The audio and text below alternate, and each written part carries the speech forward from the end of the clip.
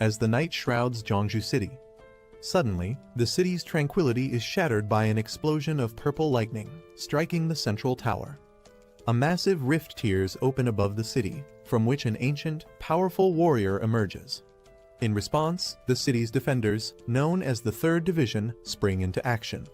This elite team, arrayed in battle gear, charges forward with determination etched on their faces. The depths of the rift, a powerful creature voices disdain, remarking on the humans' futile resistance. The creature identified as Huang Jin, a wolf king, expresses confidence in their inevitable victory, declaring that eradicating humanity is only a matter of time. As the 3rd Division makes a desperate stand, with determination in their eyes, they counterattack, despite the overwhelming might of the enemy. Amidst the ongoing battle, a key member of the 3rd Division questions if they are dealing with a C-class portal, hinting at the unexpected strength of their enemies. The battle escalates as the Wolf King, unfazed by human resistance, declares it's too late for any realizations. One brave warrior takes a stand, insisting on handling the Wolf King personally. This allows her comrades to focus on the remaining threats. Mr. Wenyuan, a pivotal ally, arrives just in time. Back at headquarters, an official notes the alarming frequency of C-class rifts appearing over Jeongju. This marks the 6th such event in a decade. In response, the decision is made to adapt the training and assessment of the city's defenders. The cultural exam scores for martial arts students will be halved, recognizing the need for more combat-ready individuals in the face of these recurrent threats. As the class in Jeongju's martial arts school is dismissed, the students engage in typical schoolyard banter. Inside, the conversations continue, revolving around academic pressures now intertwined with martial capabilities. A student laments the missed opportunity to sit next to Lin Yanren, a particularly admired classmate. Lin Yanren becomes the center of attention, not just for her beauty, but also as a symbol of the martial arts path. As peers inquire about her future plans, the Academy of Literature and the Martial Arts University is more than academic. It's about choosing a life path in a world where martial prowess can determine one's safety and status. Su Bai sits in the classroom, deep in thought, his book open but his mind elsewhere, faced with the decision of his future educational path. He recognizes that his average academic performance won't stand out at the Academy of Literature, and in a world increasingly defined by martial prowess, the relevance of traditional education seems diminished. Caught between aspirations and realities, Su Bai discusses his family's financial limitations and the lack of any special talents, which make the option of attending the martial arts university seem unreachable.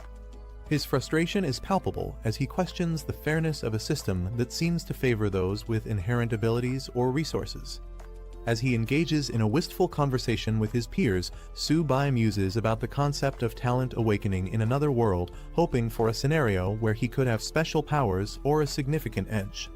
In a surprising turn of events, Lin Yanren approaches Su Bai with an unexpected proposal.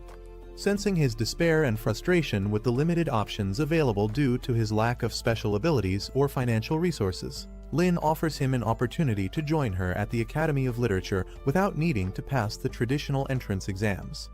This gesture not only provides Su Bai a possible path forward, but also deepens their relationship. As Su Bai processes this unexpected lifeline, his world is further turned upside down by the sudden activation of a personal system, a common trope in fantasy and martial arts narratives where the protagonist gains access to a unique set of skills or abilities through a digital interface.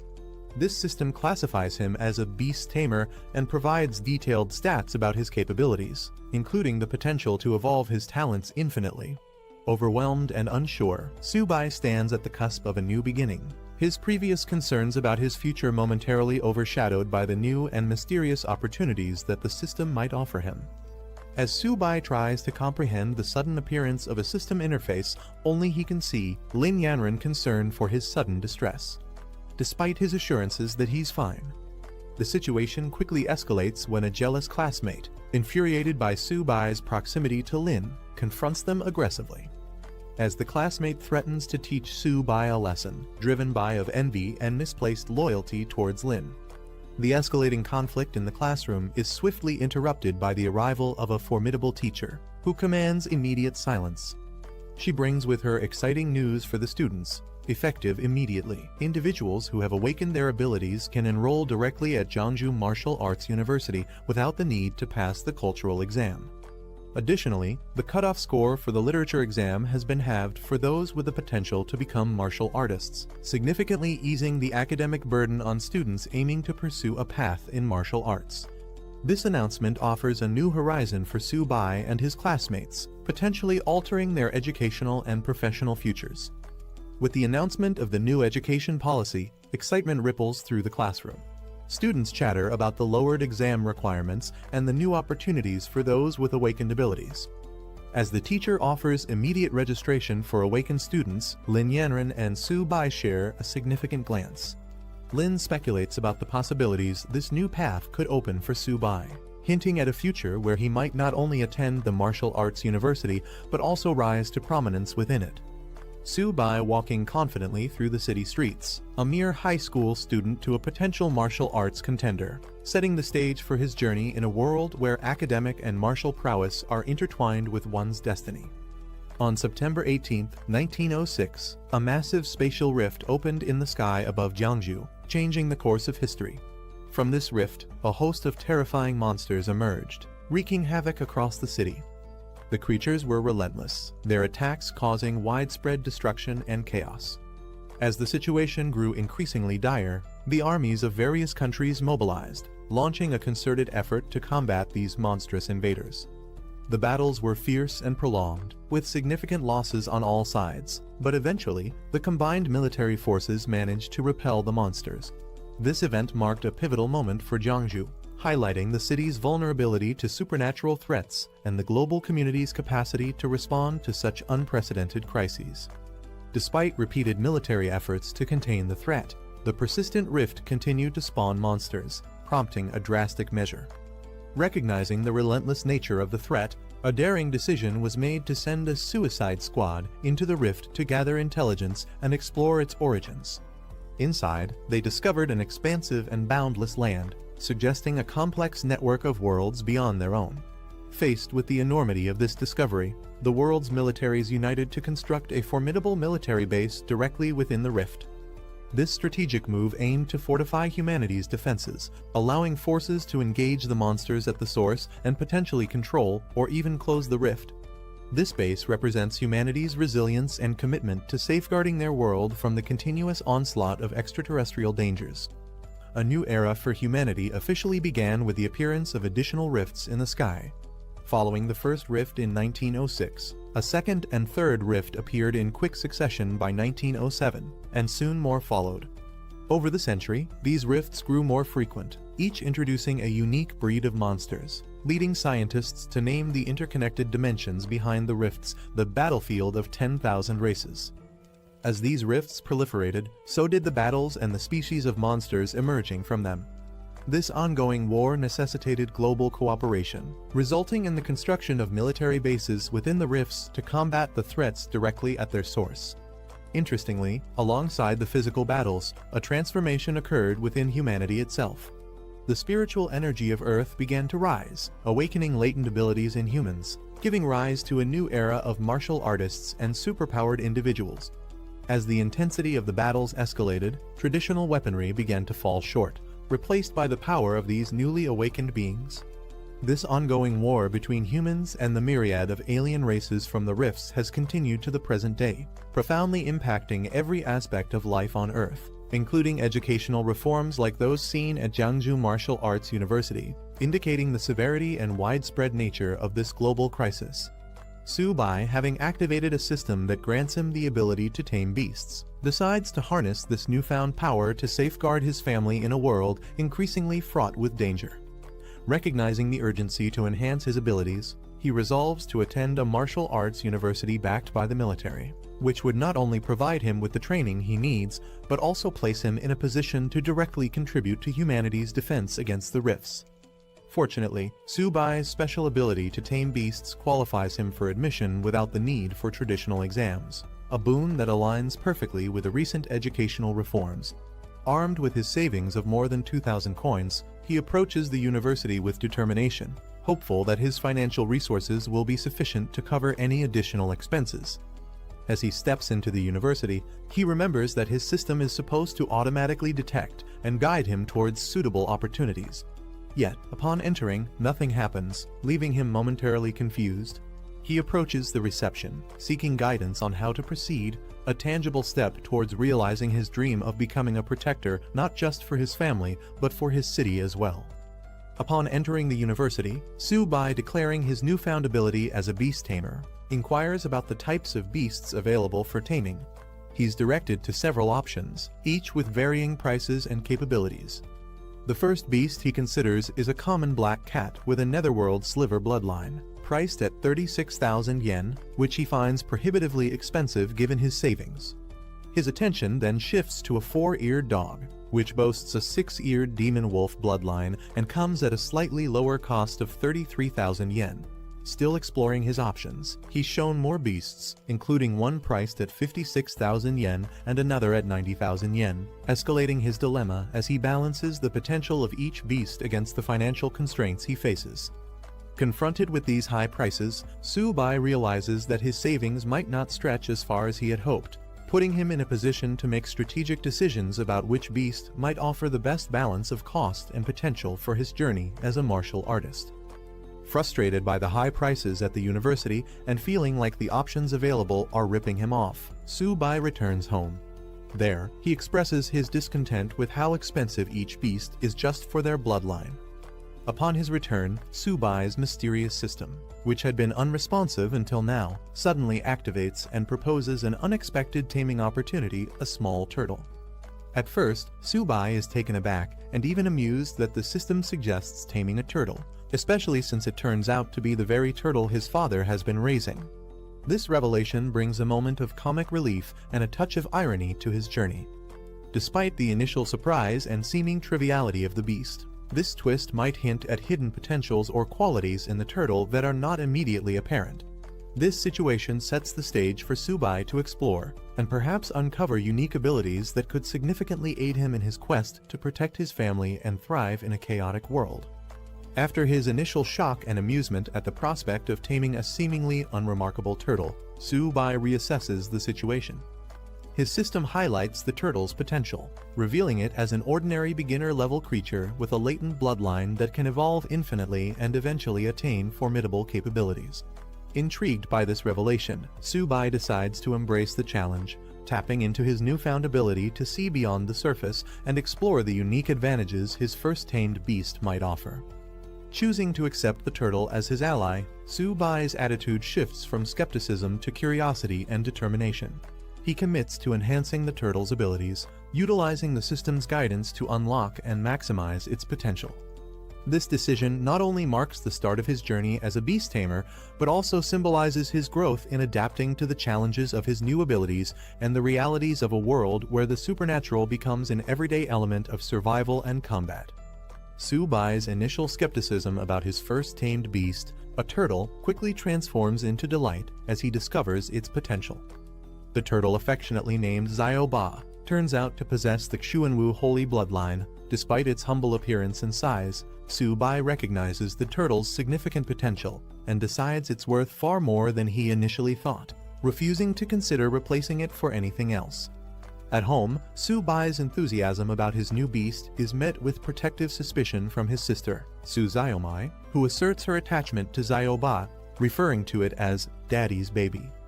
As Su-bai and his sister interact with Xiaoba, the turtle unexpectedly demands food, revealing a more lively and engaging personality than Su-bai anticipated.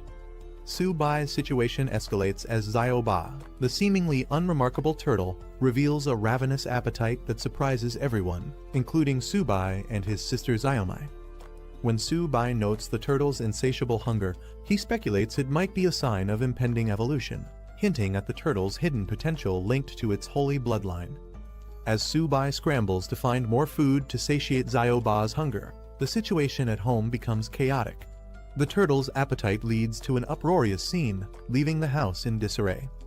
Return home to what appears to be the aftermath of a robbery, only to find it's their son's new pet causing the commotion. Each family member's reaction, ranging from amusement to bewilderment, paints a vivid picture of life with a magically endowed pet. Su-bai quickly realized that the shadow of his ability had disappeared instantly, and the black tortoise bloodline was still dormant but consuming more energy. With that in mind, he decided to head towards a place. Arriving at a building with a distinctive dragon emblem, he entered.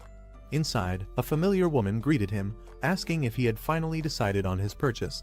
However, Su-bai made it clear this time, he wasn't here to buy anything. Leaning in close, he quietly asked if they accepted exotic beast blood. This immediately caught the attention of a well-dressed man sitting nearby. Surprised, the man questioned whether Su-bai really had such a valuable resource. The man gave a nod of approval, allowing the woman to proceed as Su-bai stood ready. With a casual gesture, the man then invited Su-bai to sit and discuss further. Curious, he requested to examine the exotic beast blood first. Su-bai, confident in its quality, agreed without hesitation. Taking a small vial, the man carefully inspected it. Realizing the authenticity and superior quality of the beast blood, he immediately asked how much Su-bai was willing to sell. Su-bai calculated the effort it took to extract the beast blood. Considering its worth, he expected at least 100 yuan. However, when the man casually offered 1,000 yuan, Su-bai was visibly shocked. His reaction made the man smirk, realizing Su-bai had a good understanding of the product's value. But before the deal could be sealed, the man suddenly laughed, revealing he was just joking. Given the exceptional quality of the beast blood, he corrected himself. The real price was 10,000 yuan. Hearing this, Su-bai was even more stunned. Just as he was about to react, the man continued, offering a final price of 15,000 yuan, making it clear he couldn't go any higher. Su-bai couldn't believe his blood was worth so much. He struggled to hide his excitement, but the thought of earning that much made it impossible to suppress his smile.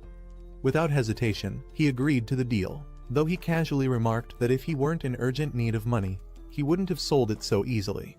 As he left, the man reminded him to return if he ever had more high-quality goods. Su-bai walked away, feeling satisfied. Checking his balance, he still couldn't believe it. Selling the exotic beast blood for 15,000 yuan meant he could sustain himself for a while now.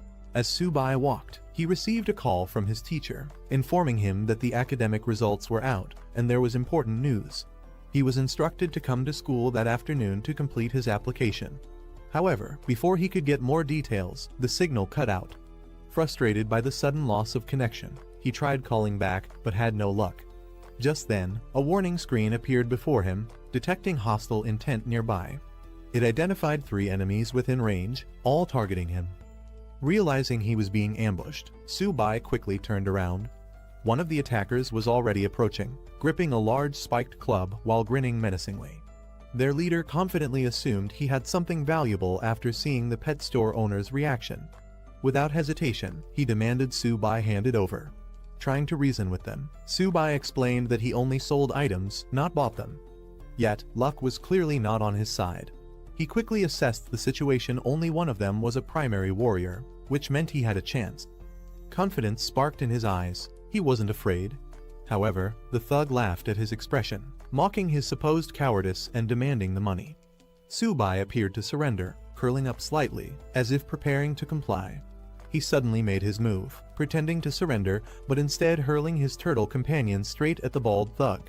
Caught off guard, the thug quickly raised his weapon to strike, but the unexpected attack threw him off balance. His eyes widened in shock as he realized too late this was a trap. Panic took over as he let out a terrified scream. Su-bai took advantage of the opening, delivering a powerful counterattack that sent the bald thug flying. The force was so strong that it even made the thug imagine an egg cracking in his head. His 2 subordinates panicked and rushed to his aid, furious that Su-bai had dared to lay a hand on their boss. Without hesitation, they charged at him, weapons in hand. But Su-bai used his turtle companion's defense to shield himself. One of the attackers lunged, thinking he had Su-bai cornered. But Su-bai swiftly reacted, grabbing his fist mid-air, ready for the next move. He struck the incoming attacker, sending him flying backward. The second thug barely had time to react before he, too, was slammed into the ground. The bald leader, now regaining his footing, roared in fury. His face twisted with rage as he crawled forward, vowing to kill Su-bai. Su-bai quickly prepared to retreat. He called out to his turtle companion, signaling to pull back before things escalated further. With precise movements, he countered the bald thug's charge, flipping him over and sending him crashing hard into the ground. The thug howled in pain, his earlier confidence shattered. Su-bai stood tall, looking down at his fallen enemies. They had provoked him, and now they were paying the price. Just as he was about to leave, he noticed something strange. His turtle companion had somehow ended up next to the unconscious thug. Su-bai noticed his turtle companion holding something glowing in its mouth. Curious, he rushed over, questioning what it had found. Before he could react, the turtle tossed the object into the air. Su-bai caught it, realizing it was a kai and blood potion, an incredibly valuable item worth tens of thousands. Shocked, he muttered that warriors typically absorb this potion over an entire month. Yet, his turtle had consumed it all in one go. He stared at the creature, now radiating energy, wondering if it could even handle such a massive boost. Su-bai's eyes widened as he felt a surge of power coursing through his body. His entire being radiated energy this time. The feeling of growing stronger was overwhelming. A system screen appeared before him, detailing his updated stats. His tamed beast's evolution had increased his attributes significantly, even granting him a new talent. Checking the turtle's stats, Su-bai was shocked its physique and defense had skyrocketed. The turtle had also grown in size, its shell now radiating with power. The kai and blood potion had caused an immense transformation, leaving Su-bai stunned at how much both he and his beast had advanced. Su-bai recalled what he had learned in class: normal high-level strength type exotic beasts usually only reached 30 in stats. Yet, his turtle was already exceeding that without even activating its full potential. Realizing the incredible potential his companion had, Su-bai decided it was time to leave. He patted the turtle, telling it they needed to get moving. Meanwhile, back at school, the academic results had been released, and it was time to submit applications. However, there was also a major announcement. Tomorrow, a special admissions teacher from Marshall University would arrive to conduct an ability test. This was a rare opportunity, as only 2 students would be guaranteed a spot. In class, Lin Yanren asked Su-bai if he had decided between the Humanities Institute or Marshall University. Without hesitation, he declared that he must get into Marshall University. Surprised, she reminded him that she had asked him to apply to the Humanities Institute with her. Marshall University sends students to the battlefield. It's dangerous, and she was clearly worried. She hesitated, bringing up his grades, implying that he might not be suited for such a path. But Su-bai remained firm. Someone had to go to the front lines, and he saw it as a good thing. With a confident smile, he revealed his real reason: he wanted to protect someone important. Lin Yanren's heart skipped a beat as she wondered, could he be talking about her? In the classroom, the teacher asks Lin Yanren which institution she plans to apply to. She hesitates, considering her options. A classmate assumes she'll choose the Humanities Institute since she hasn't awakened any abilities or trained physically. Still undecided, Lin Yanren responds that she needs more time to think. Meanwhile, the teacher emphasizes the importance of this decision, instructing students to take their report cards home, discuss with their parents, and submit their applications by tomorrow. As the school day ends, the announcement echoes schools out. The students acknowledge the teacher before heading out. As Lin Yanren relaxes in a medicinal bath, she calls Su-bai. She announces her decision: she's applying to Marshall University. She hints at a surprise, leaving Su-bai stunned. Su-bai, in the middle of training, can't believe what he just heard. He questions if she's serious, but Lin Yanren affirms her choice without hesitation. Not wanting to drag out the conversation, Su-bai ends the call, saying he has urgent matters to handle. The students gathered as an announcer introduced the military martial arts instructor, Zhang Kai, welcoming him to the stage. A woman addressed the students, explaining that Zhang Kai wasn't just an instructor, he was also their principal and a respected senior. Taking the microphone, Zhang Kai immediately reminded them of the academy's brutal reality, revealing past survival rates. A year ago, 126 students had joined, but only 65 remained. The numbers from previous years were even worse: less than half of each group had survived. 3 years ago, out of 86 students, only 11 were still alive.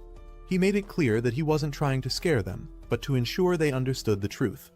Being part of this academy wasn't something to celebrate, it was a constant fight to stay alive. Su-bai listening as the speech continued. The challenges ahead were clear: duty, responsibility, and the danger of protecting their nation.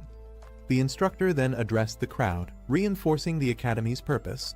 Wuda was a place where the strong were forged. He asked if they aspired to be part of the elite. and the students responded with a unified roar of determination. Satisfied with their enthusiasm, the instructor expressed his anticipation for their performance in the entrance exam. Jiang Kai called out to Subai. He turned, acknowledging the call, while Lin Yanren observed from the side.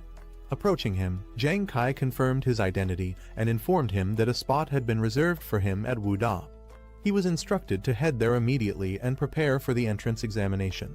Subai was shocked to hear that a reserved spot had been arranged for him.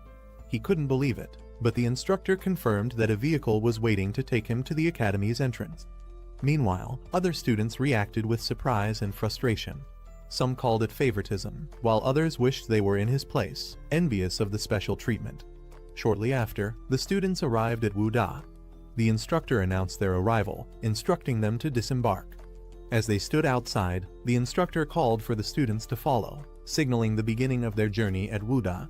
As Subai and the students explored Wuda, they came across a towering stone pillar engraved with the school's motto. The inscription spoke of unwavering honor and dedication to the nation. Subai was impressed by its grandeur, while another student explained its significance. The instructor then led the group forward, guiding them to collect their uniforms before heading to the dormitories.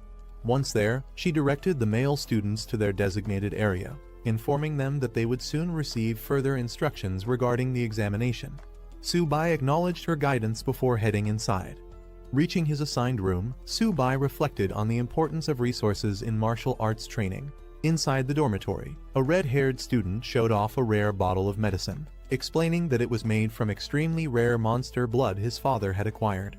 He emphasized how valuable it was, something most people would never see in their lifetime.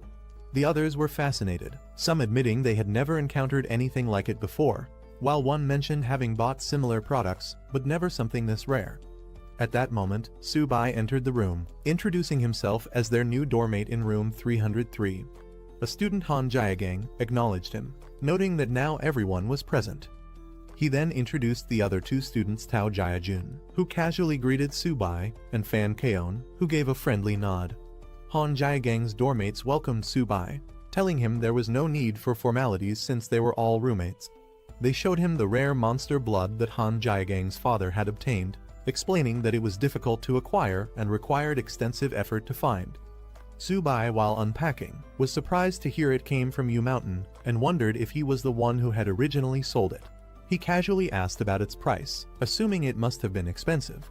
Han Jiagang, however, dismissed the cost, saying each drop was only around 30,000, totaling less than 100,000, an amount he considered insignificant. Hearing this, he realized that he had originally sold it for 30,000, but someone had resold it for triple the price. Frustrated, he cursed the middlemen who had taken advantage of the deal. Inside the dormitory, Subai's roommates excitedly pointed outside, claiming there was an incredibly beautiful girl downstairs. One of them even declared that she was his pick for the upcoming beauty contest. Curious, they rushed to the window, their eyes locking onto the tall, Lai Yanren confidently walking toward the dormitory. They were mesmerized by her appearance, praising her elegance and wondering why she was there. Meanwhile, outside, the dormitory manager stopped Lin Yanren, asking about her purpose in the men's dorms. Without hesitation, she stated that she was looking for Subai.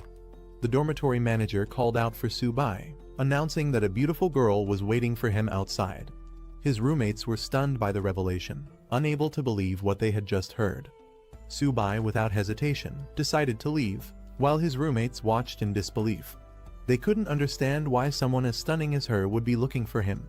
Suspicious, they started to wonder if Subai was more influential than he appeared. Outside, Lin Yanren greeted Subai, complimenting how well he looked in his uniform. He responded casually. Lin Yanren adjusted Subai's uniform, complimenting him on how good he looked. Subai was caught off guard by her sudden closeness, unsure how to respond. Meanwhile, his doormates watched from the window, completely stunned. Seeing Lin Yanren personally fixing Subai's clothes left them in disbelief. They were outraged, unable to accept that Subai was casually interacting with someone they considered a goddess. Lin Yanren then brought up the reserved spot at Wuda, asking if Subai was upset about it. He reassured her that he wasn't angry, though he had initially planned to earn his place through the entrance test. Lin Yanren thanked him sincerely, admitting she had been worried about his reaction. Subai simply smiled, placing a hand on her head, telling her there was no way he could be upset with her. Lin Yanren informed Su-bai that the entrance examination was approaching and offered him some pills to help. However, Su-bai declined, saying she had already helped him enough and should keep them for herself. Before leaving, Lin Yanren waved at Su-bai, telling him she'd see him tomorrow. Su-bai could only watch as she walked away. Meanwhile, inside the dormitory, the other students had been observing everything. Shocked that Su-bai had not only interacted closely with Lin Yanren, but had even touched her head, they were desperate to find out who he really was. Back in the dorm, Su-bai returned to a completely different atmosphere. His roommates, who were once skeptical of him, now treated him with newfound respect, calling him Brother Su and eagerly inviting him to sit with them. Su-bai's dormmates surrounded him, eager to know about his connection with Lin Yanren. He casually mentioned that they were just high school classmates, but they weren't convinced, insisting he was being too humble.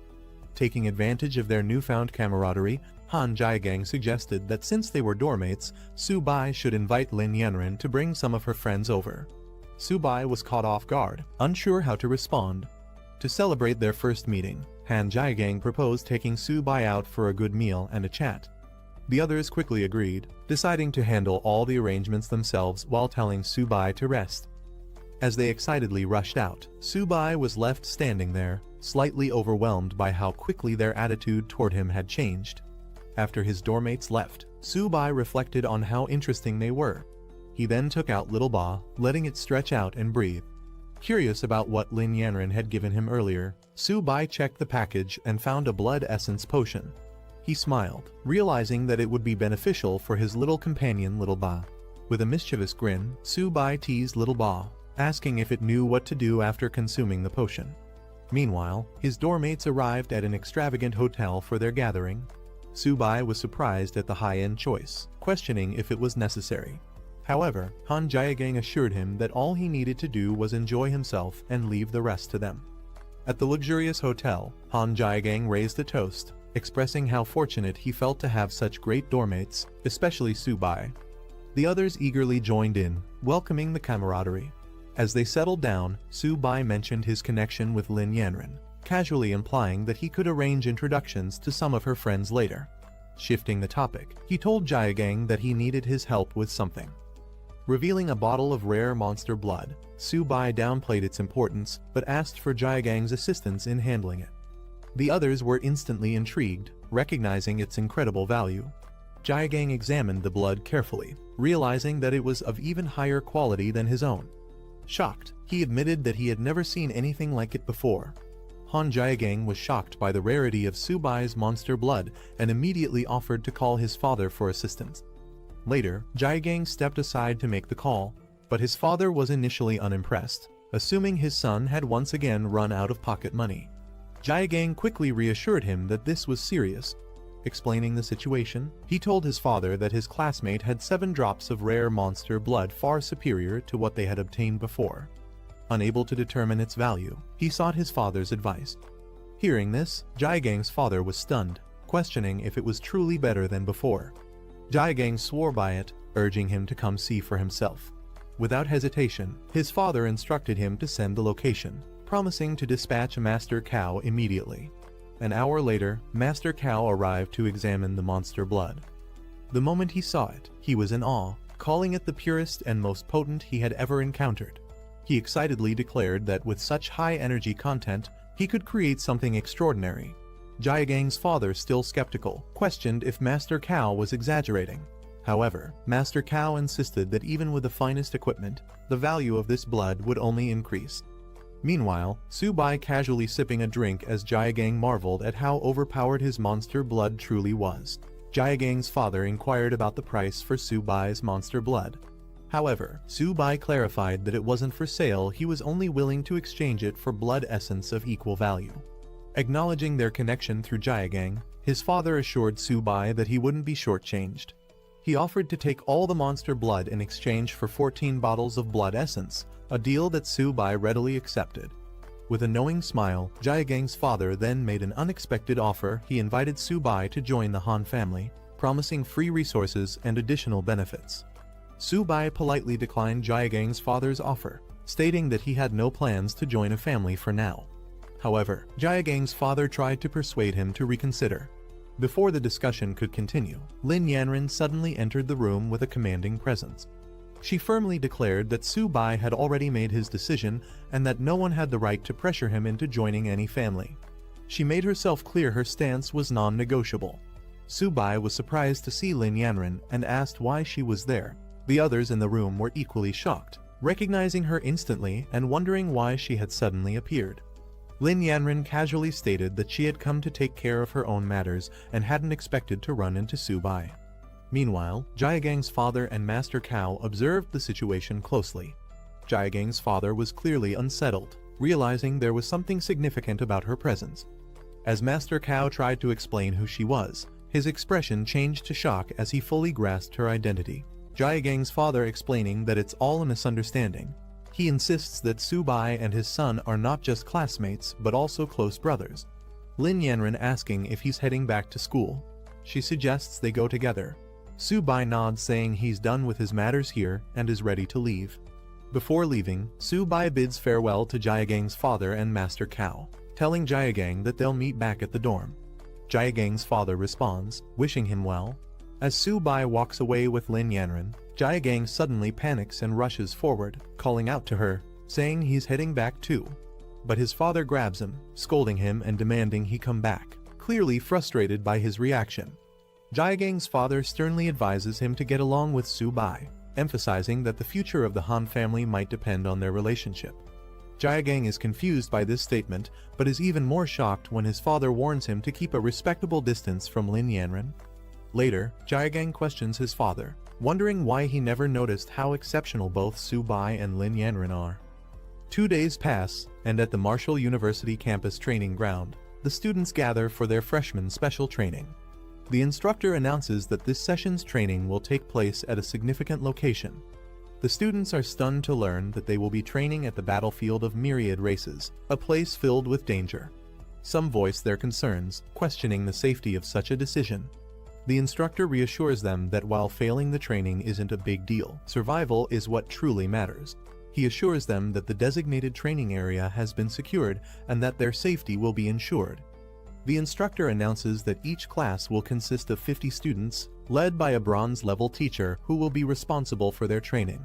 He encourages the freshmen, wishing them success in their training. As the students are assigned to their groups, Lin Yanren excitedly informs Su-bai that they are in the same class. Nearby, Jaegang and other students react with excitement, thrilled to be in the same class as the goddess. Su-bai, however, wonders if this arrangement was intentional. A voice calls out for Class 8 to gather. A striking woman steps forward, introducing herself as Liao Yuxin, the special training instructor for the group. Liao Yuxin confidently informs the students that she will be in charge of all training tasks. As she speaks, several students are captivated by her striking appearance. Then, she announces their first task, writing a will. The students are stunned, their excitement immediately turning into panic. Some hesitate, questioning if she was serious, while others start to grasp the reality of the training. She gives them a day to complete this task, instructing them to gather at the teleportation plaza at 8 am for their departure to the battlefield of myriad races.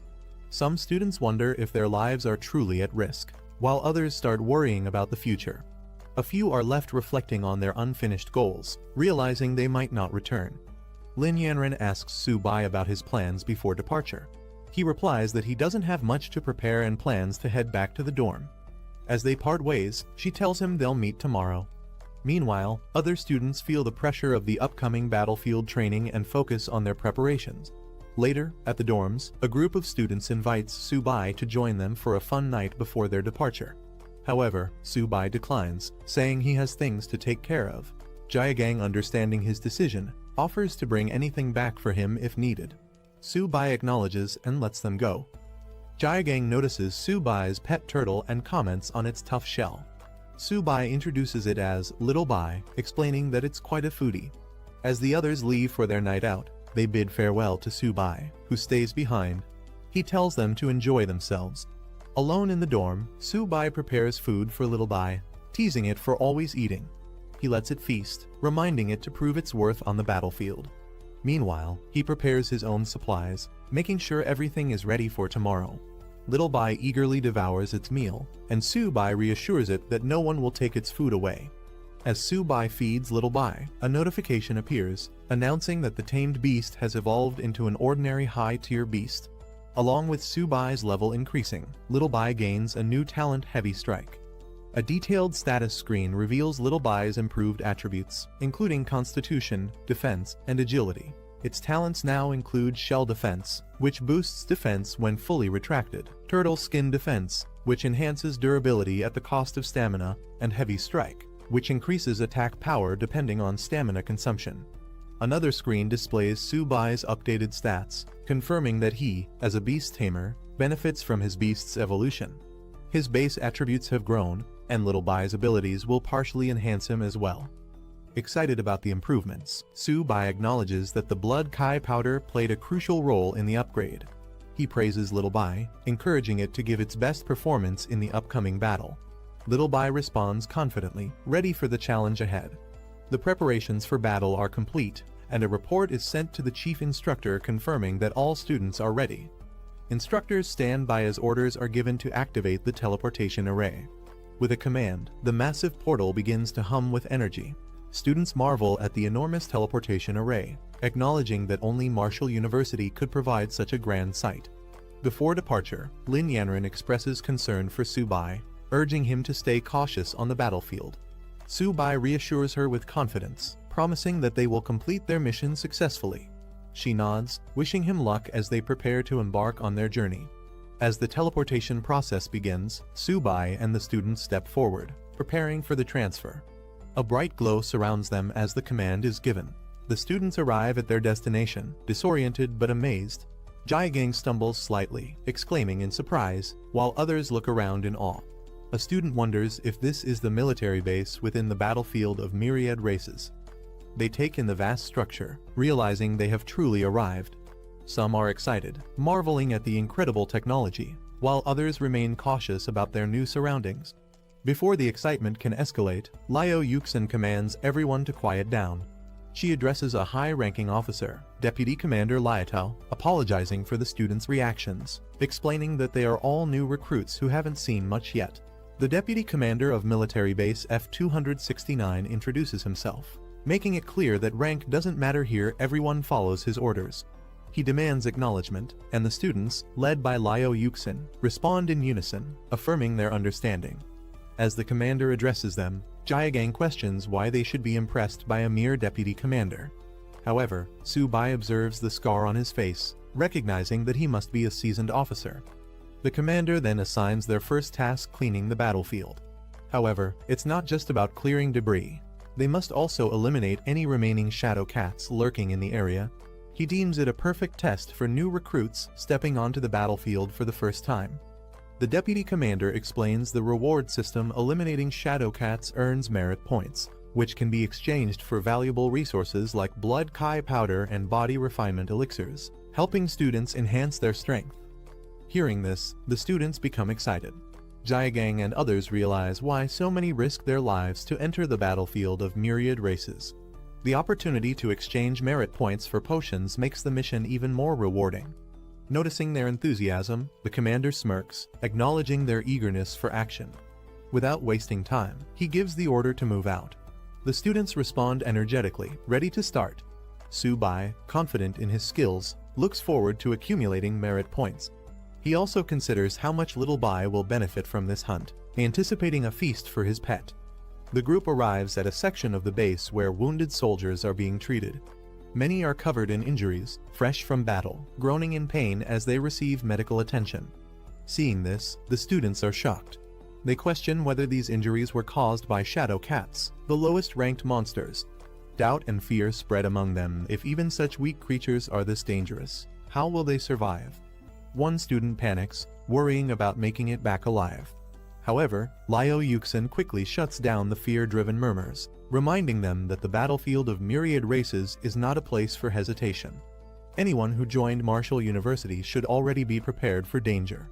Lin Yanran, feeling uneasy, tells Su Bai to stay close to her in battle, not wanting anything to happen to him. Su Bai acknowledges her concern, but he knows they must remain vigilant at all times if they want to make it through alive. A soldier reports to the deputy commander that they have been guarding the northern gate and have successfully eliminated 35 beasts that attacked the camp. Awaiting further orders, the commander decides it's time for the recruits to experience the true nature of the battlefield. With a firm command, he orders the camp gate to be opened. Liao Yuxin reminds them that this is a rare opportunity. As Deputy Commander Liatao himself is leading the team, they must prove themselves in battle. Liatao warns the recruits, having left their wills behind, they must now be prepared to walk alongside death every second from here on out. The commander addressed the gathered rookies, ensuring they were ready for the mission. With their confident response, he wasted no time giving the order to move out.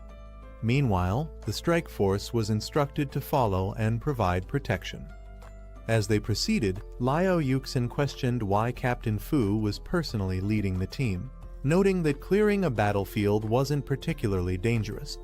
The commander casually dismissed her concerns, saying it would be a waste to send inexperienced rookies straight to the front lines. When Yuxin pressed further, he cut her off, telling her not to ask unnecessary questions. Later, as they marched, Yuxin expressed gratitude for his presence, but the commander brushed it off, stating that the students were warriors on the battlefield and it was his duty to protect them. At Didu, the highest military command post in Long, an urgent report was brought forth. Officials wasted no time in allowing the messenger to speak. The report detailed a dire situation. Monsters had broken through defenses on the battlefield of all races. A powerful group from the Young Cats tribe was already engaged in combat, but the crisis was far from contained. The invading horde had spread out, launching attacks on 12 additional military camps in the southwest. A high-ranking officer swiftly took charge, ordering an immediate assessment of the monsters' movements and warning other camps to prepare for battle. He emphasized the importance of protecting the new students from Wuda, as they represented the future of Long. The command was clear: these recruits must be safeguarded at all costs. Meanwhile, in Area F-269, the battlefield was chaotic. Soldiers were reminded that time was critical. Every moment spent there increased the risk of death. Fires raged, fallen enemies littered the ground, and the battle showed no signs of slowing. The rookies had entered a true war zone, where survival depended on speed and skill. Su Bai and his team continued harvesting resources from the battlefield. One of them pointed out that the hides, blood, flesh, and claws of the Yaoming cats could be used to craft weapons and medicines. Another remarked that with such valuable materials, it was no surprise that many people were willing to venture into such a dangerous place. Excitedly, someone announced they had found another monster core, celebrating their luck. Su Bai focused on gathering more resources, planned to collect additional cores to exchange for blood spirit essence. He figured this would allow his companion, Little 8, to level up once again. However, his interface suddenly flashed with an urgent alert. 164 Yaoming cats were rapidly approaching from 3 kilometers away in the southwest forest. The warning classified the situation as an extreme danger, rating the threat level at 5 stars and the danger to life at 4 stars. Su Bai was taken aback. The last time his system had issued a warning, it was for a minor threat, a low-level martial artist. But now, it was flagging a 5-star, life-threatening crisis. Alarmed, Liao Yuxin noticed his change in expression and immediately asked what was wrong. Su Bai urgently called out to Liao Yuxin, warning her about a large horde of monsters moving toward them from the southwest. Perched on a tree, she seemed skeptical but listened as he insisted on the danger. Observing the area, Liao Yuxin found nothing unusual, only silence stretching across the battlefield. Frustrated, she reminded Su Bai that this was a battlefield, not a place to stir panic. Recklessly alarming others could have severe consequences. However, Su Bai insisted he wasn't joking. The threat was real, and the monsters were approaching fast. Captain Fu, overhearing their exchange, stepped in. He confidently dismissed Su Bai's claims, asserting that no monsters were within 2 kilometers. Su Bai, however, stood firm, warning that over 100 Yaoming cats were just 3 kilometers away and closing in quickly. Captain Fu scoffed at Subai's claim, questioning whether his senses were superior to his own. Liao Yuxin, trying to de-escalate the situation, suggested that Subai was simply overreacting due to his inexperience in battle and that it wasn't worth wasting time on. However, Lin Yanren stepped forward, insisting that no conclusions should be made without proper verification. She declared her trust in Subai, leaving Captain Fu momentarily speechless. Determined, Subai addressed everyone, urging them to believe him. He explained that as a monster tamer, he possessed an exceptional sense for detecting danger. This revelation surprised the group, with some questioning why the school hadn't documented such an important ability. Subai clarified that since he was guaranteed a spot at Wuda, his special abilities weren't officially recorded. Doubts spread among the others if he truly had the ability to tame monsters. Why had no one seen any proof of it? A sudden cry rang out as the Yaoming cats finally appeared, proving Subai's warning to be true. The group quickly realized the sheer number of enemies approaching, forcing them to act fast. Orders were given to form a defensive formation immediately. As the threat grew, the call for reinforcements was sent out. However, bad news followed. Nearby camps were also under attack, meaning no backup would be coming. They were on their own. Liao Yuxin expressed her concern, questioning if there were truly over 100 monsters. Without reinforcements, the students stood little chance against such an overwhelming force. Captain Fu, now convinced of the danger, acknowledged that Subai had been right all along. He could now sense the horde rapidly approaching. Wasting no time, Captain Fu ordered 4 soldiers to protect Subai and another student, ensuring their safety. Subai, unwilling to stand idly by, protested. He insisted he could fight and didn't need special protection. A fierce Yaoming cat of the early bronze stage leaped into battle, its glowing green aura signaling its strength. The students barely had time to react before more of the creatures lunged toward them. Liao Yuxin and the other soldiers immediately launched a counterattack, firing a barrage of energy blasts at the incoming threats. Urgent orders echoed across the battlefield to protect the students at all costs. Despite their efforts, the monsters were relentless. The soldiers struggled to hold their ground as the beasts tore through their ranks with brutal force. One fighter, sent flying by a devastating attack, exclaimed in disbelief that these so-called cats were more like tigers in their sheer power. Captain Fu remained composed, rallying his forces. He commanded everyone to maintain their defensive formation, assuring them that if they could withstand the initial wave, victory was still possible. As the Yaoming cats pounced, an instructor called out to the students, reminding them of their vow. The beasts lunged from all sides, their glowing claws aiming for a decisive strike. In response, the students stood their ground, their spirits unwavering. With shields raised and weapons drawn, they declared their resolve by the honor burning in their chests. They swore their country would never fall. Suddenly, a powerful blue energy blast tore through the sky, striking down multiple enemies in an instant. Reinforcements had arrived, launching a devastating counterattack from above. As the battle intensified, Zhang Mani leaped into action, commanding the others to hold the Yaoming cats at bay while she rained arrows upon them from above. Meanwhile, Luo Yongqiang charged forward, dismissing the threat as nothing more than mere cats, vowing to handle them himself. Liao Yuxin was impressed. With Mani's exceptional archery and Yongqiang's brute strength, this batch of students was proving to be extraordinary. Subai observed them in admiration, acknowledging their power and skill. He couldn't help but note that while they had impressive abilities, his only weapon was his trusted companion, Little 8. Around him, other students were in awe of Mani's combat prowess, some even referring to her as a goddess. They marveled at how both she and Yongqiang were on an entirely different level, far beyond their own abilities. A strange and piercing sound echoed across the battlefield, sending a wave of confusion and unease through the fighters. Alarmed, one of the soldiers shouted for everyone to cover their ears, but the unsettling noise had already disrupted their focus. The students' expressions turned grim as they realized what they were facing: the king of the Yaoming cats, a fearsome beast that had reached the middle silver stage. With its towering presence and immense aura, the Cat King radiated overwhelming power.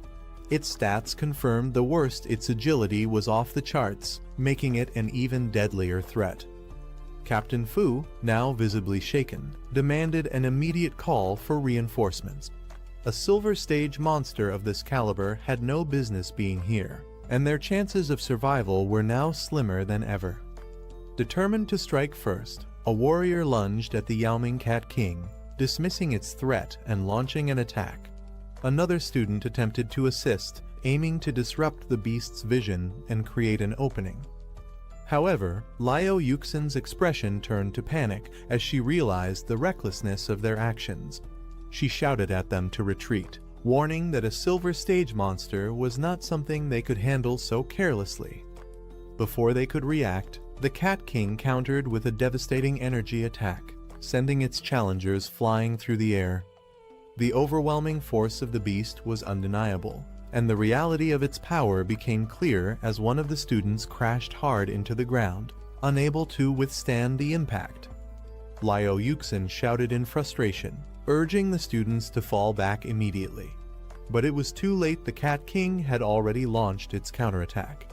Seeing no other option, the soldiers provided cover fire, desperately trying to suppress the beast's advance. A terrified student found himself directly in the Cat King's path, its massive frame looming over him. With energy surging around it, the beast prepared to strike. The student screamed for help, realizing he was powerless against such overwhelming strength. Just as the fatal blow was about to land, a sudden blast struck the Cat King, knocking it back. Little Bai arrived with force, deflecting the attack and creating a moment of hope amid the chaos. Liao Yuxin and the others stared in disbelief at the unexpected newcomer. A turtle? She could hardly believe it. Another student quickly recognized it as Su Bai's beast companion, Little Bai. Su Bai stepped forward with confidence, finally revealing himself as a beast tamer. He declared that while the others should handle the smaller enemies, he and Little Bai would take on the Cat King directly. The astonishment only grew when Little Bai unleashed a powerful attack, sending the mighty Cat King flying. The students were completely dumbfounded. How could a turtle be this strong? Liao Yuxin, still trying to make sense of it, turned to Su Bai in shock. Was this truly the beast he had tamed? Nothing about it seemed ordinary. The tide of battle had shifted, but with this unexpected twist, everyone was left questioning just how powerful Su Bai and his companion really were. Su Bai commanded Little Bai to unleash its strength against the Cat King. The seemingly slow turtle suddenly moved with incredible speed, shocking everyone. The students could hardly believe their eyes. Was this really a turtle? As the battle raged, even Liao Yuxin admitted her surprise at Su Bai's abilities. No one had expected him to be this skilled, and his beast companion was unlike anything they had ever seen. With Su Bai now facing off against the Cat King, Liao Yuxin took charge of the battlefield. She rallied her classmates, calling for them to regroup and eliminate the remaining ghost cats before they could overwhelm them. The students responded with renewed determination, launching a fierce counterattack. The battle had now fully shifted into two fronts: Su Bai's showdown with the Cat King, and the students' fight to clear the battlefield. The Cat King roared in fury, unleashing a devastating attack as it pinned Little Bai under its massive claws. Energy surged through its body as it prepared to deal a crushing blow. A barrage of blue energy blasts erupted, forcing the Cat King to momentarily recoil. However, to everyone's shock, Little Bai remained unharmed, its shell absorbing the full force of the attack. The beast's legendary turtle armor defense had activated, leaving the Cat King stunned as it reeled back in disbelief. One of the soldiers looked on in pure astonishment. How was an ordinary beast holding its ground against the claws of a silver stage Cat King? What kind of monstrous defense was this? Seizing the opportunity while the Cat King was distracted, a soldier called for cover fire as he prepared to land a decisive strike. His comrades responded immediately, keeping the battlefield secure as he moved in. With precision, he targeted the beast's weak spot, its waist and abdomen. Flames erupted around his blade as he leaped into the air, ready to deliver a crushing blow. The attack came down with immense force, aimed directly at the Cat King's vulnerable point. The beast roared in pain, its body writhing under the impact. But just as victory seemed within reach, the Cat King twisted its body at the last moment, narrowly avoiding a fatal strike. In an instant, it countered, sending the attacker flying backward. The plan had failed just barely. The battle raged on as a soldier, filled with determination, charged forward with his flaming weapon. He roared at the beast, declaring that this fight would end with either its defeat or his own. Meanwhile, another group of recruits faced their own challenge. One of them confidently instructed Little Ba to unleash a special move. As the small turtle-like creature began to spin, some of the team looked on in confusion, questioning what was so special about it.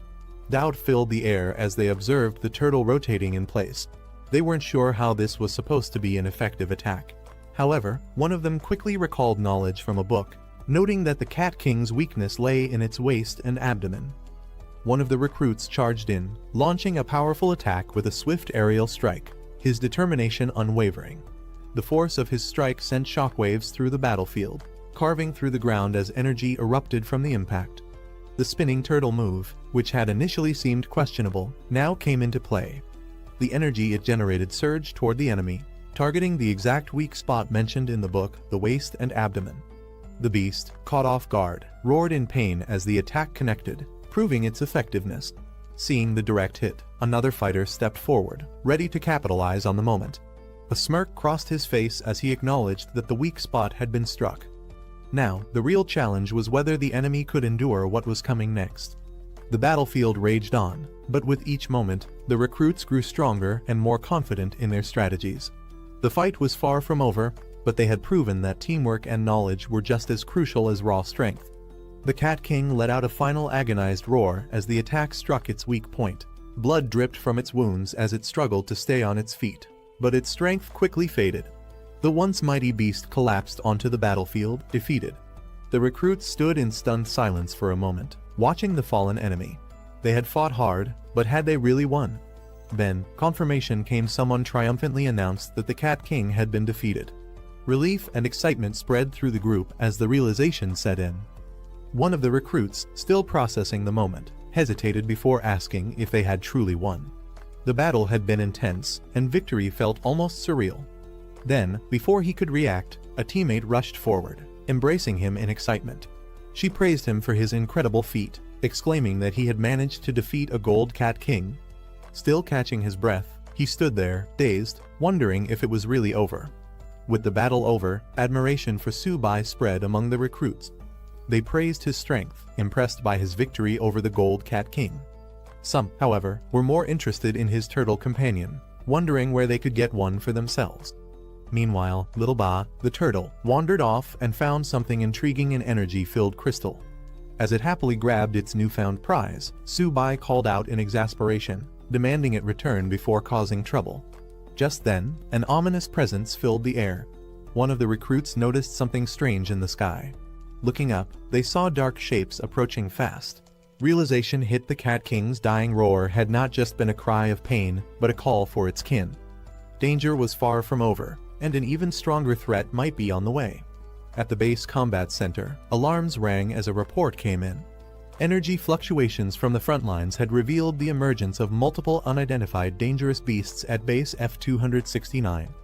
A high-ranking officer was shocked to learn that Lin the Tiger's daughter was among the trainee students in the area.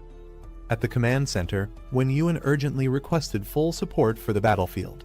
The officer in charge agreed to dispatch a scout battalion, but Wen Yuan refused to wait. He was heading there himself. Knowing the dire situation, he demanded reinforcements to arrive within 20 minutes.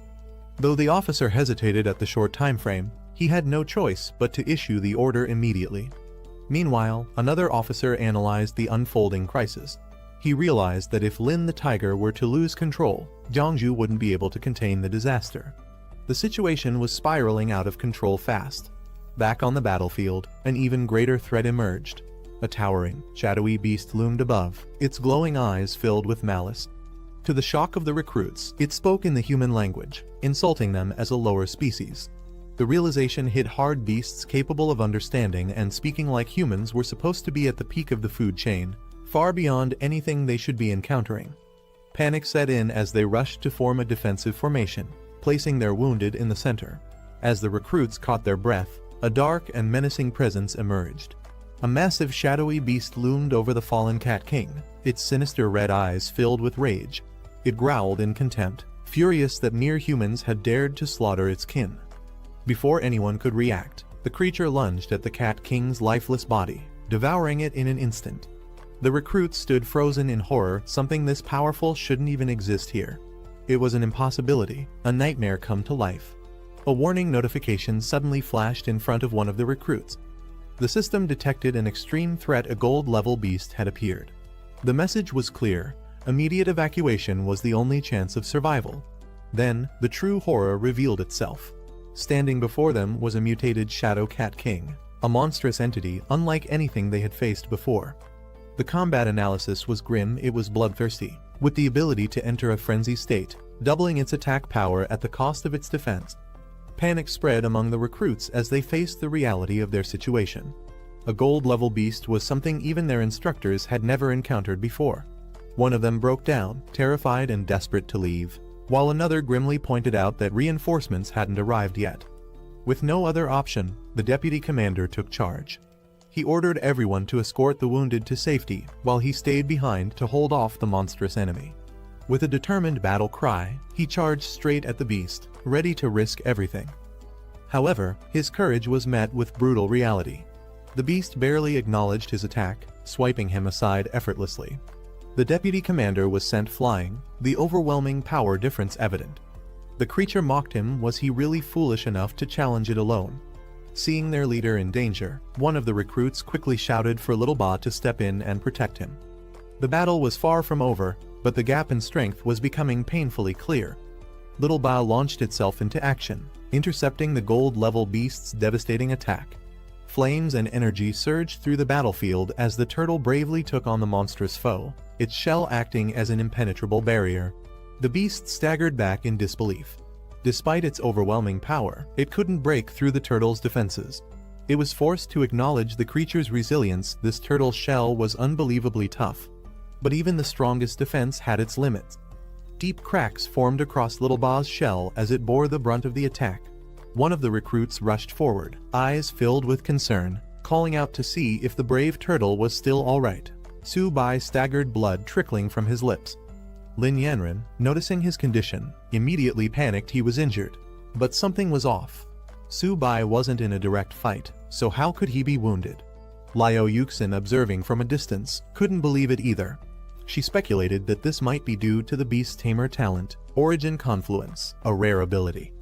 The commander, however, found it hard to accept and decided to check on Su Bai himself. A system warning confirmed their suspicions. Su Bai's tamed beast was in critical condition, and because of Origin Confluence, he was sharing its pain and injuries. As they reached him, they found no external wounds, yet his body showed clear signs of strain. Yuxin marveled at the possibility that Su Bai had truly mastered this legendary beast-taming skill. Lin Yanren anxiously asked if he was alright, and despite his weakened state, Su Bai managed to assure them he was fine. Liao Yuxin quickly realized that Su Bai was suffering from the attacks meant for his tamed beast, the silver-level nether cat. Knowing he couldn't withstand the damage alone, she immediately called for support. Lin Yanren agreed they couldn't let him fight by himself. The other trainees rallied behind them, weapons drawn, ready to assist. Meanwhile, the enemy loomed in the shadows, glowing eyes burning with disdain. It scoffed at their efforts, viewing them as nothing more than insignificant pests. As the battle erupted, Liao Yuxin and the others charged forward, launching an assault on the beast. But just as she prepared to strike, something unexpected happened. Her expression changed as she sensed imminent danger. With wide eyes, she realized she had miscalculated. Lin Yanren rushed forward, pushing Su Bai out of harm's way as a dark force surged toward them. A massive explosion erupted, engulfing the battlefield in flames. As the smoke cleared, Lin Yanren held on to Su Bai, her eyes widening in disbelief. Su Bai, now steady, smirked with confidence. He revealed that the crystallization of the Silver Cat King had finally been fully absorbed. Su Bai's tamed beast, the little tortoise, had undergone a breakthrough, advancing to bronze tier with significantly enhanced attributes. Its new talents granted it a powerful defensive barrier, a spirit-infused form for combat, and even the ability to manipulate gravity. A brilliant golden light engulfed the battlefield as the tortoise evolved into a massive armored beast. Liu Yuxin and the commander could hardly believe their eyes. This wasn't an ordinary upgrade. Could it have reached an epic-level transformation? Meanwhile, Lin Yanren helped Su Bai to his feet, relieved to see that his injuries had healed. Su Bai assured her that he was fine now. Su Bai stood tall, commanding his tamed beast to eliminate the enemy. In response, the newly evolved tortoise unleashed its power, striking with devastating force. The monstrous foe was sent flying, crashing into the ground with immense impact. The commander, unable to believe what he had just witnessed, noted that despite only being bronze tier, Su Bai's beast radiated an overwhelming presence. As the dust settled, the once dominant beast lay defeated, thrown into the distance like it was nothing. The Cat King, enraged by its defeat, let out a terrifying roar as dark energy crackled around it. Consumed by fury, it declared its intent to annihilate everyone. Seeing its berserk transformation, the commander urgently warned the team to retreat. This fight had escalated beyond expectations. With a sinister laugh, the Cat King unleashed its shadow clones, summoning multiple monstrous figures that lunged toward the group. There was no time to escape. Combat was inevitable. Before the clones could reach their targets, Su Bai's tamed beast took action. The golden tortoise roared, its immense body shielding the team from the incoming attack. Su Bai didn't hesitate. He commanded his beast to put an end to the chaos. In an instant, a powerful gravitational force erupted from the tortoise, pulling everything toward it. One of the trainees struggled to defend himself as a shadow beast lunged at him, its claws aimed for a lethal strike. But before it could land, a massive force pulled the creature away. Su Bai's tamed beast unleashed its gravitational might, sending the enemies hurtling through the air. With an earth-shattering roar, the armored tortoise stood tall, radiating an unstoppable power. Su Bai's eyes burned with determination as he commanded his beast to go all out. Responding to its master's call, the golden tortoise let out a deafening roar, gathering an overwhelming surge of energy in its core. The air trembled as it unleashed a massive energy blast, a blinding beam of golden light shooting toward the heavens. The shockwave from the attack spread across the battlefield, forcing everyone to shield themselves. As the golden energy engulfed the battlefield, the enemy was completely overpowered. From a distance, a man watched from atop a tree, intrigued by the overwhelming scene before him. Down below, the surviving warriors scrambled to clear the battlefield, tending to the wounded and gathering what remained. After the battle settled, the man approached, relieved to see Lin Yanren unharmed. She assured him that she was fine, then curiously asked about his sudden arrival. Meanwhile, the deputy commander of the F-269 military base provided a report. During the battle, their forces worked alongside university students and mentors, eliminating over 800 nether cats, including bronze, silver, and even a gold-level beast. He explained that they were now assessing casualties and tending to the wounded. Shocked by the mention of a gold-level creature, one of the officers couldn't believe such a powerful foe had appeared. But what surprised him even more was that Su Bai had been the one to take it down. Hearing this, the man now identified as Mr. Wenyuan turned his attention to Su Bai. He directly asked if he had truly been responsible for the Cat King's defeat. Remaining humble, Su Bai clarified that it was a team effort, acknowledging the contributions of the deputy commander and the mentors. Mr. Wenyuan approached Su Bai with an offer. After graduation, he could further his studies at Yangzhou Fortress, where he would receive personal guidance despite the decline of beast tamers. Su Bai, though honored, admitted he hadn't made a decision yet. Meanwhile, the battlefield had been cleared, and the deputy commander gave the order for everyone to return to base. The students were instructed to enter the portal in an orderly fashion, with the deputy commander praising them as the strongest group he had ever encountered. As they prepared to leave, the officers observed the recruits, noting their potential. Su Bai, in particular, stood out. His strength as a freshman was nearly unimaginable. As the teams parted ways, the deputy commander expressed his gratitude, acknowledging that he owed Su Bai a life for his actions in the battle. Liu Yuxin responded modestly, bidding him farewell until they met again. Su Bai and the others finally returned, stepping out of the portal. For some, the mission had been thrilling, while for others, it was an experience they wouldn't forget anytime soon. At the university, a grand welcome awaited them. Faculty and students hailed them as heroes, celebrating their return. Among the returning students, some were humbled, recognizing that Su Bai was the true hero of the battle. Others were just relieved to have made it back alive, reflecting on how many of their classmates hadn't been as fortunate.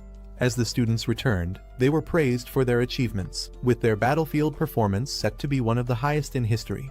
However, for Subai and many others, the only thing they cared about was getting some well-earned rest. Back at the dorms, exhaustion hit them all at once. The beds had never felt so comfortable, and the reality of surviving such an intense battle started to sink in. Some students reflected on their achievements, wondering how their military contributions would be rewarded. With Subai taking down a gold-level beast, they joked that he could trade his merits for an entire stash of training resources. One of the students asked about Subai's turtle, considering getting one as a pet for its calming presence. Subai hesitated, knowing full well that his little tortoise was far from ordinary.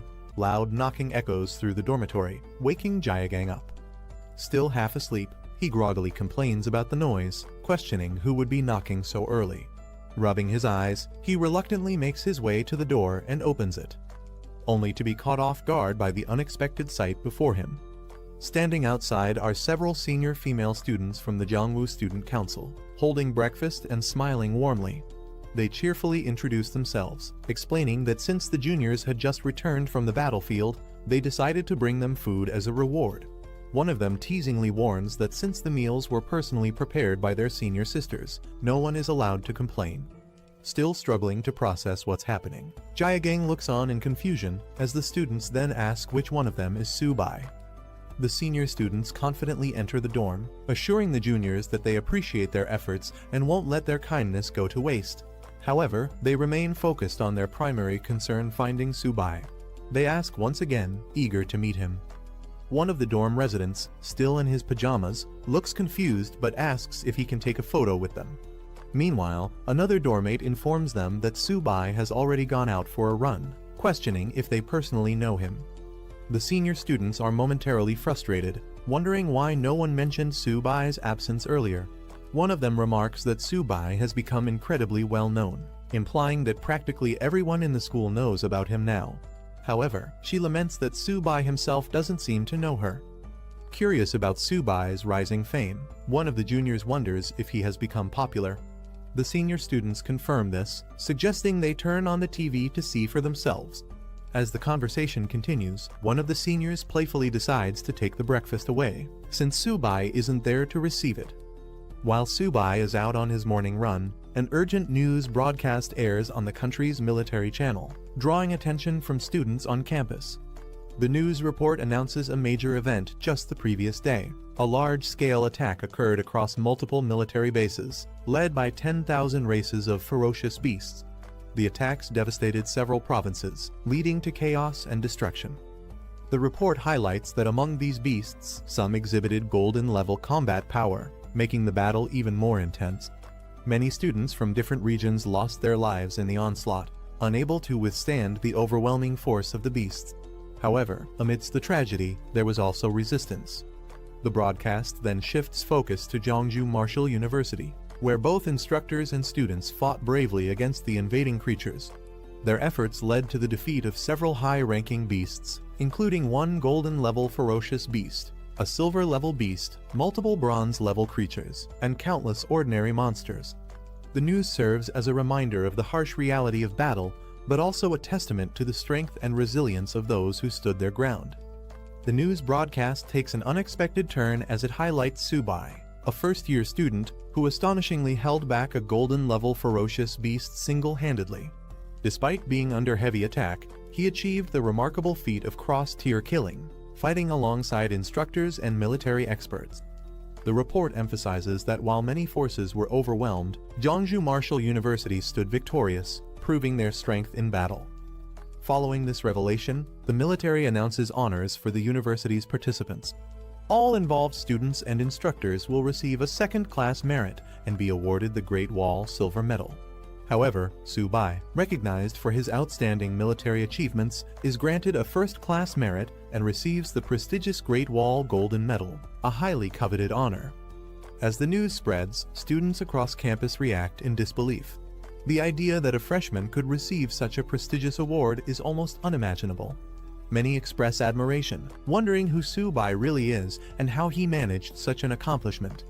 Some see him as a symbol of hope for humanity, while others simply want to meet him. Amidst the growing attention, one enthusiastic girl boldly proclaims that she wants to date Su-bai, sending the crowd into an excited frenzy. Meanwhile, Su-bai, realizing the sudden spotlight on him, starts feeling overwhelmed and contemplates making a quiet escape before things spiral out of control. After stepping away from the crowd, Su-bai takes a moment to process everything that has happened. Just as he tries to clear his head, his phone suddenly rings. On the other end is his excited younger sister, who eagerly tells him that he's on TV. Su-bai, already aware of the situation, responds nonchalantly. She then informs him that their parents want him to come home for a visit and treat him to a meal, but Su-bai hesitates, wondering if it's really necessary. Back home, his parents are overwhelmed with pride.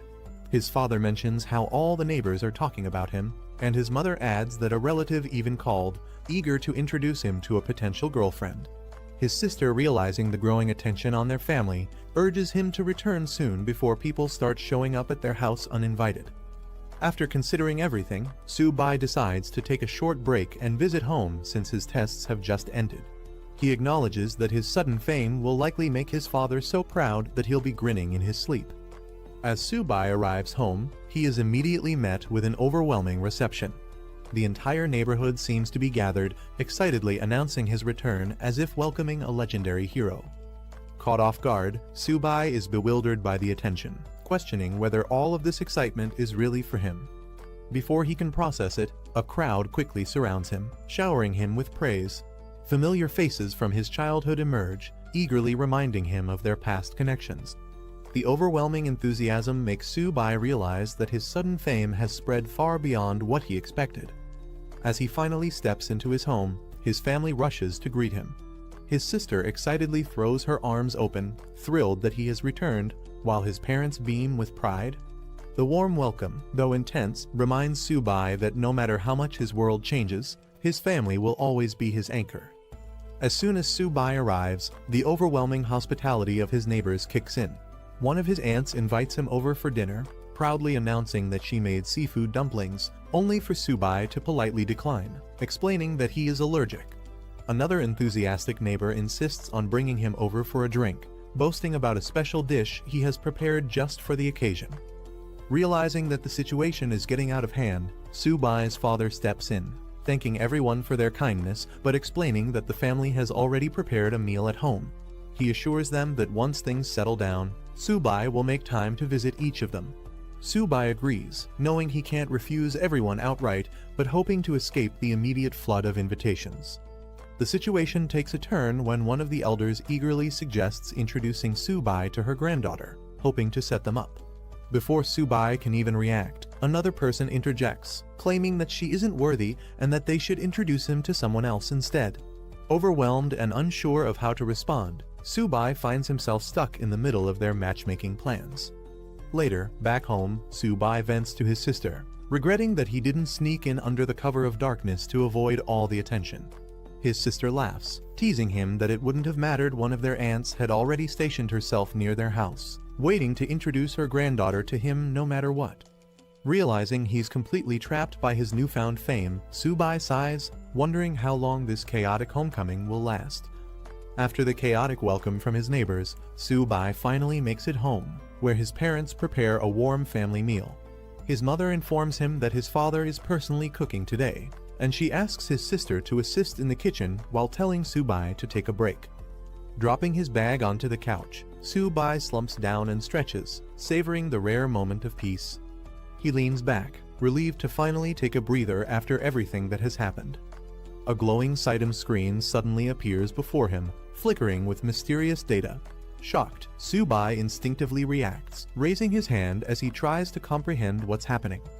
As Su-bai stares at the system window, a message appears, notifying him that a contractable creature has been detected, a little kitten. The system prompts him with a choice, tame or give up.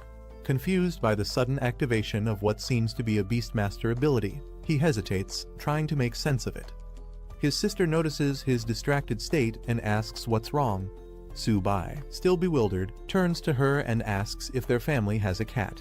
She casually confirms, directing his attention to their pet. Looking over, Su-bai spots a small white kitten happily eating from its bowl. He questions if this is the creature the system was referring to and jokingly wonders if they could have gotten a more high-end pet. His sister, clearly attached to the kitten, defends it, saying it's adorable. She explains that she found Bai a few days ago on the road and decided to bring him home. Still processing the strange system prompt, Su-bai watches the little kitten, wondering if there's more to this unexpected situation than meets the eye. Seeing how much his sister adores the kitten, Su-bai decides to go along with it, agreeing that it's cute. However, his curiosity lingers as he glances at the system screen, which has revealed surprising information. The kitten, seemingly an ordinary stray, actually possesses a lineage of the white tiger's sacred beast, and has the potential to grow infinitely strong, eventually capable of slaying gods. Shocked by this revelation, Su-bai struggles to believe that this small creature could be so powerful. The system further details its stats, showing its talents, including sharp claws that double both attack speed and power, and its evolution method eating. Confronted with the choice once again, Su-bai hesitates only briefly before deciding that taming it first would be the safest option. As he prepares to confirm the selection, his sister cheerfully comments that the kitten seems to like him. Su-bai takes this moment to confess something important. He's now a beastmaster, someone who can form powerful bonds with creatures. With a playful smile, he asks if he can keep Bai for himself, suggesting that the kitten might be more than just a household pet. Su-bai's attempt to claim Bai as his own is met with instant resistance.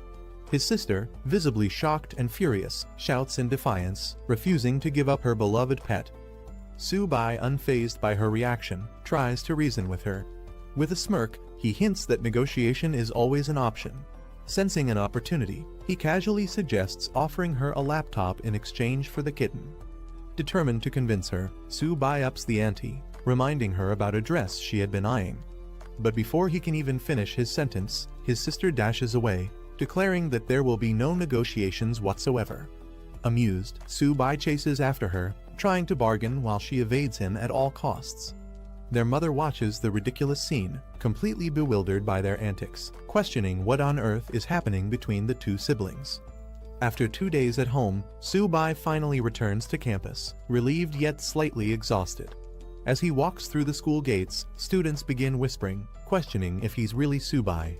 Some recognize him as the one who received the golden medal, but others are more puzzled by the sight of a cat peeking out of his bag, wondering if he's secretly a cat lover. Inside the bag, Bai, the white kitten, shares the cramped space with a small, confident lizard, who reassures Bai that as long as they're with the big boss Su-bai, they'll be fine. However, Bai seems annoyed by the lack of space, grumbling about being crowded.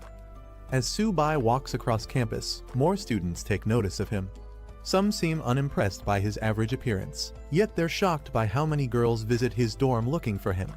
Realizing that his fame isn't dying down anytime soon, Su-bai internally debates wearing a mask to avoid unwanted attention. Before he can settle back into campus life, an urgent announcement echoes across the school, summoning him to the principal's office. Hearing his name repeated over the loudspeakers, Su-bai sighs his return to school is already off to an eventful start. As Su-bai makes his way to the principal's office, he wonders what exactly the principal could want from him. Upon arrival, the principal warmly welcomes him, praising him as a true man of Huaxia for his outstanding performance at the F-269 military base. As a reward for his achievements, the principal offers Su-bai a chance to request anything he wants from the school. Though Su-bai responds humbly, thanking the school and principal, he internally knows that getting anything valuable won't be easy.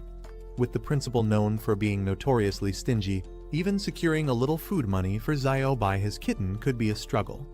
After a moment of thought, Su-bai pretends to be considerate, suggesting that he doesn't want the school to spend too much on his reward. Then, with a completely straight face, he requests 100 golden tier beast cores, an incredibly high-value resource. The principal is completely stunned by Su-bai's request for 100 golden tier beast cores, nearly choking in disbelief. He exclaims that even if Su-bai were to break his bones, there's no way the school could provide such an outrageous reward. Frustrated, he even jokingly offers to hand over his position as principal instead.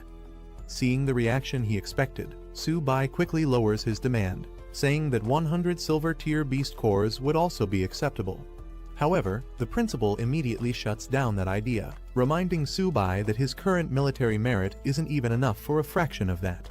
Still determined, Su-bai tries to bargain, suggesting that the school could exchange the golden medal he received for 50 silver tier beast cores instead. He emphasizes how much he has sacrificed for the school, trying to guilt-trip the principal into agreeing. The principal, however, shifts gears, giving Su-bai a serious speech about the responsibility of the strong to protect the weak. He insists that saving people should be Su-bai's mission, emphasizing the moral duty of his strength. Su-bai listens but remains silent, knowing full well this is just an excuse to avoid giving him his reward. Not wanting to waste more time on empty words, Su-bai cuts off the speech, firmly stating that they should skip the nonsense and just give him 50 silver tier beast cores. Realizing that Su-bai won't back down, the principal finally relents, acknowledging Su-bai's talent and agreeing that the military and school won't let a genius like him go to waste. The principal, after much hesitation, finally makes a decision he will give Su-bai 10 bronze tier beast cores. Su-bai is immediately outraged, exclaiming that such a low-tier reward is unacceptable. Not willing to back down, Su-bai pushes for at least 20. However, the principal flares up, countering with a firm offer of 15 cores, take it or leave it. Realizing he won't get anything more out of this negotiation, Su-bai accepts the deal, though internally he finds the whole situation ridiculous. He mentally notes that the principal is as stingy as expected, clearly unwilling to part with better rewards. Just as he's about to leave, the principal stops him, saying there's one more small matter to discuss. Su-bai, already skeptical, wonders what kind of trouble is coming next. The principal observes that young people are becoming harder to deceive, acknowledging his own reputation as a schemer. Su-bai silently agrees with the rumors, confirming the principal's shrewd nature. The setting shifts to a large hall where the principal addresses a gathered group of students. He informs them that the 100 Schools League is now under military organization. While their school lacks the same level of resources as elite institutions like Imperial City Martial University and Magic City Martial University, he expresses his hopes that they can still achieve great results. With preparations underway, roll call begins. The first name called is Hu Qingshu, a third-year student with Bronze Intermediate Wood ability, who promptly responds. As more names are read out, students including Bai Ningbing and Xing Changxiang acknowledge their presence, standing ready for the upcoming challenge. As the roll call continues, Feng Juge's name is called. Meanwhile, a conversation starts between two students about the unfairness of their school's situation. They note that Zhongzhou Martial University was established later than other prestigious institutions, meaning it receives fewer training resources. This lack of support has led to consistently low rankings for their school in previous years. The roll call proceeds with names like Su-bai, a first-year student, and Zhang Mani, who both confirm their presence. More students, including Luo Yongkang, are called, and with that, the roll call concludes.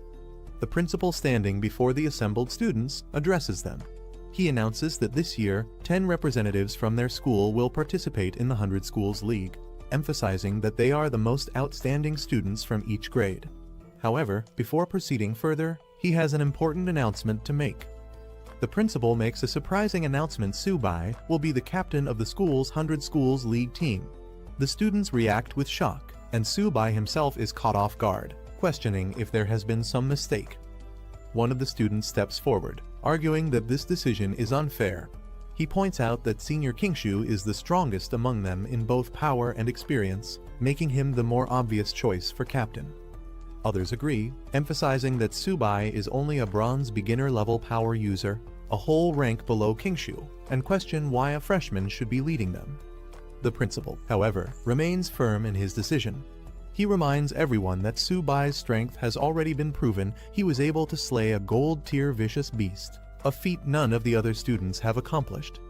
Some students refuse to accept Su-bai as captain, questioning whether he really defeated a gold-tier vicious beast or if it was just luck.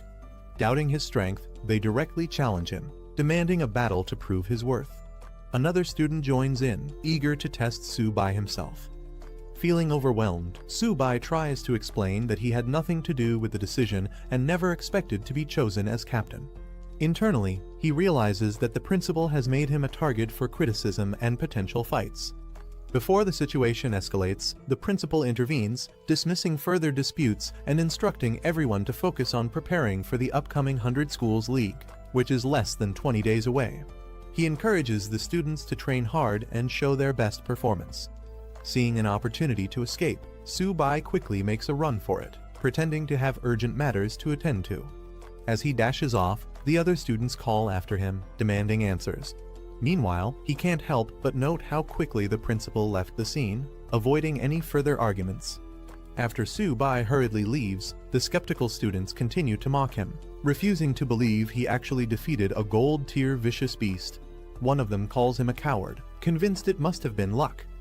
Another, smirking, says there's no need to rush once they reach the 100 Schools League. They'll make sure Su-bai regrets being chosen as captain. Meanwhile, Su-bai returns to his dorm, excited to train and level up. He calls out to Xiao-ba, preparing to feed and strengthen his beast companions.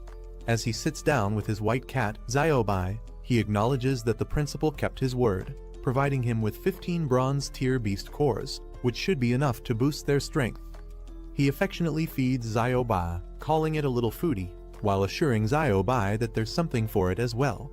The two eagerly devour their food, looking forward to growing stronger. Su-bai continues feeding his two beast companions, Xiao-bai, the white cat, and Xiao-ba, the turtle. He notices that Xiao-bai's level is too low, so he starts by giving it a Kai blood elixir to boost its strength. Meanwhile, Xiao-ba keeps eating non-stop, astonishing Su-bai with its enormous appetite. As Xiao-ba devours more resources, Su-bai realizes that each bite costs a fortune, possibly worth hundreds of thousands or even millions. Frustrated, he questions just how much food the turtle needs to evolve. With only a few resources left, Su-bai warns Xiao-ba that if it still doesn't evolve, he'll give the remaining items to Xiao-ba instead. Just as he says this, Xiao-ba suddenly reacts, glowing with intense energy. Lightning crackles around it as its body begins to change, signaling that the long-awaited evolution is finally happening. As Xiao-ba continues to absorb energy, an intense golden light bursts from its body, signaling the start of its evolution. Su-bai watches in awe as the powerful transformation takes place. Meanwhile, outside the dormitory, the ground shakes violently, causing panic among the students. Some wonder if it's an earthquake, unaware that the tremors are a result of Xiao-ba's evolution. A notification screen appears, confirming that Xiao-ba has successfully upgraded to bronze intermediate level. Moreover, 30% of its Xuanwu Black Tortoise bloodline has been activated, significantly boosting its attributes and talents. Its defense has skyrocketed to 862, and it has acquired powerful abilities, including the Xuanwu Barrier, Turtle Spirit Possession, and Xuanwu Gravity, making it a formidable beast.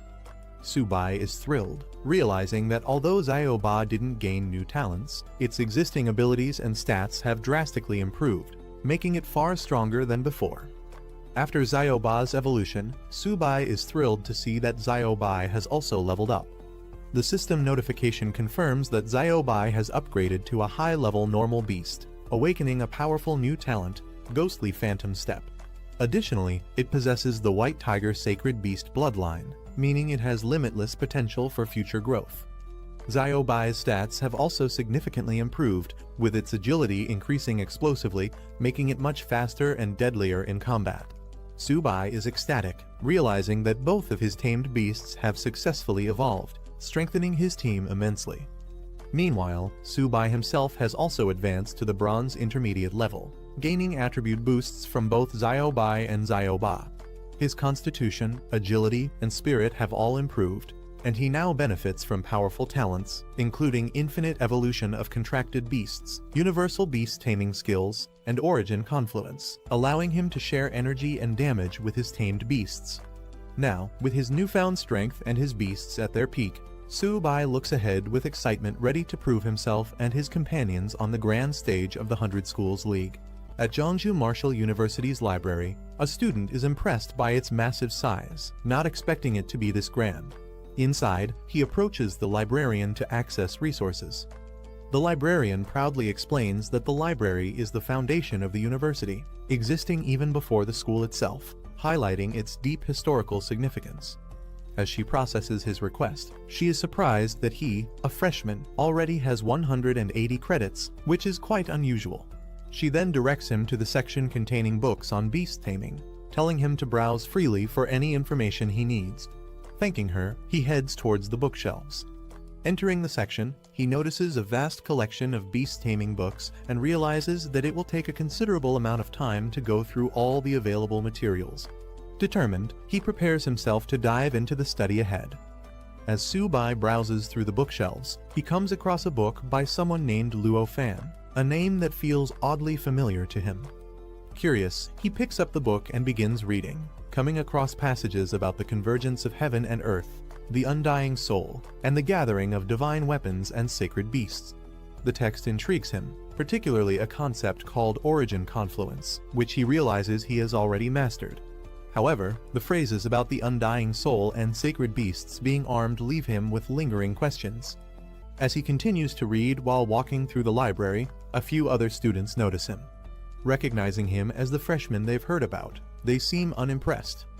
One of them dismisses beast tamers, claiming that no matter how much they study, their future is bleak. Instead of paying him much attention, they decide to head elsewhere. As Su-bai continues reading, he becomes more fascinated by Luo Fan's legacy. He learns that this powerful senior created 3 divine skills: origin confluence, sacred beasts armed, and undying soul. Not only that, but he once fought alone against an invasion from various tribes, displaying unmatched strength.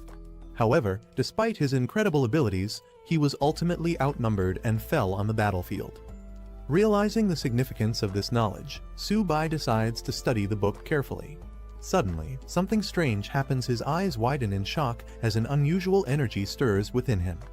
The book begins to glow and float in the air, radiating an intense golden light. He feels a mysterious force flowing into his body, leaving him both amazed and confused by the supernatural occurrence unfolding before him. After experiencing the strange energy from the book, Su-bai takes it to the librarian and asks if he can borrow it. The librarian greets him and takes the book to check its classification.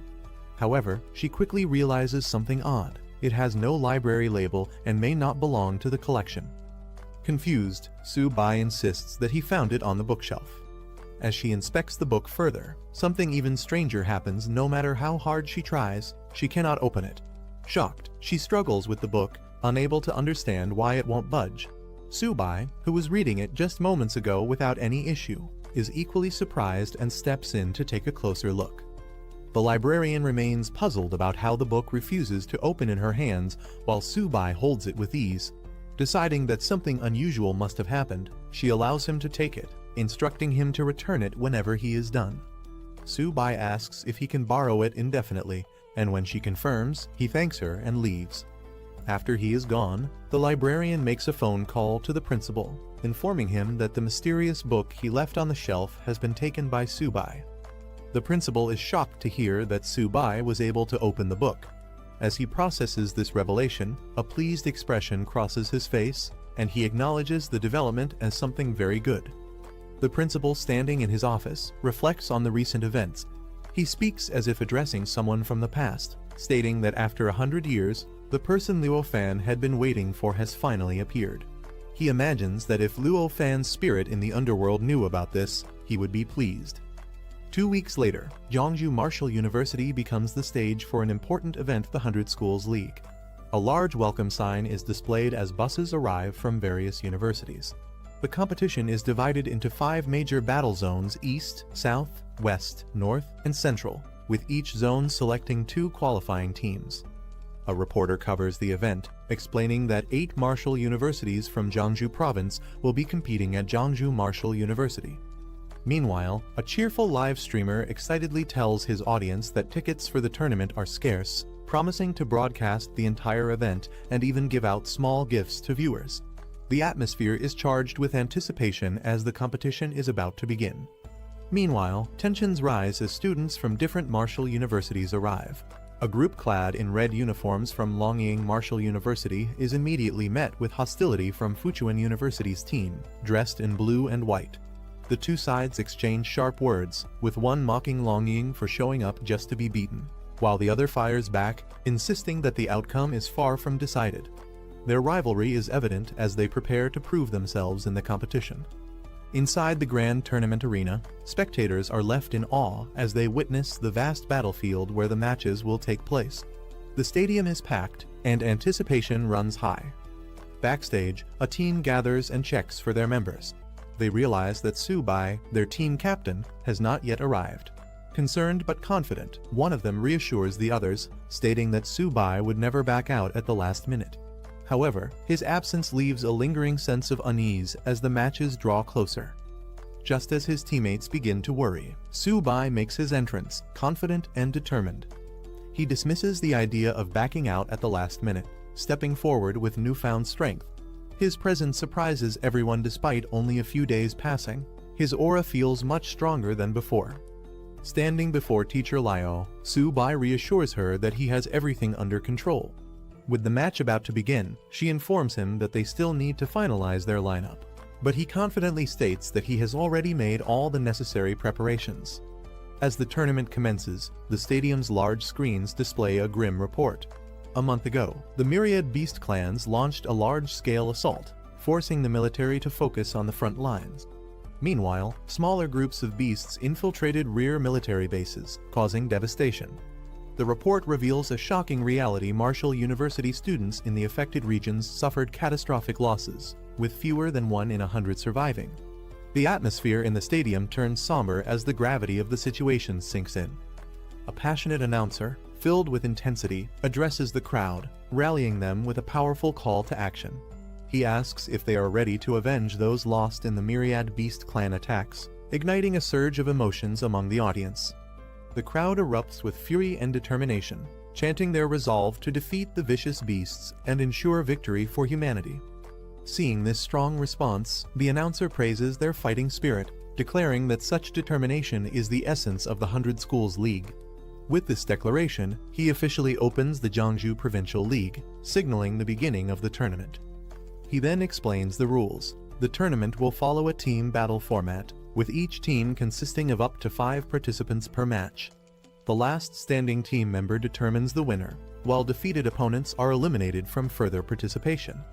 With that, the next step is to randomly draw matchups, setting the stage for the first battles of the competition. The tournament matchups are displayed on the large screen, revealing the first round of battles. Longying Marshall University will face Zinmin Marshall University, followed by Jiangsu Marshall University against Qingyuan Marshall University. Other matches include Fuchuan vs Zicheng and Eni vs Jiangsu. The announcer calls for the first participants to enter the battlefield. Meanwhile, Teacher Liao and the others discuss their upcoming match. They acknowledge that Longying is already engaged in battle and realize they still haven't finalized their team lineup. At that moment, the principal arrives, directly asking Subai if he has arranged the lineup. Subai, with his usual confidence, responds casually he will go first, leaving the rest of the team to decide among themselves. His relaxed attitude surprises his teammates, causing mixed reactions. One of them, in disbelief, questions if this is really his strategy for the match. As the team discusses their strategy, some express concerns about Subai's decision to go first without considering Qingyuan Marshall University's lineup. One of them worries about the humiliation their school might face if Subai were to lose. However, Subai confidently reassures them that he won't disappoint them. The principal, observing Subai's rapid progress, is impressed by how much he has improved in just a few days. However, he also pulls Subai aside and jokingly warns him not to go too far, advising him to leave some chances for the seniors. He hints that if Subai offends too many strong opponents, it could make his future at the university difficult. Meanwhile, the first match between Longying Marshall University and Zinmin Marshall University reaches its conclusion. A decisive attack sends a competitor flying out of the arena, and the victory is declared in Zinmin's favor. With Zinmin Marshall University swiftly defeating Longying, the competition proves to be fiercer than expected. Teacher Liao acknowledges their strength, but quickly shifts focus. It's now Subai's turn to take the stage. Without hesitation, Subai confidently strides forward, telling everyone to watch closely. His composed demeanor draws mixed reactions. Some are eager to witness his capabilities, while others remain skeptical about his strength. From the stands, Subai's supporters cheer loudly, urging him to win the championship. Among them is a red-haired girl in a white coat, passionately rooting for him alongside Jaegang, who appears just as excited for the upcoming battle. Stepping onto the grand stage, Su-bai faces his opponent in the massive arena. With the match set to begin, the anticipation reaches its peak. It's time to prove himself in the 100 Schools League. Lai Lingfeng, the squad captain of Qingyuan Martial University, stepped onto the stage, exuding confidence as he prepared to display his strength. He was eager to demonstrate what true power looked like. Meanwhile, Su-bai calmly called out his tamed beast Xiaoba, which immediately caught Lingfeng's attention. He seemed unimpressed, questioning if that little creature was really Su-bai's companion for the competition. Lingfeng couldn't hold back his laughter, mocking Su-bai for bringing what looked like a household pet into the tournament. As Su-bai casually drank his soda, he nonchalantly mentioned that he was in a rush that morning and hadn't even eaten yet. The audience erupted in disbelief. Spectators openly ridiculed Su-bai, wondering why he would bring such a weak-looking creature into a serious competition. Some even criticized Jiangsu Martial University, claiming the school had lost all credibility by allowing someone like Su-bai to participate. As Su-bai casually ate peanuts and drank cola on stage, the spectators, including Liu Yuxin and others, were in disbelief. They couldn't understand why he seemed so relaxed when facing a mid-bronze rank opponent. Some even questioned if he was underestimating his opponent too much. Meanwhile, Su-bai turned to Xiaoba, reminding it that after consuming so many beast cores, it shouldn't embarrass him now. As the battle commenced, Xiaoba unleashed an unexpected surge of power, shocking Lai Lingfeng. He couldn't believe the energy radiating from the small creature. In an instant, Xiaoba's body began to transform, its legs glowing and growing larger. As Xiaoba transformed into its black tortoise form, its sheer size and power overwhelmed Lai Lingfeng, who found himself staring up at the massive beast in terror. The crowd erupted in shock at the sight of the enormous turtle. Spectators couldn't believe how massive it had grown, with some comparing its eye size to a basketball. The discussion quickly shifted from disbelief to admiration as people noticed its metallic, armor-like skin and powerful claws. Some even began to understand why Su-bai had the strength to take down a gold-ranked beast. The astonishment continued as others in the audience realized the sheer power Xiaoba now possessed. It looked strong enough to crush opponents with a single slap. Those who knew Su-bai were left wondering when his beast had become so formidable, while others simply acknowledged that Su-bai had grown far stronger than they had expected.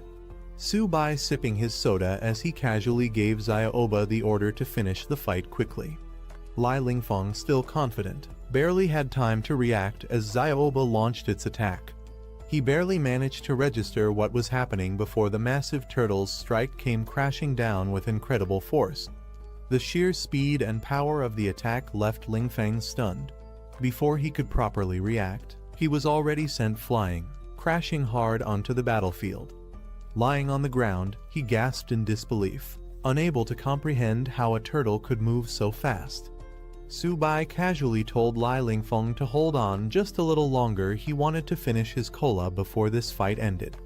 Determined to turn the battle around, Lingfeng convinced himself that Xiaoba's attack had been nothing more than a sneak attack. He steeled himself, deciding to unleash his full power. If Su-bai thought he was tough, then Lingfeng would show him who was truly stronger. With that, his body underwent a transformation, his entire form turning into solid rock. Lai Lingfeng charged forward with his rock-infused fists, determined to take Xiaoba head-on. However, before he could even land a hit, the massive turtle retaliated with a single, devastating slap. In an instant, Lingfeng was sent flying off the battlefield, crashing hard, his defeat undeniable. The spectators were left in stunned silence as the match ended in a blink of an eye. Among the observers, disbelief spread rapidly. Some couldn't believe Su-bai had actually won, while others acknowledged the sheer power of his tamed beast. Even experienced figures watching the match admitted that the younger generation was proving to be truly formidable. Meanwhile, discussions erupted among the crowd, with some mocking Lingfeng's inability to dodge such an obvious attack. However, a few spectators pointed out the simple physics Zyoba's movements might not have seemed fast, but its sheer size and weight made its attack unstoppable. The audience was left stunned after Zyoba's overwhelming victory. Even a mid-tier bronze-level ability user had been unable to stop it, proving that this turtle was an unstoppable force. Some spectators were in disbelief. How could a beast capable of taking down a gold-level opponent be so easy to defeat? Meanwhile, others who had known Tsubai before were amazed at how much stronger Zyoba had become. With the first match officially over, Tsubai was declared the winner. However, there was no time to celebrate as the second contestant from Qingyuan Martial University, Zhang Xuan, was called to the stage. Zhang Xuan, a mid-bronze rank warrior, strategized her approach before the battle even began. She knew she couldn't let Zyoba get close and decided to rely on her superior speed to take control of the fight. As soon as the match started, she moved at lightning speed, dashing around Zyoba in an attempt to stay out of its range. Zhang Xuan expertly used her speed to her advantage, staying just outside Zyoba's attack range. The audience immediately noticed the difference in strategy compared to the previous fight, with some even mocking Li Lingfeng for his reckless approach. Confident in her abilities, Zhang Xuan remained focused, believing that one well-timed strike would be enough to secure victory. She patiently waited for the perfect moment to strike while keeping her movements unpredictable. Meanwhile, spectators watching the fight analyzed the situation. Liu Yuxin and another instructor observed that Tsubai seemed to be underestimating his opponent, as Zyoba had been unable to land a single hit due to Zhang Xuan's superior agility. Tsubai remained as casual as ever, lazily sitting beside Zyoba while sipping his soda. Zyoba suddenly slammed the ground with overwhelming force, sending shockwaves across the battlefield. Zhang Xuan caught mid-air, barely managed to evade but acknowledged the sheer strength of the turtle. She landed skillfully, steadying herself for a counterattack. However, realizing the difficulty of facing Zyoba head-on, she quickly shifted her strategy. Instead of continuing the fight against the beast, she made a split-second decision to target the beast tamer directly. With lightning speed, she dashed towards Tsubai, hoping to turn the tide of the battle before it was too late. Tsubai, unfazed as ever, simply sipped his soda, as if the entire fight was nothing more than an afterthought. As Zhang Xuan made her move towards Tsubai, the spectators reacted in alarm. Liu Yuxin immediately recognized the danger, warning that Zhang Xuan was shifting her target. Lin Yanren, watching anxiously, shouted for Tsubai to be careful. Zhang Xuan, confident in her strategy, lunged forward with her weapon, declaring Tsubai's defeat. However, Tsubai remained entirely unfazed, still sipping his soda as if the fight was nothing more than entertainment to him. At the last moment, something unexpected happened. Tsubai continued drinking, completely unbothered, as a sudden force intervened. Just as Zhang Xuan closed in for her final strike, Zyoba reacted instantly, swinging its massive tail with precision. The sudden counterattack sent shockwaves through the battlefield, forcing Zhang Xuan to retreat. The audience erupted in amazement at Zyoba's move, calling it a divine tail swipe.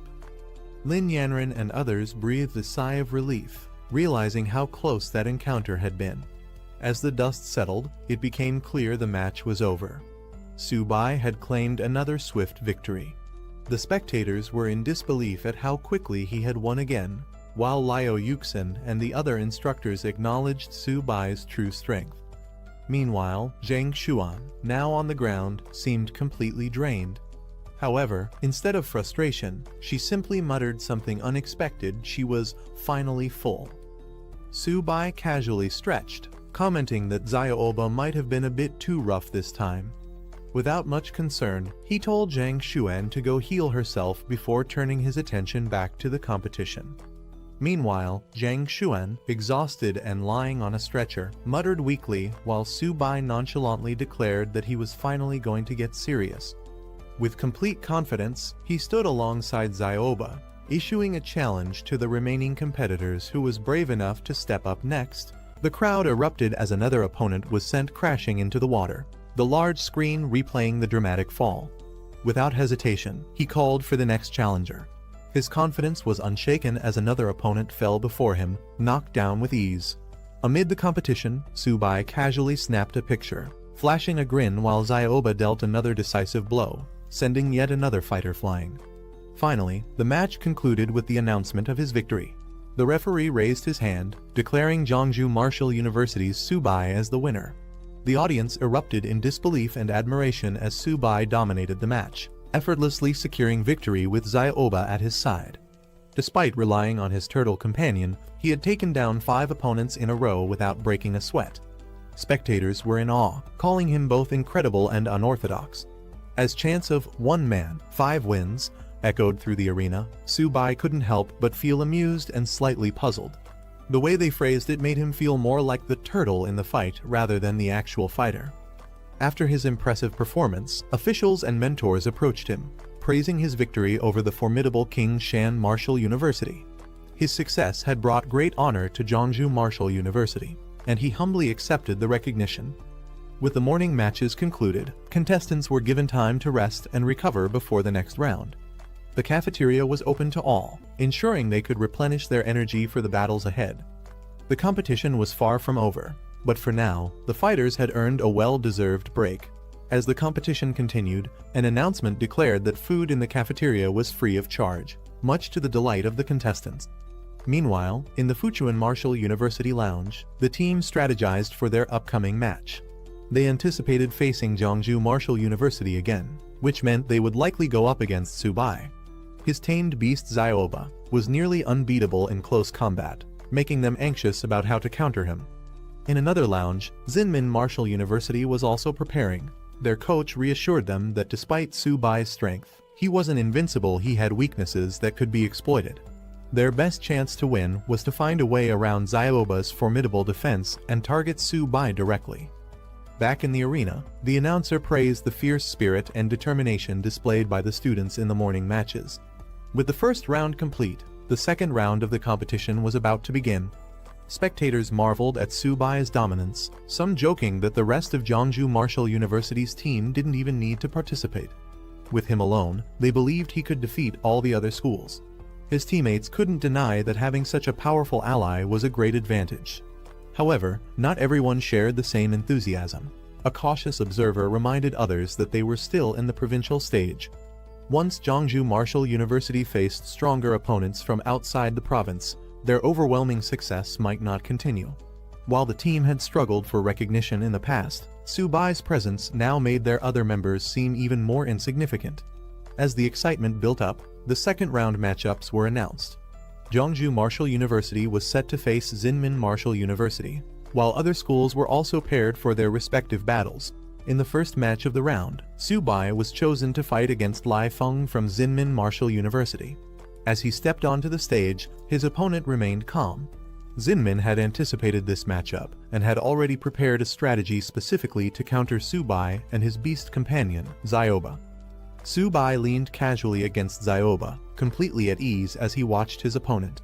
With a smug grin, he reassured Lai Feng not to be too nervous and promised the match would be over quickly.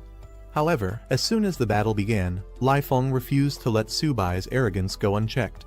He activated his ability, Clearwind Step, allowing him to move at incredible speed.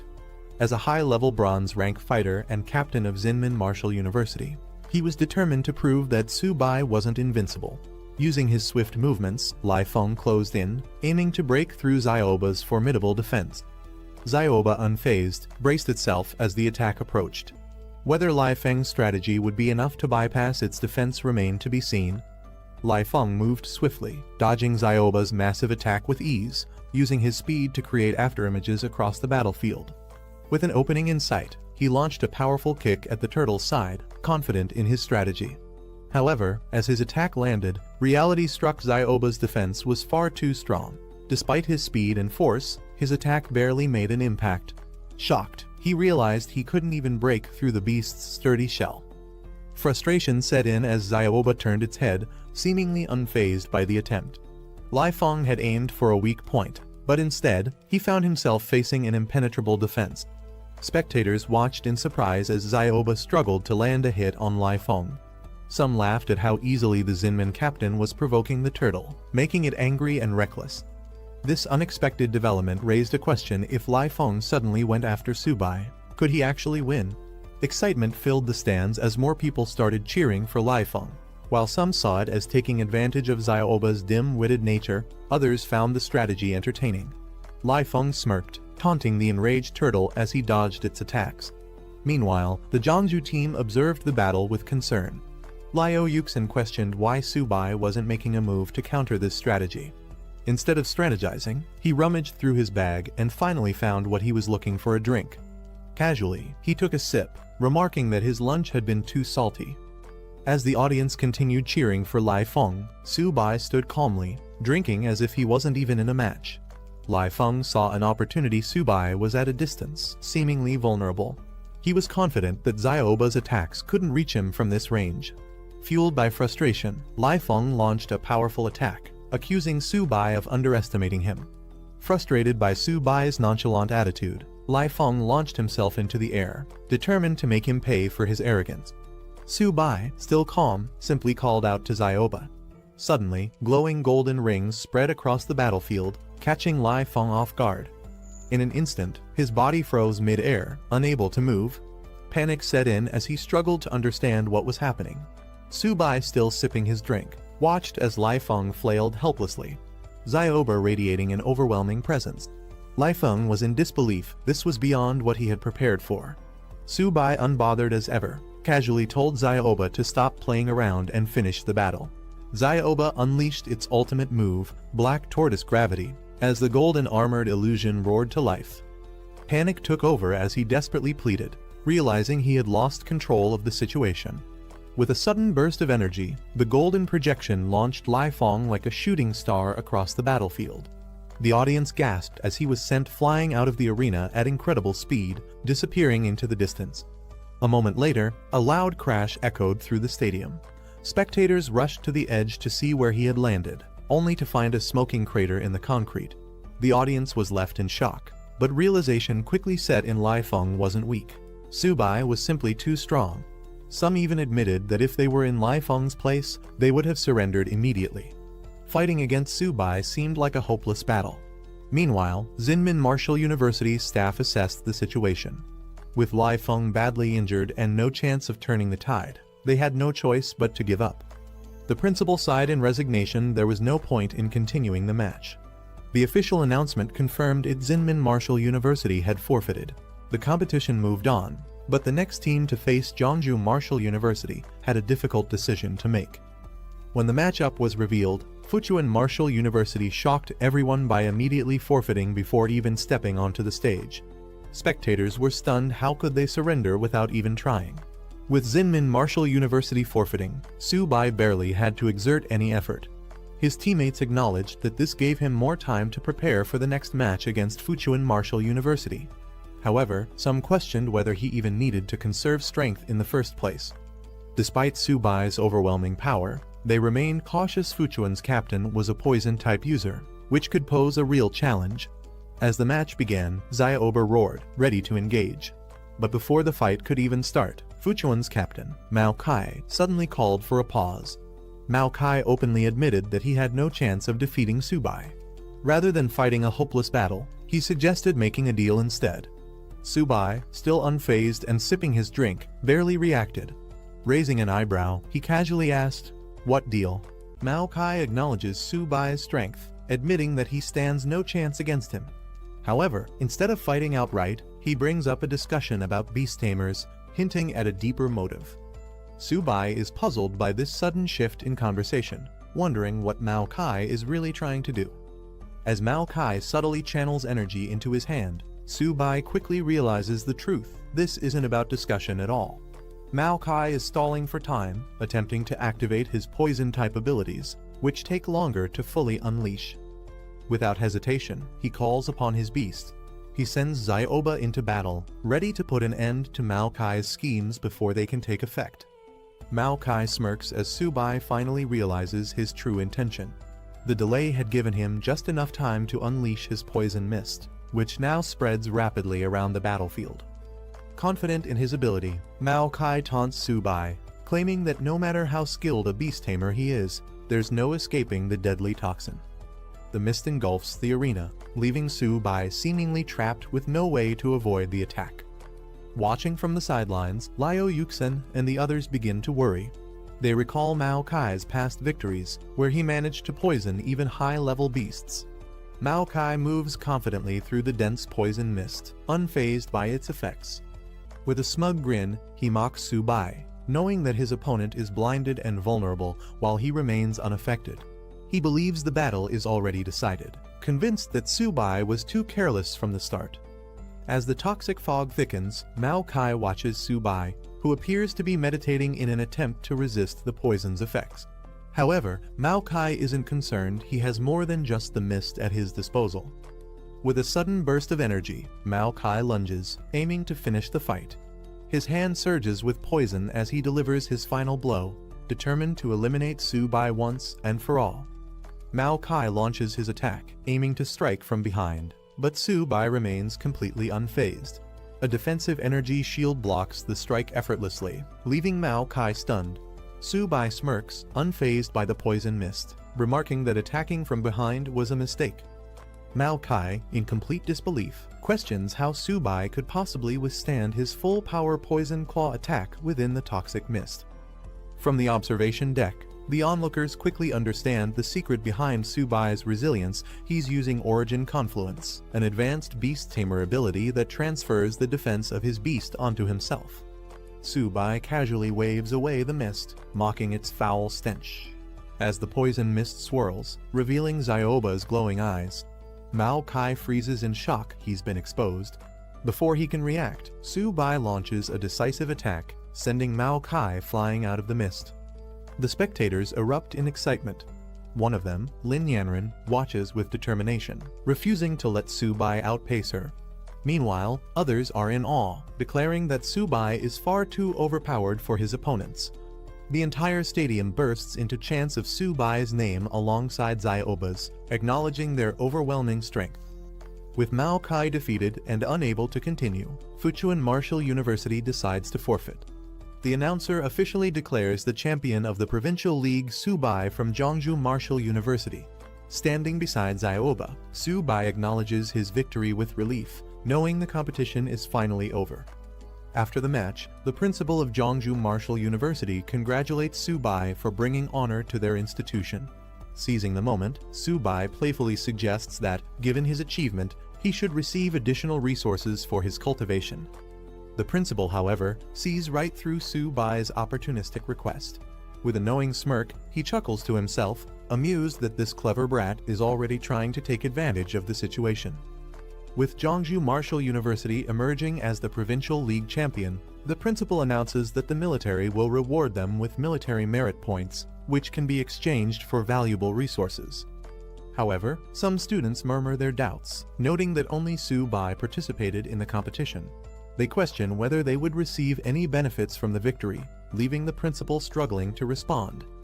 Shifting the focus, the principal informs them that in 3 days, they will be heading to Luo City for the regional league. He rallies the team, asking if they have confidence, but only Su-bai immediately responds enthusiastically, while the others remain hesitant. With the meeting coming to an end, the principal encourages everyone to rest and prepare for the upcoming challenge. But as he turns to leave, Su-bai once again brings up the matter of resources, ensuring that he doesn't miss out on any potential rewards from his victory. Before leaving, the principal specifically calls out Su-bai, expressing his high expectations for his performance in the upcoming regional league. However, Su-bai sighs, noting how quickly the principal dodges any conversation about resources. With the provincial league officially concluded, the top martial universities are recognized, but the most talked about competitor is undoubtedly Su-bai from Jeongju Martial University. His dominant performance, where he single-handedly defeated 5 opponents in each battle, has made him the highlight of the event. As Su-bai's achievements are broadcasted, people across the city take notice. His name spreads rapidly, inspiring martial arts students and earning admiration from onlookers who eagerly express their desire to meet him. Meanwhile, away from the attention, Su-bai finally finds a quiet place, the training room. In the training room, Su-bai reassures Ziobai, his small feline companion, that its chance to shine will come soon. He then reveals that he exchanged his military merit points for 4 silver high-tier beast cores, instructing Xiaobai to use them wisely. Knowing their value, he urges the little beast to eat sparingly. However, Xiaobai wastes no time, its eyes gleaming with excitement. Suddenly, a powerful burst of energy erupts around them, engulfing Xiaobai in a brilliant glow. As the energy surge settles, Xiaobai undergoes an incredible transformation, evolving into a sharp gold-white tiger and unlocking its sacred beast-white tiger bloodline. Subai is stunned. It only took 1 silver high-tier beast core for such a massive breakthrough. Seeing the success, Subai decides to go all in, giving all the remaining beast cores to Xiaobai, encouraging it to eat them and continue leveling up. He reassures the newly evolved beast that there's no rush, there's no competition for the food, so it can take its time absorbing the energy. However, after consuming all the remaining beast cores, nothing happens. Subai watches in disbelief as Xiaobai casually sits there, looking completely satisfied but showing no further reaction. Frustrated, he questions how such precious silver high-tier beast cores seemingly had no effect after the first one. Suddenly, a massive surge of energy erupts, engulfing Xiaobai in a radiant golden vortex. Subai watches in shock as an unprecedented transformation unfolds before his eyes. As the light fades, Xiaobai has evolved into a massive, majestic sharp gold-white tiger. Subai is stunned by its incredible new form, realizing this transformation is far beyond what he expected. Excited, he can't help but admire how much cooler this evolution is compared to Xiaoba. A new status screen appears, revealing Xiaobai's enhanced attributes and powerful talents. Now at bronze mid-tier, it has significantly increased stats and 3 powerful abilities. Sharp Gold 100 Claws delivers 100 rapid attacks, each strike growing stronger. Sharp Gold Spirit coats the body in energy, amplifying damage and tearing effects. Sharp Gold Ghost Shadow increases speed by 300%, making it nearly untouchable in battle. Subai examines Xiaobai's updated stats, thrilled by its heaven-defying attributes. He acknowledges that spending his 4 silver high-tier beast cores was absolutely worth it. Pleased with his beast's transformation, he praises Xiaobai, emphasizing that its strength will be crucial in the upcoming regional league. Meanwhile, in the imperial capital, a luxurious estate is shown, revealing a mysterious figure watching footage of Subai's battles. Intrigued by his skills, they comment on his many secrets, recognizing his unusual power. Deciding to dig deeper, the figure orders an investigation into Subai. They speculate that his turtle might be even more powerful than a legendary beast once owned by Luo Fan. With this command, an investigation into Subai's true abilities begins. 3 days later, the competition was set to begin at Luo Martial University. As the participants arrived, they couldn't help but notice the sheer size of the venue, which was significantly larger than their own. Inside the stadium, Luo Martial University supporters loudly chanted for their team, declaring their intent to claim the championship. Some of the visiting participants saw this as an attempt at intimidation, though others were more focused on the competition itself. Amid the commotion, Subai noticed a vacant area in the stadium and questioned the principal about it. The principal explained that only 9 martial universities were participating in the tournament, with 1 university voluntarily forfeiting. This meant that 1 team would receive a bye in the random draw, automatically advancing to the next round. Everything depended on luck. Hearing this, Subai silently hoped that his team wouldn't get the bye. He was eager to fight and earn military contributions through victories. With determination, he turned to the principal, insisting that he be allowed to participate, no matter what. As the anticipation for the tournament grew, Subai wasn't the only one eager to compete. His teammates also stepped forward, requesting to participate.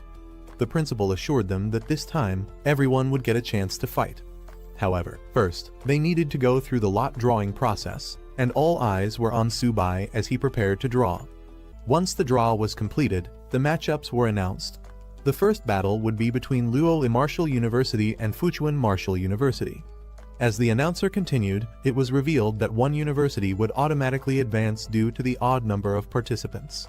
When the second matchup was about to be revealed, Subai was shocked his university, Zhongzhou Martial University, had drawn the bye. His teammates and the principal celebrated, calling him their lucky charm for skipping the first round. They even joked that he should try his luck with a lottery ticket. However, while others were happy, Su-bai was disappointed. He had been looking forward to competing but ended up sitting out the first round.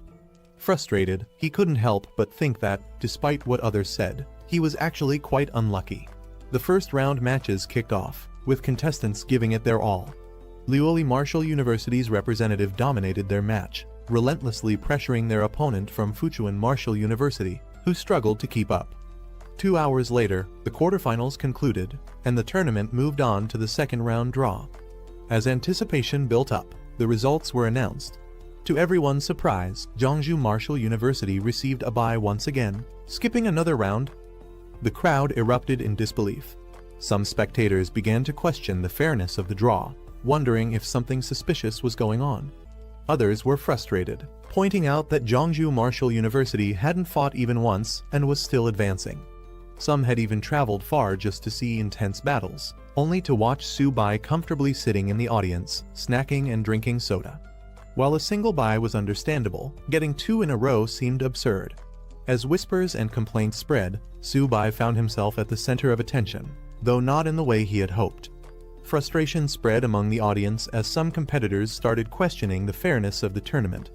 A red-haired girl speculated that Lu of Marshall University might be afraid of facing Su-bai directly, which was why Jeongju Marshall University had been given another bye. Others agreed, calling the competition system unfair, arguing that such an advantage was disrespectful to the other teams. In response to the complaints, a military representative conducted an official inspection. After reviewing the situation, he declared that there was no evidence of bias or foul play involved in Jeongju Marshall University's advancement. With that, the competition was set to continue as planned. Meanwhile, the principal of Jeongju Marshall University celebrated their luck, realizing that their team had already secured a top 3 ranking in the competition zone. One more victory, and they would advance to the final stage of the 5 major competition zones. However, while the principal and others were pleased, Su-bai was beyond frustrated. Another bye meant yet another missed opportunity to fight. An hour later, the tournament reached a critical moment. The audience roared in excitement as the final match of this competition zone was about to begin. The next battle was finally announced. Jeongju Marshall University would face Lans Marshall University. Finally, Jeongju Marshall University's turn had come, and the team was eager to step onto the battlefield. Su-bai, desperate to fight, immediately volunteered to go first. However, the principal urged everyone to stay calm, reminding them that despite their luck so far, they couldn't afford to be careless. He then assigned the match order. Luo Yanghao and Bai Ningbing would go first, followed by Wang Qingqing and Hu Qingshui. Su-bai was placed last, reserved for the decisive battle if needed. As the first match began, Luo Yanghao faced a mid-level bronze opponent despite only being at a low bronze level himself. He fought valiantly, putting up a strong resistance, but ultimately lost by a narrow margin. With the first round over and the pressure increasing, Jeongju Marshall University had to bounce back in the upcoming fights. Meanwhile, Su-bai, who was once again waiting for his turn, started to wonder if he would even get the chance to fight at all. Bai Ningbing entered the stage next, unleashing a wild and reckless fighting style.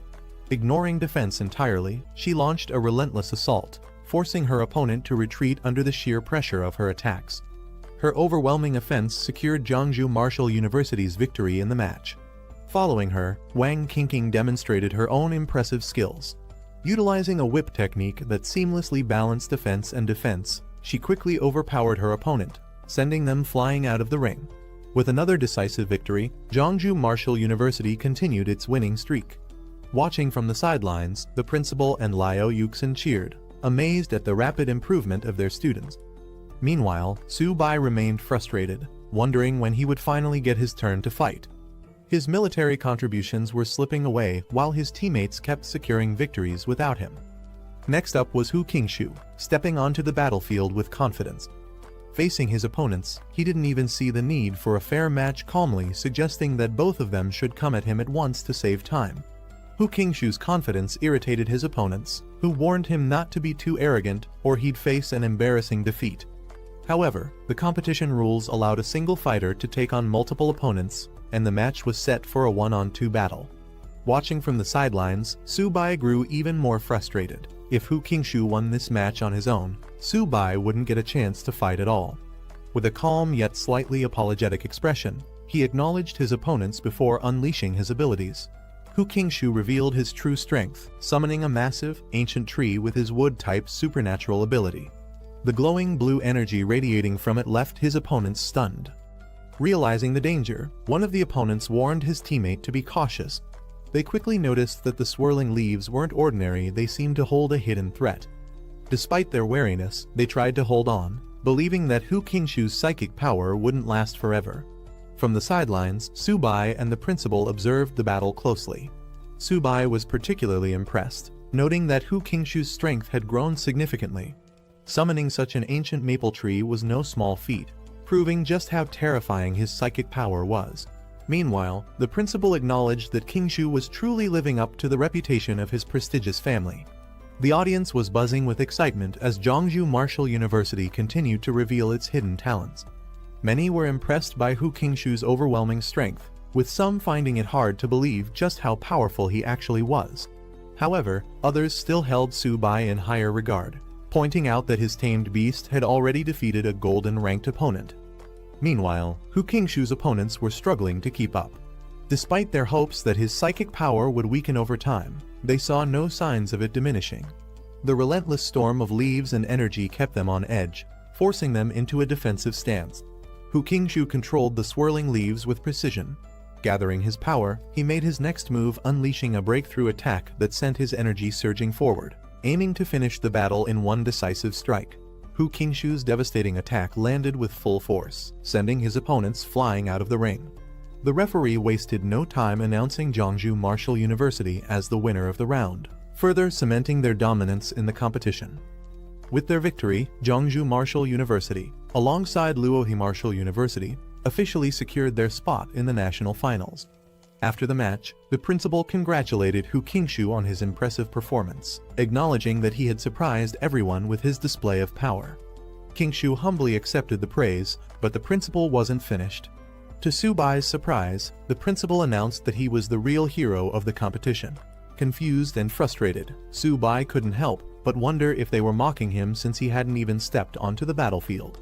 The team, however, laughed and explained that thanks to Subai's 2 consecutive buys in the draws, their path to victory had been much easier. Their joking remarks left him speechless as he realized his contribution to the team's success was entirely unintentional. With the competition over, the principal addressed the team, reminding them to rest and prepare for the national finals in 1 week. He also revealed that in addition to their earned military contributions, the school would be rewarding them with extra resources for training. The announcement was met with excitement, and the team erupted in cheers. Meanwhile, Subai sighed to himself. Since he hadn't participated in any battles, he was returning empty-handed and now had to figure out how to gather enough resources to feed his tamed beasts. At the Lin family mansion, Yanren was in the middle of intense combat training against robotic opponents. Her movements were swift and relentless, as if she had no intention of stopping. From a distance, Uncle Wenyuan called out to her, reminding her it was time to eat. However, Yanren refused to take a break, insisting that she wanted to continue training for another hour. Watching her from the sidelines, Wenyuan sighed. Ever since Subai had participated in the 100 Schools League, Yanren had become obsessed with training. She watched all of Subai's matches and practiced tirelessly, disregarding the importance of rest. Amid her training, Yanren mentioned that she had nearly run out of the pills Wenyuan had given her. She asked if he could request more from her father, eager to increase her strength as quickly as possible. Her drive was undeniable, but whether she was pushing herself too hard remained a concern. 7 days later, Subai arrived in Magic City, standing before the grand entrance of the prestigious Magic City Martial Arts University. The enormous golden gate immediately caught the attention of newcomers, who marveled at its luxurious appearance, sparkling under the sunlight. Some wondered if it was made of solid gold, unable to contain their amazement at such an extravagant display. Among the crowd, people speculated about the cost, estimating that the gate alone must have been worth billions. One individual dismissed it as an unnecessary extravagance, but another corrected him, revealing that the materials alone had cost 1.8 billion.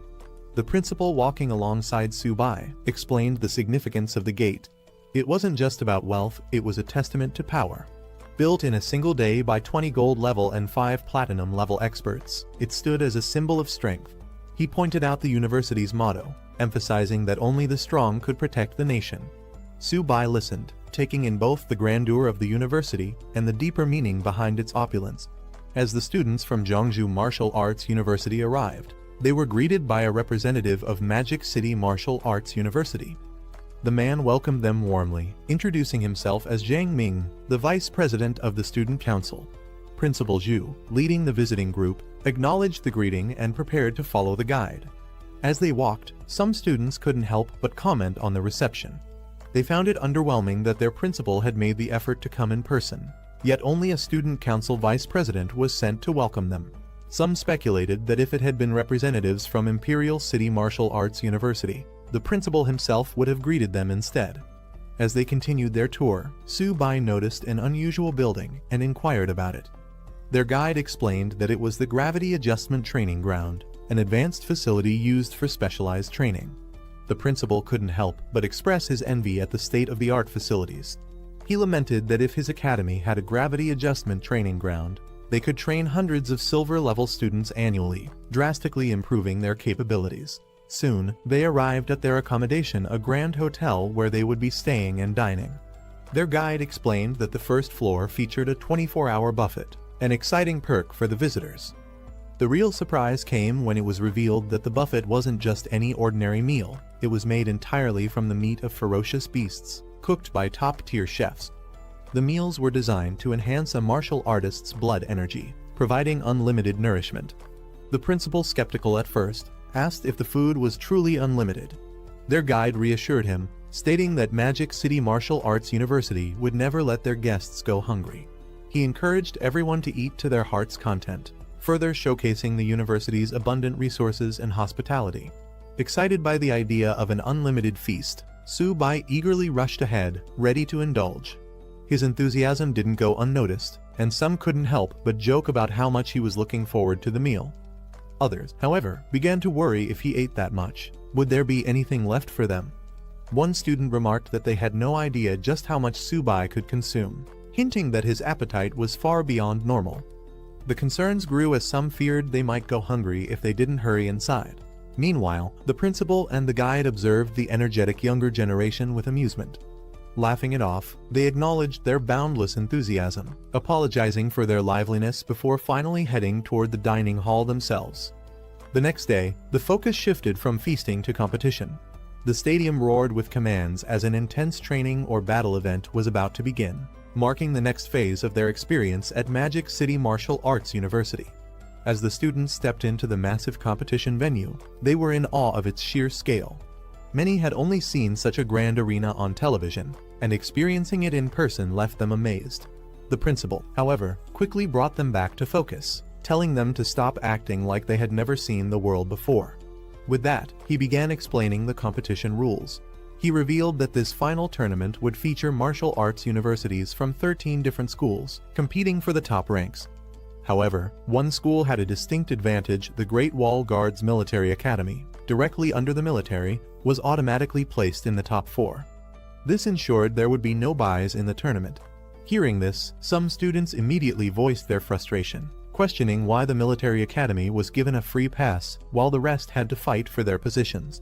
The principal calmly explained that the Great Wall Guard's military academy was a specialized training ground for military geniuses, justifying their advantage in the competition. The principal continued his explanation, revealing a key reason why the Great Wall Guard's military academy held such a privileged position. Unlike other universities, it was the only martial arts institution situated directly on the front lines of battle, constantly engaged in defending against multiracial invaders. This revelation stunned the students. The idea of a university doubling as a military training base on the battlefield was almost unheard of. Su-bai and his peers couldn't help but acknowledge the intensity of such an environment, realizing that those from that academy were forged in real combat. The principal warned them not to underestimate anyone in this competition, as the national finals were filled with hidden talents. He then assigned Su-bai as the lead competitor for Jeongju Martial Arts University, with Hu Qingshu anchoring the team. Their group rallied behind them, shouting their determination to win. As excitement built in the arena, an announcement echoed across the stadium. A large screen displayed a woman calling for teachers and students to settle down. The 100-school competition finals were about to begin.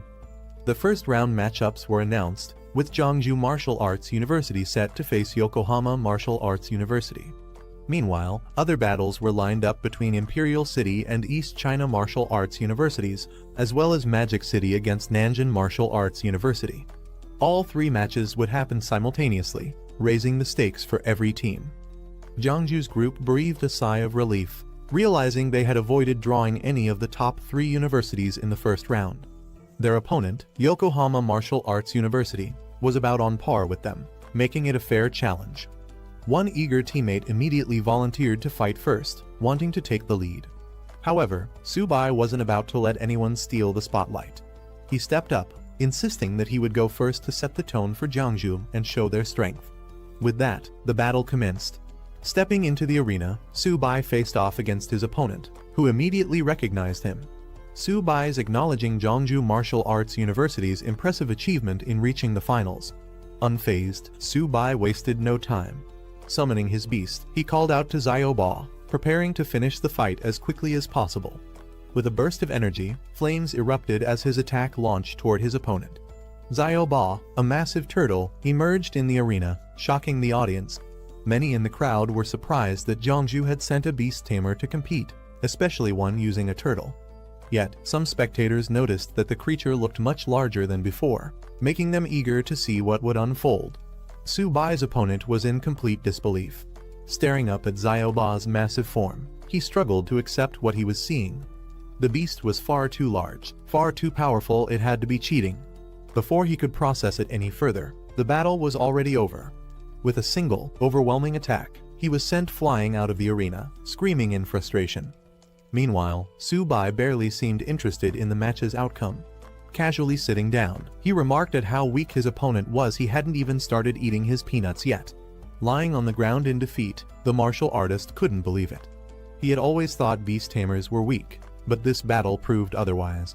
Spectators were baffled by Subai's carefree attitude. Bringing a small stool to the national finals seemed outright disrespectful, making some question if he was even taking the competition seriously. Others, however, understood his confidence. Those familiar with Subai's previous battles explained that his turtle, Xiaoba, wasn't just any beast, it possessed overwhelming defense and strength, easily reaching silver level. Meanwhile, a new challenger stepped forward, angered by Jeongju Martial Arts University's casual approach. She saw Subai's nonchalance as an insult and was determined to make him pay. However, Subai remained unfazed, casually enjoying his snack and even taking a moment to appreciate the comic he was reading. As his opponent charged in full force, Subai continued to relax in his seat, showing no concern for the fight ahead. While still lounging on his stool, his beast Xiaoba unleashed a devastating attack, finishing the match in an instant. The announcement confirmed that Jeongju Martial Arts University had won. Spectators couldn't believe what they had just witnessed. Not only had Subai barely moved during the fight, but he had been snacking on peanuts the entire time. His behavior was so casual that it bordered on humiliating for his opponents. Meanwhile, the principal of Jeongju Martial Arts University couldn't help but chuckle at the situation. While Subai's overwhelming victory was a great achievement, it also meant he would have to deal with the aftermath. How was he supposed to face Yokohama's principal after this? However, not everyone was celebrating just yet. A reminder came from the sidelines: Subai might have dominated so far, but tougher opponents were waiting.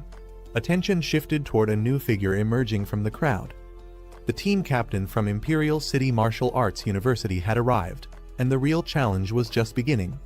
As the competition heated up, a towering fighter lunged forward, aiming to crush his red-haired challenger with brute force. In an instant, an explosion rocked the arena. The fight ended in a blink as flames engulfed the stage, leaving spectators stunned. When the smoke cleared, the red-haired warrior stood victorious, holding his burning weapons with a casual apology. He had hit a little too hard. The announcement confirmed that Imperial City Martial Arts University had won decisively. Observing from the sidelines, the Jeongju principal took note of the fighter's terrifying strength. He quickly realized that this was no ordinary competitor. This was a fire attribute martial artist at the peak of the silver level. The match ended, and Jeongju Martial Arts University was declared the winner. As the announcement echoed through the stadium, one of the spectators immediately requested to handle Subai personally, eager for a rematch.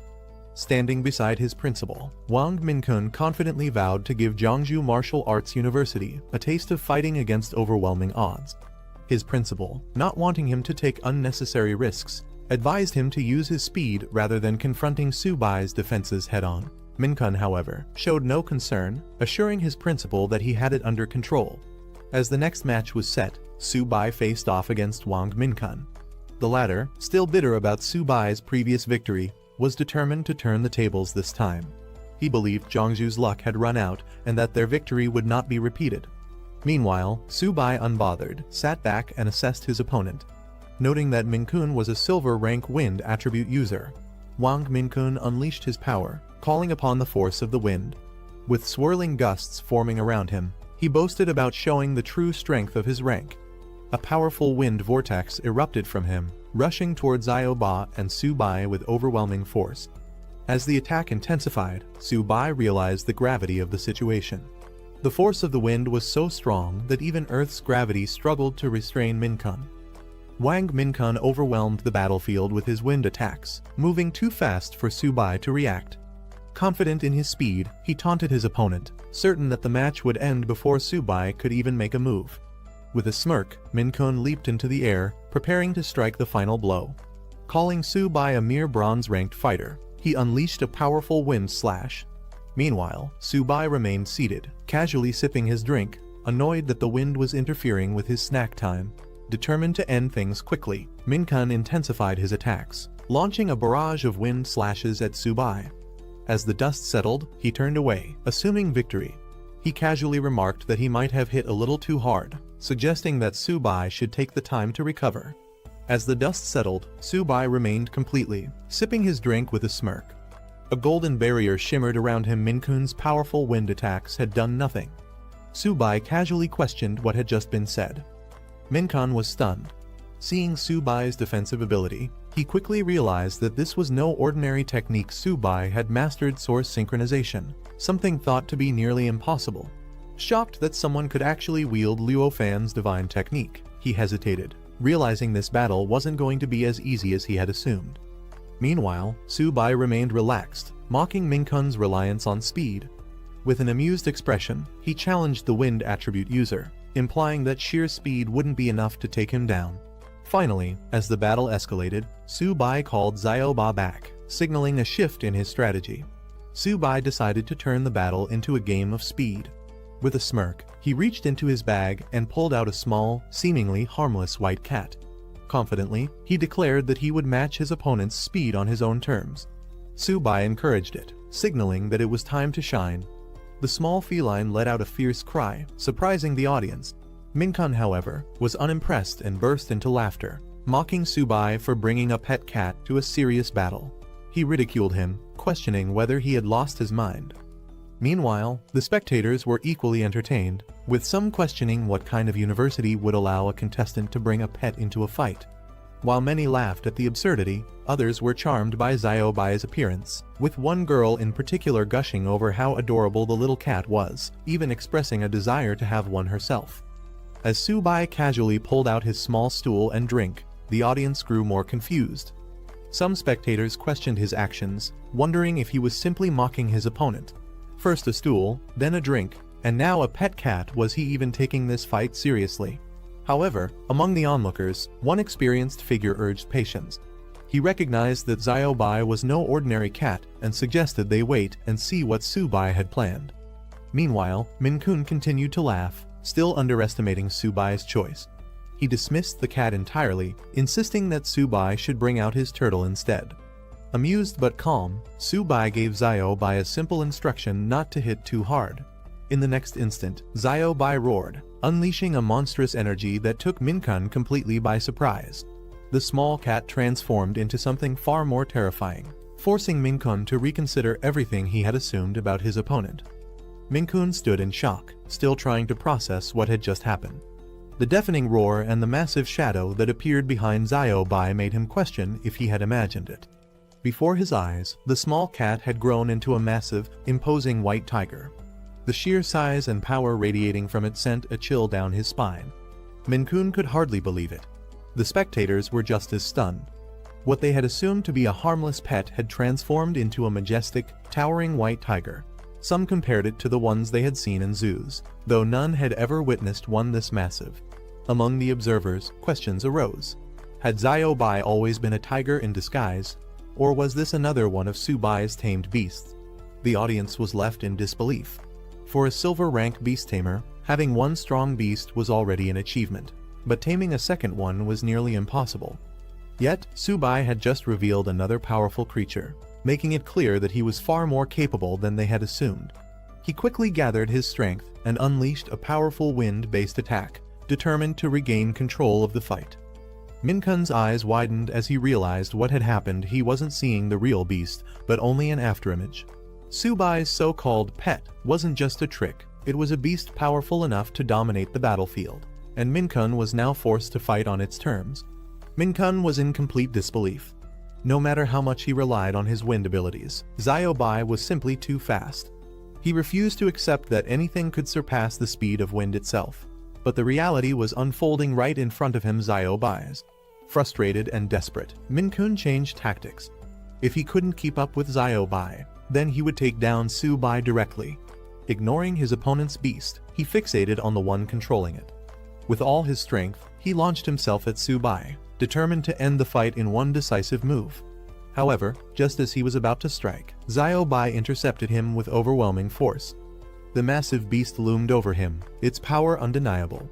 Minkun was now completely outmatched, and he knew it. Minkun was in complete shock. He couldn't accept what was happening. How could Subai's beast be this powerful? Before he could react, Xiaobai struck with devastating force, sending him flying across the battlefield. The impact was brutal, and he crashed hard, unable to regain control. As silence fell over the stadium, the final announcement echoed through the air. Jiangsu Martial Arts University was victorious. Subai had won, leaving his opponent defeated and sprawled across the ground, unable to continue. The match was over. The crowd erupted in disbelief. Subai, a mid-tier bronze rank, had just defeated a prestigious silver rank captain. Among the spectators, people murmured about Subai's white tiger. Some felt it was even fiercer than his turtle, wondering how he could have tamed such a powerful beast. The intensity of Xiaobai's presence was undeniable. The stadium soon shifted from shock to admiration as chants of Subai's name filled the air. The audience cheered, rallying behind the unexpected champion, fully acknowledging his incredible strength. Meanwhile, the judges were just as perplexed. None of them had ever heard of Subai before. Yet his performance was beyond anything they had seen, even compared to students from elite universities or the military academy. The judges were astonished by Subai's performance. Jiangsu Martial Arts University had produced an absolute powerhouse, someone they never expected. They recognized that with Subai leading the way, the university's reputation was about to skyrocket. Meanwhile, in the Imperial City Martial Arts University rest area, some students dismissed the match. They considered Minkun's loss a reflection of his weakness rather than Subai's strength. To them, Luoyi Martial Arts University had simply sent an unworthy opponent. Elsewhere, a group of students viewed Subai with open disdain. They mocked him, calling him a country bumpkin who had the audacity to bring two tamed beasts just to freeload off the high-end accommodations. At the center of this brewing hostility was Cao Zixuan, the captain of Imperial City Martial Arts University. Lounging confidently, he declared that if they met Subai in the semifinals, there would be no holding back. His team wouldn't just defeat Subai, they would crush him. A golden barrier shimmered around him. Minkun's powerful wind attacks had done nothing. Subai casually questioned what had just been said. Minkun was stunned. Seeing Subai's defensive ability, he quickly realized that this was no ordinary technique. Subai had mastered source synchronization, something thought to be nearly impossible. Shocked that someone could actually wield Luo Fan's divine technique, he hesitated, realizing this battle wasn't going to be as easy as he had assumed. Meanwhile, Subai remained relaxed, mocking Minkun's reliance on speed. With an amused expression, he challenged the wind attribute user, implying that sheer speed wouldn't be enough to take him down. Finally, as the battle escalated, Subai called Xiaobai back, signaling a shift in his strategy. Subai decided to turn the battle into a game of speed. With a smirk, he reached into his bag and pulled out a small, seemingly harmless white cat. Confidently, he declared that he would match his opponent's speed on his own terms. Subai encouraged it, signaling that it was time to shine. The small feline let out a fierce cry, surprising the audience. Minkun, however, was unimpressed and burst into laughter, mocking Subai for bringing a pet cat to a serious battle. He ridiculed him, questioning whether he had lost his mind. Meanwhile, the spectators were equally entertained, with some questioning what kind of university would allow a contestant to bring a pet into a fight. While many laughed at the absurdity, others were charmed by Xiaobai's appearance, with one girl in particular gushing over how adorable the little cat was, even expressing a desire to have one herself. As Subai casually pulled out his small stool and drink, the audience grew more confused. Some spectators questioned his actions, wondering if he was simply mocking his opponent. First a stool, then a drink, and now a pet cat. Was he even taking this fight seriously? However, among the onlookers, one experienced figure urged patience. He recognized that Xiaobai was no ordinary cat and suggested they wait and see what Subai had planned. Meanwhile, Minkun continued to laugh, still underestimating Subai's choice. He dismissed the cat entirely, insisting that Subai should bring out his turtle instead. Amused but calm, Subai gave Xiaobai a simple instruction not to hit too hard. In the next instant, Xiaobai roared, unleashing a monstrous energy that took Minkun completely by surprise. The small cat transformed into something far more terrifying, forcing Minkun to reconsider everything he had assumed about his opponent. Minkun stood in shock, still trying to process what had just happened. The deafening roar and the massive shadow that appeared behind Xiaobai made him question if he had imagined it. Before his eyes, the small cat had grown into a massive, imposing white tiger. The sheer size and power radiating from it sent a chill down his spine. Minkun could hardly believe it. The spectators were just as stunned. What they had assumed to be a harmless pet had transformed into a majestic, towering white tiger. Some compared it to the ones they had seen in zoos, though none had ever witnessed one this massive. Among the observers, questions arose. Had Xiaobai always been a tiger in disguise? Or was this another one of Subai's tamed beasts? The audience was left in disbelief. For a silver rank beast tamer, having one strong beast was already an achievement, but taming a second one was nearly impossible. Yet, Subai had just revealed another powerful creature, making it clear that he was far more capable than they had assumed. He quickly gathered his strength and unleashed a powerful wind-based attack, determined to regain control of the fight. Minkun's eyes widened as he realized what had happened. He wasn't seeing the real beast, but only an afterimage. Subai's so-called pet wasn't just a trick, it was a beast powerful enough to dominate the battlefield, and Minkun was now forced to fight on its terms. Minkun was in complete disbelief. No matter how much he relied on his wind abilities, Xiaobai was simply too fast. He refused to accept that anything could surpass the speed of wind itself. But the reality was unfolding right in front of him. Xiaobai's. Frustrated and desperate, Minkun changed tactics. If he couldn't keep up with Xiaobai, then he would take down Subai directly. Ignoring his opponent's beast, he fixated on the one controlling it. With all his strength, he launched himself at Subai, determined to end the fight in one decisive move. However, just as he was about to strike, Xiaobai intercepted him with overwhelming force. The massive beast loomed over him, its power undeniable. Minkun was now completely outmatched, and he knew it. Minkun was in complete shock. He couldn't accept what was happening. How could Subai's beast be this powerful? Before he could react, Xiaobai struck with devastating force, sending him flying across the battlefield. The impact was brutal, and he crashed hard, unable to regain control. As silence fell over the stadium, the final announcement echoed through the air. Jiangsu Martial Arts University was victorious. Subai had won, leaving his opponent defeated and sprawled across the ground, unable to continue. The match was over. The crowd erupted in disbelief. Subai, a mid-tier bronze rank, had just defeated a prestigious silver rank captain. Among the spectators, people murmured about Subai's white tiger. Some felt it was even fiercer than his turtle, wondering how he could have tamed such a powerful beast. The intensity of Xiaobai's presence was undeniable. The stadium soon shifted from shock to admiration as chants of Subai's name filled the air. The audience cheered, rallying behind the unexpected champion, fully acknowledging his incredible strength. Meanwhile, the judges were just as perplexed. None of them had ever heard of Subai before, yet his performance was beyond anything they had seen, even compared to students from elite universities or the military academy. The judges were astonished by Subai's performance. Jeongju Martial Arts University had produced an absolute powerhouse, someone they never expected. They recognized that with Su Bai leading the way, the university's reputation was about to skyrocket. Meanwhile, in the Imperial City Martial Arts University rest area, some students dismissed the match. They considered Min Kung's loss a reflection of his weakness rather than Su Bai's strength. To them, Luoyi Martial Arts University had simply sent an unworthy opponent. Elsewhere, a group of students viewed Su Bai with open disdain. They mocked him, calling him a country bumpkin who had the audacity to bring 2 tamed beasts just to freeload off the high-end accommodations. At the center of this brewing hostility was Cao Zixuan, the captain of Imperial City Martial Arts University. Lounging confidently, he declared that if they met Su Bai in the semifinals, there would be no holding back. His team wouldn't just defeat Su Bai, they would crush him. Manding. Clad in dark uniforms, they carried their academy's banner with pride. These warriors had been forged through real battles, fighting myriad race elites and proving their worth. Now, they were here to dominate the competition.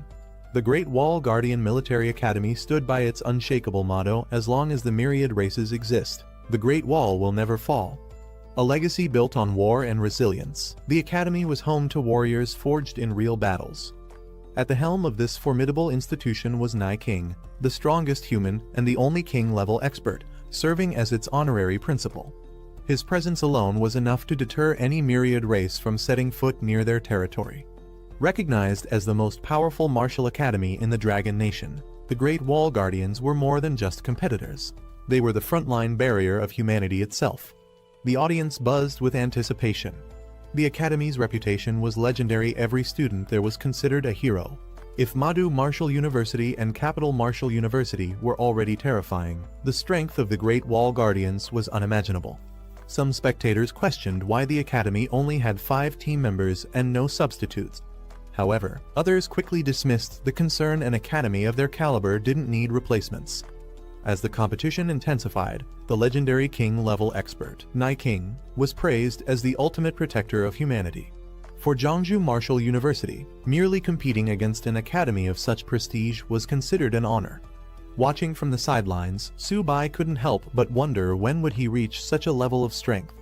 The official draw results for the semifinals were announced. The first battle would be between the Great Wall Guardian Military Academy and Capital Martial University. The second match would pit Madu Martial University against Jeongju Martial University. Meanwhile, at Madu Martial University's camp, their fighters were unimpressed. One of them, Cao Zixuan, showed complete disinterest in their upcoming match, claiming Jeongju Martial University was too weak to be worth his time. Other members echoed his sentiment, mocking Jeongju for making it this far. To them, facing such an opponent wouldn't even be a challenge. One of their team members eagerly volunteered, confident that they could single-handedly defeat Jeongju in a single round.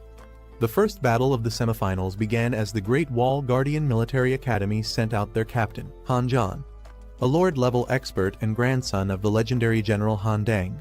He was clad in purple-gold armor forged from diamond-level cores, exuding an overwhelming presence.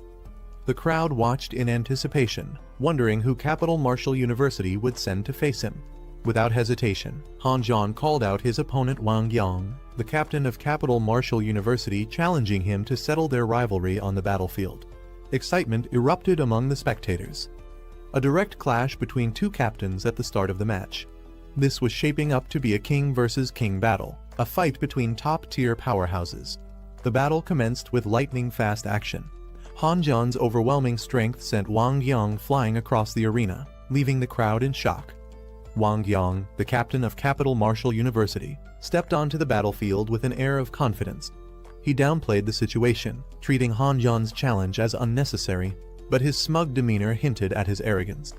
The crowd erupted with cheers, particularly from Wang Yang's admirers, who saw him as the ideal warrior.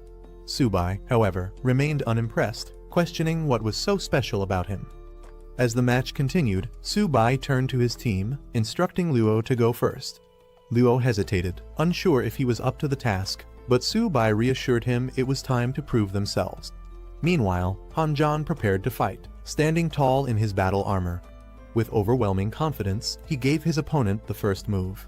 As the match intensified, Wang Yang unleashed his Howling Wind technique, summoning powerful blue energy waves that tore through the battlefield. The crowd watched in awe as Han John countered with his diamond-level battle armor, a technique refined to perfection. His purple energy clashed against Wang Yang's storm, creating a dazzling display of raw power. Despite Han John's defensive mastery, his opponents charged at him, attempting to overwhelm him with numbers. However, his energy barrier deflected their attacks with ease, proving that sheer strength alone wasn't enough to break through. Watching from the sidelines, Su Bai observed the fight closely. Principal, standing beside him, analyzed the battle, noting Wang Yang's unmatched agility and how his technique made him nearly invisible in combat. Su Bai couldn't help but question the vast power difference. Wang Yang was at mid-tier silver, while he was still only at mid-tier bronze. Wang Yang's movements blurred as his howling wind technique intensified. Revealing his true strength, Han Jan unleashed a surge of power. His mid-tier silver rank was now on full display. Without hesitation, he struck with a devastating move, Sky-Splitting Slash. A massive wave of energy descended, engulfing the battlefield in flames and sending shockwaves in all directions. The impact left Wang Yang struggling to maintain his balance as the sheer force pushed him back. The audience watched in shock as Han Jan's Sky-Splitting Slash shook the battlefield. Some recognized the technique immediately, recalling that General Han had once used it to take down a diamond-level enemy. Among the spectators, experts analyzed Han Jan's strategy. Despite being known for its destructive power, he had adapted the skill for control rather than pure offense, an unconventional but brilliant approach. His tactical genius solidified his reputation as the strongest military commander. Meanwhile, Wang Yang wielding a massive weapon, he unleashed a surge of energy, revealing himself as another mid-tier silver warrior. Han Jan reacted instantly, evading the incoming strike with precision. Han Jan, recognizing Wang Yang's attempt to force a direct clash. Confident in his overwhelming strength, he declared the battle was already over.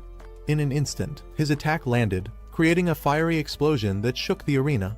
The impact sent shockwaves across the battlefield, leaving the audience in stunned silence. Wang Yang was struck down, his body convulsing from the sheer force of the attack before collapsing to the ground. The spectators reacted with mixed emotions. Some were in awe of Han Jan's power, while others were unsettled by his sheer dominance. Discussions broke out among the audience, with some acknowledging that if Han Jan had used the blade's edge instead of its back, Wang Yang wouldn't have survived. The battlefield fell silent as the dust settled. Some spectators questioned the brutality of the fight, wondering if such overwhelming force was necessary in a mere competition. Others debated whether ending it in a draw would have been a more honorable choice. Wang Yang acknowledged his defeat. He steadied himself with his weapon, admitting Han Jan's strength was beyond his own. With the first round concluded, the Great Wall military martial arts team secured victory. From the sidelines, Su Bai observed the battle carefully. He noted the sheer strength of the opposing team. However, there was no hesitation. His match was next. Turning to Luo Yangqiang, he asked if he was ready. Before the next round began, the principal reminded Yang Hao to fight within his limits. The goal was participation. There was no need to push beyond what he could handle. However, Yang Hao was determined. He assured the principal that he wouldn't let Jiangsu Martial University down. With that, the second round commenced. Zhang Lexiao, a sinister-looking opponent wielding dual blades, stepped onto the battlefield, his confidence clear. Mocking his opponent, Zhang Lexiao taunted Yang Hao, making it clear that he viewed him as nothing more than a plaything. But Yang Hao wasn't fazed. With his massive cleaver in hand, he charged forward, launching a powerful vertical slash. Yang Hao struck first, his cleaver slicing through the air in a powerful vertical slash. The impact connected, but Zhang Lexiao barely flinched. In an instant, Zhang Lexiao retaliated. His movements were swift, his dual blades creating a web of red slashes around Yang Hao. Lexiao laughed, taunting him as he continued his assault, treating the fight like a game. Yang Hao gritted his teeth, struggling to keep up with his opponent's unpredictable attacks. From the sideline, frustration grew among Jiangsu Martial University's team. Watching Yang Qiang struggle against Zhang Lexiao's relentless attacks felt like outright humiliation. Some urged the principal to call him back before it got worse. But Su Bai refused to accept that. He insisted that Yang Qiang was fighting for more than just a match. He was defending the pride of their university. Stopping him now would mean surrendering that honor. Zhang Lexiao continued his torment, taunting Yang Qiang to surrender. He warned that the longer he resisted, the worse it would get. But despite the pain and exhaustion, Yang King refused. He clenched his weapon tightly and declared that Jiangsu Martial University would never admit defeat. He struck again, this time with enough force to break any remaining resistance. Zhang Lexiao continued his relentless assault, slashing through the air with an eerie excitement.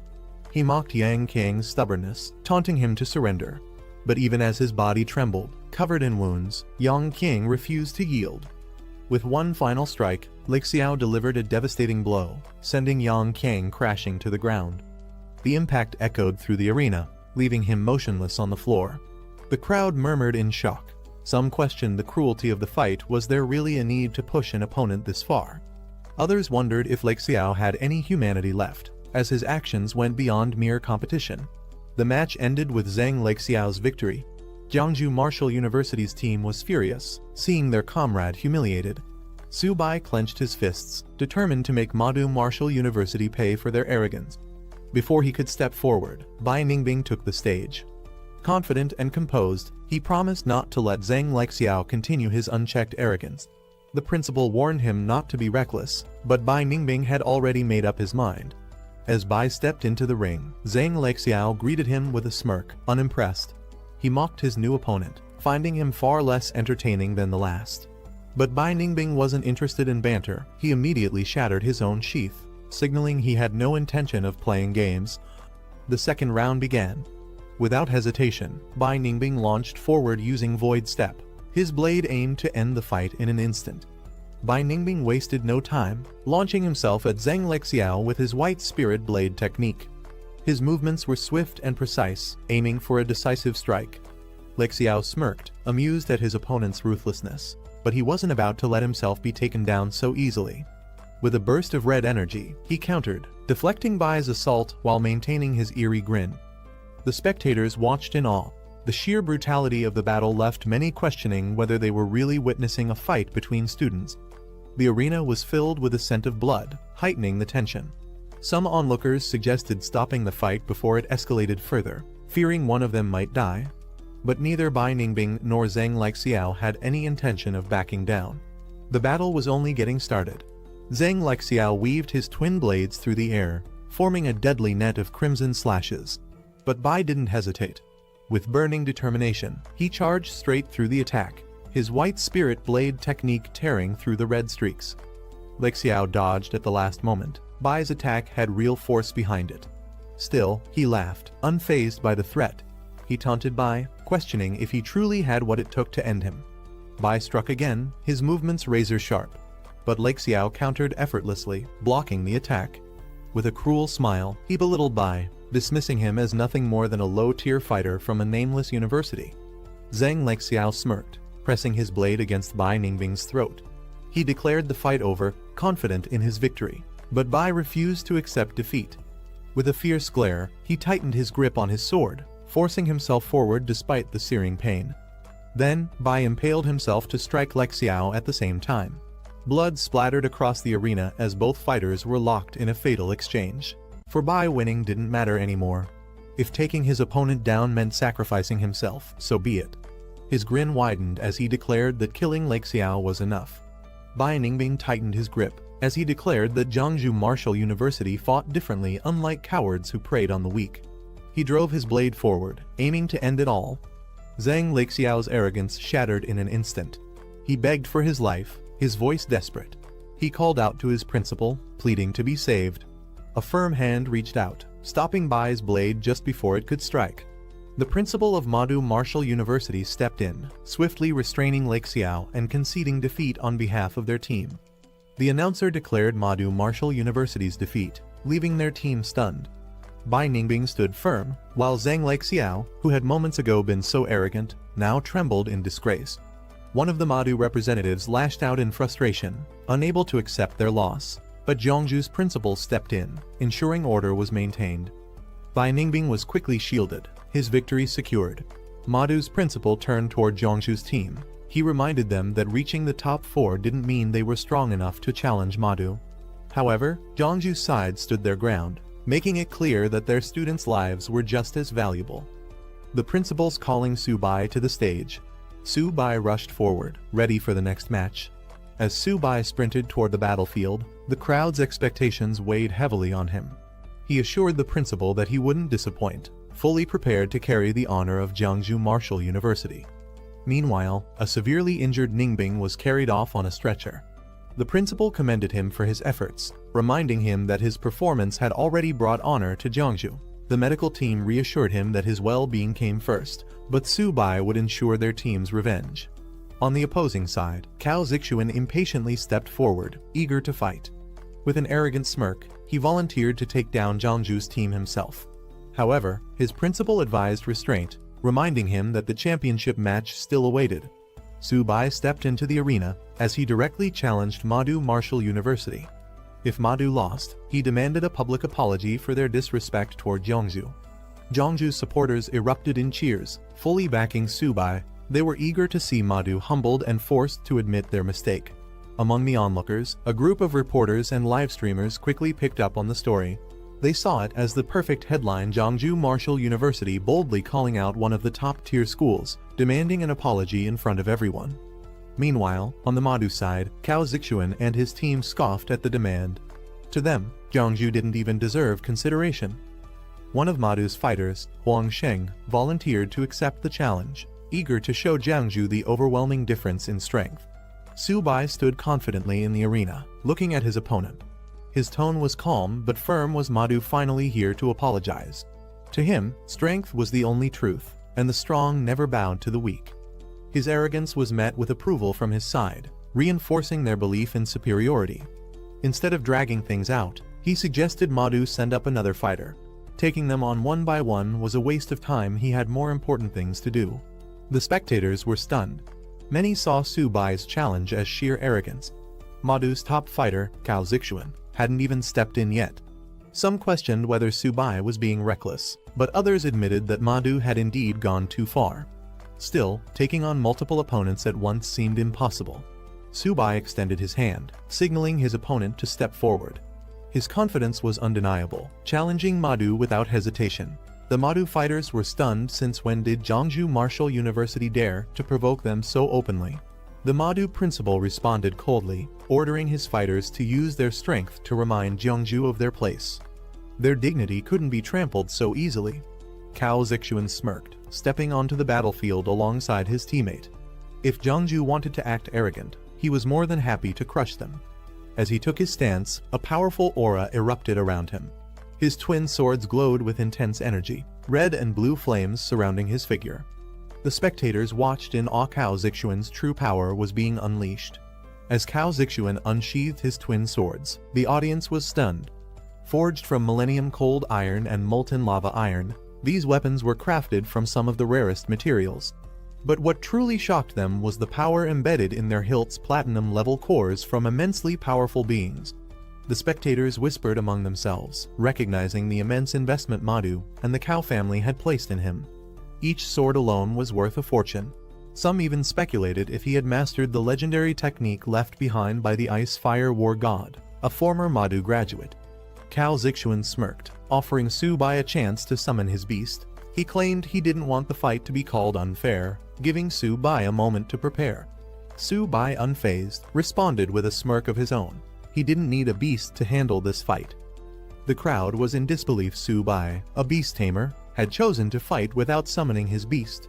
His opponents mocked his decision, considering it sheer arrogance. But among the spectators, some quickly realized the truth. He had activated origin synchronization, merging his power with his beast's abilities. Cao Zixuan wasted no time, charging forward with incredible speed, his twin swords blazing with energy. His confidence was absolute. He believed Su Bai was simply throwing himself to his own demise. A slight smirk crossed his lips as he observed his opponent's impatience. Without hesitation, he activated his abilities: Sharp Metal Spirit, Sharp Metal Phantom, and Earth Spirit Possession, his body surging with overwhelming energy. Su Bai's eyes locked onto his opponent's, his energy surging. This was the moment. With a powerful leap, he launched himself forward, ready to settle the score with Madu. Cao Zixuan and his teammate rushed in, weapons drawn, confident in their overwhelming strength. But in an instant, everything changed. Su Bai moved faster than they could react. His enhanced abilities sent shockwaves through the battlefield as he struck with immense force. The spectators were in shock. Subai's speed had already reached gold tier, a level unheard of for a beast tamer fighting without his beast. Some doubted if he could truly compare to past legends like Luo Fan, but the display of power was undeniable. Standing before Cao Zixuan, Subai spoke calmly, questioning if he had ever felt powerless. Cao Zixuan tightened his grip on his swords, acknowledging Subai's strength. He admitted Subai had earned his respect, but that was all. Without hesitation, he unleashed lava breath, a massive wave of fire meant to end the fight instantly. Just as the flames reached him, his body blurred. Vanishing void step activated, allowing him to slip through the attack effortlessly. Subai effortlessly dodged Cao Zixuan's fiery attack, his movements too fast to track. With a smirk, he dismissed his opponent's speed as still too slow. Seeing an opportunity, the bald fighter called out to Cao Zixuan, suggesting they flank Subai together. Cao Zixuan barely had time to warn his teammate before the assault began. Subai delivered a devastating barrage of strikes, each landing with precise force. He struck once, twice. By the time he reached the seventh blow, the bald fighter had been completely overwhelmed. His body slammed into the ground, unable to keep up with Subai's speed and power. The bald fighter crashed to the ground, completely defeated. His body was motionless, his face twisted in pain. Subai turned his attention back to Cao Zixuan, challenging him to step forward if he dared. Seeing his opponent still eager to fight, Subai smirked. This was perfect. He wasn't done playing yet. Cao Zixuan stood firm, gripping his twin elemental swords as flames and frost swirled around him. With a powerful swing, he unleashed a devastating attack. Watching the incoming assault, he sighed, unimpressed. In an instant, Subai closed the gap, appearing right behind Cao Zixuan with a smirk. His speed was overwhelming, catching his opponent off guard. Cao Zixuan barely had time to react before Subai struck, sending him hurtling into the air. With one final, decisive blow, Subai knocked him back, dismissing him as unworthy of standing on the battlefield. Subai stood confidently, his body engulfed in a blazing aura as he watched Cao Zixuan struggle. His amusement was evident. He couldn't understand why a so-called prodigy was barely putting up a fight.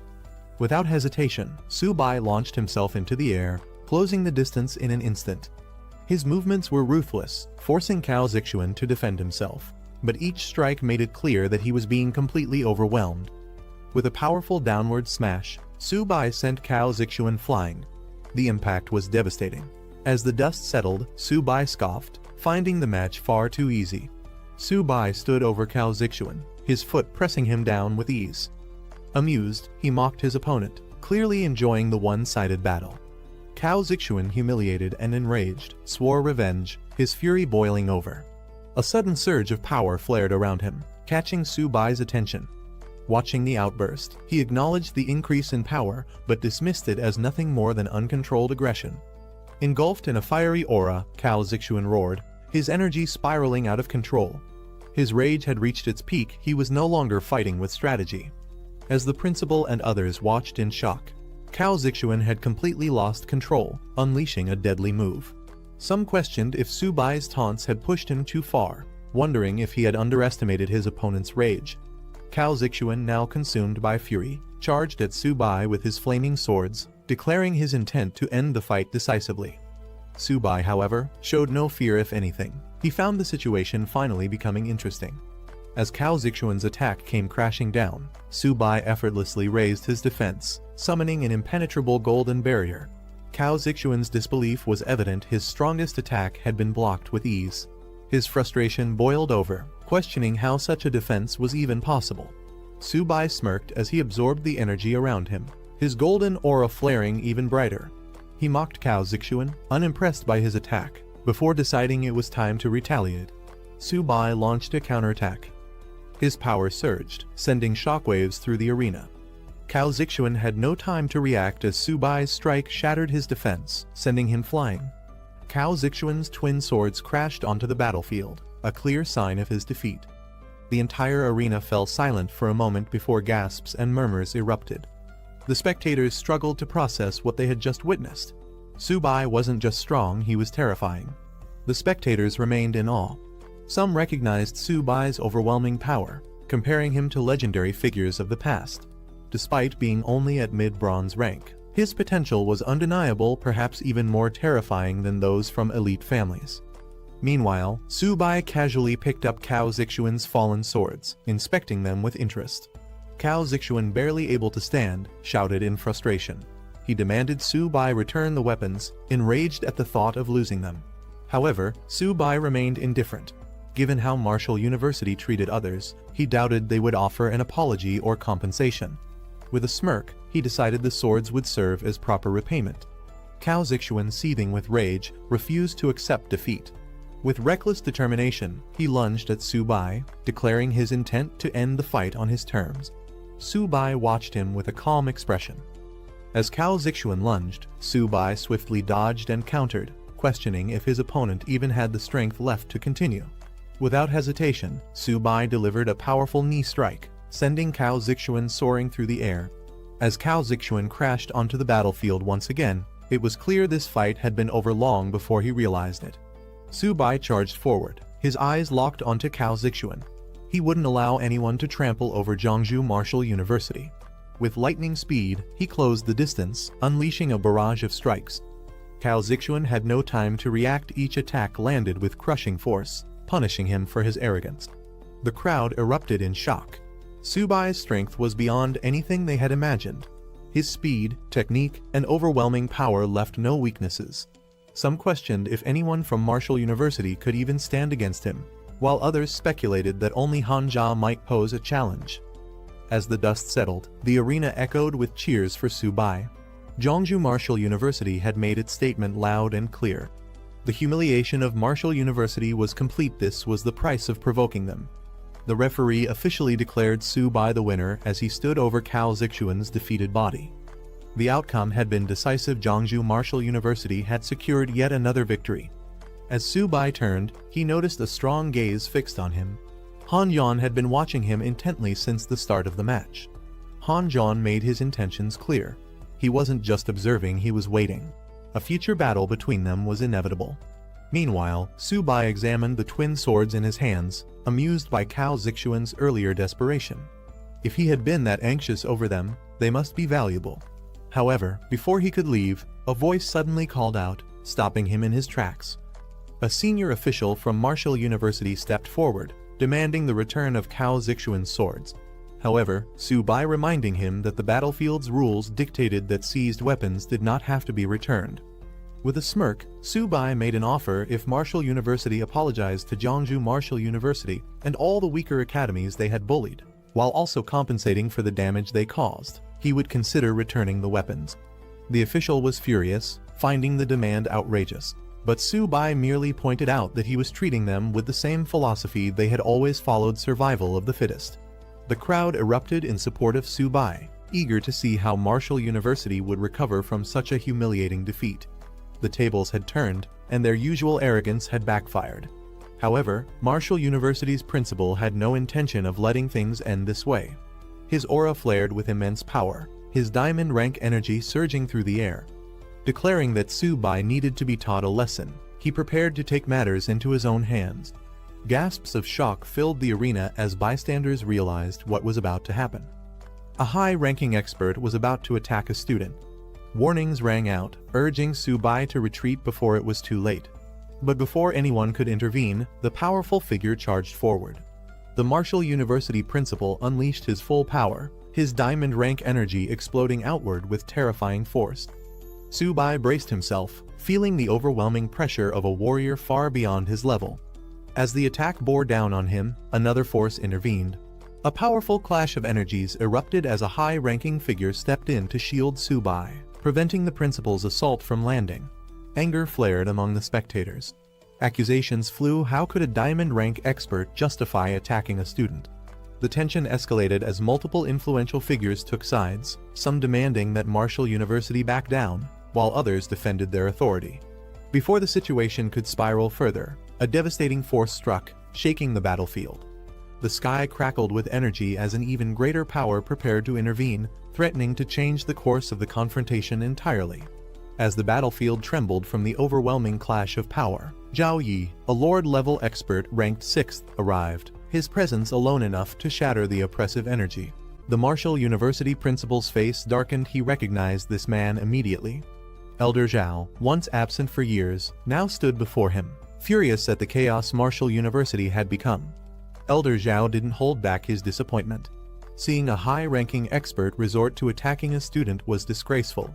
He questioned how Martial University had fallen to such a level in his absence. Turning to Su Bai, Elder Zhao acknowledged his strength. He had observed the match and was impressed. In a rare move, he publicly apologized on behalf of Martial University, shocking everyone. Elder Zhao's voice echoed across the arena as he addressed Martial University's failures. He condemned their neglect of responsibility and the misuse of power, declaring their loss to Zhangju Martial University undeniable. As a result, Su Bai would keep the twin swords as rightful spoils of victory. With a final judgment, Elder Zhao stripped the Martial University principal of his position, deeming him too reckless and impatient. Instead, he was reassigned as an instructor, a punishment that left him speechless. Meanwhile, the tournament officials announced a brief pause to repair the battlefield before the grand finals. The crowd cheered for Zhangju Martial University, recognizing them as the strongest contenders of the tournament. Many whispered about Su Bai, calling him the biggest dark horse of the competition. As the excitement settled, Su Bai's mentors and allies praised him for his victory, acknowledging the honor he had brought to Zhangju Martial University. Despite his composed demeanor, Su Bai jokingly admitted that even he had been a little nervous. As Zhangju Martial University advanced to the finals, discussions turned to their next opponent, Great Wall Military Martial University. Their strongest fighter, Han Jan, was known to be an unfathomable force. Despite the challenges ahead, reaching the finals was already an incredible achievement.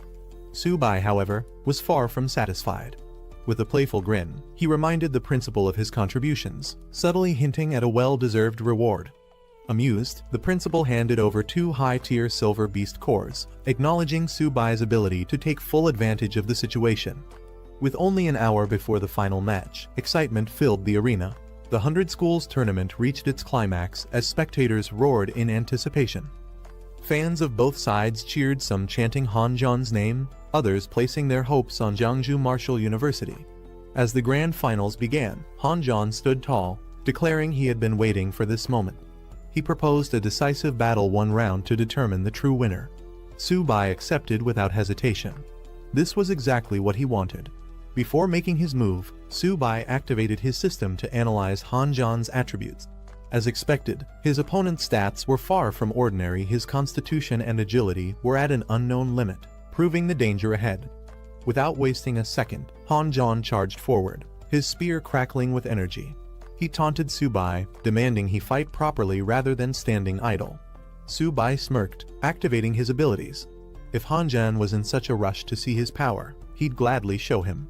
Han Zhan moved at blinding speed, his afterimages surrounding the battlefield. He taunted Su Bai, challenging him to show his full strength. Su Bai reacted instantly, weaving through the attacks, narrowly avoiding each strike. Watching closely, Su Bai realized Han Zhan had been holding back in previous fights. His true speed was only now being revealed. Han Zhan swung his staff with precision, forcing Su Bai to stay on the defensive. The commentators were in disbelief. They had assumed speed was Han Zhan's weakness, but now it was clear he had no weaknesses. His agility, strength, and defense were on an entirely different level. Among the younger generation, Han Zhan was an unstoppable force. Unless someone with far superior power challenged him, no one stood a chance. The conclusion was evident: Zhangju Martial University could only aim for second place. Su Bai was no match for Han Zhan.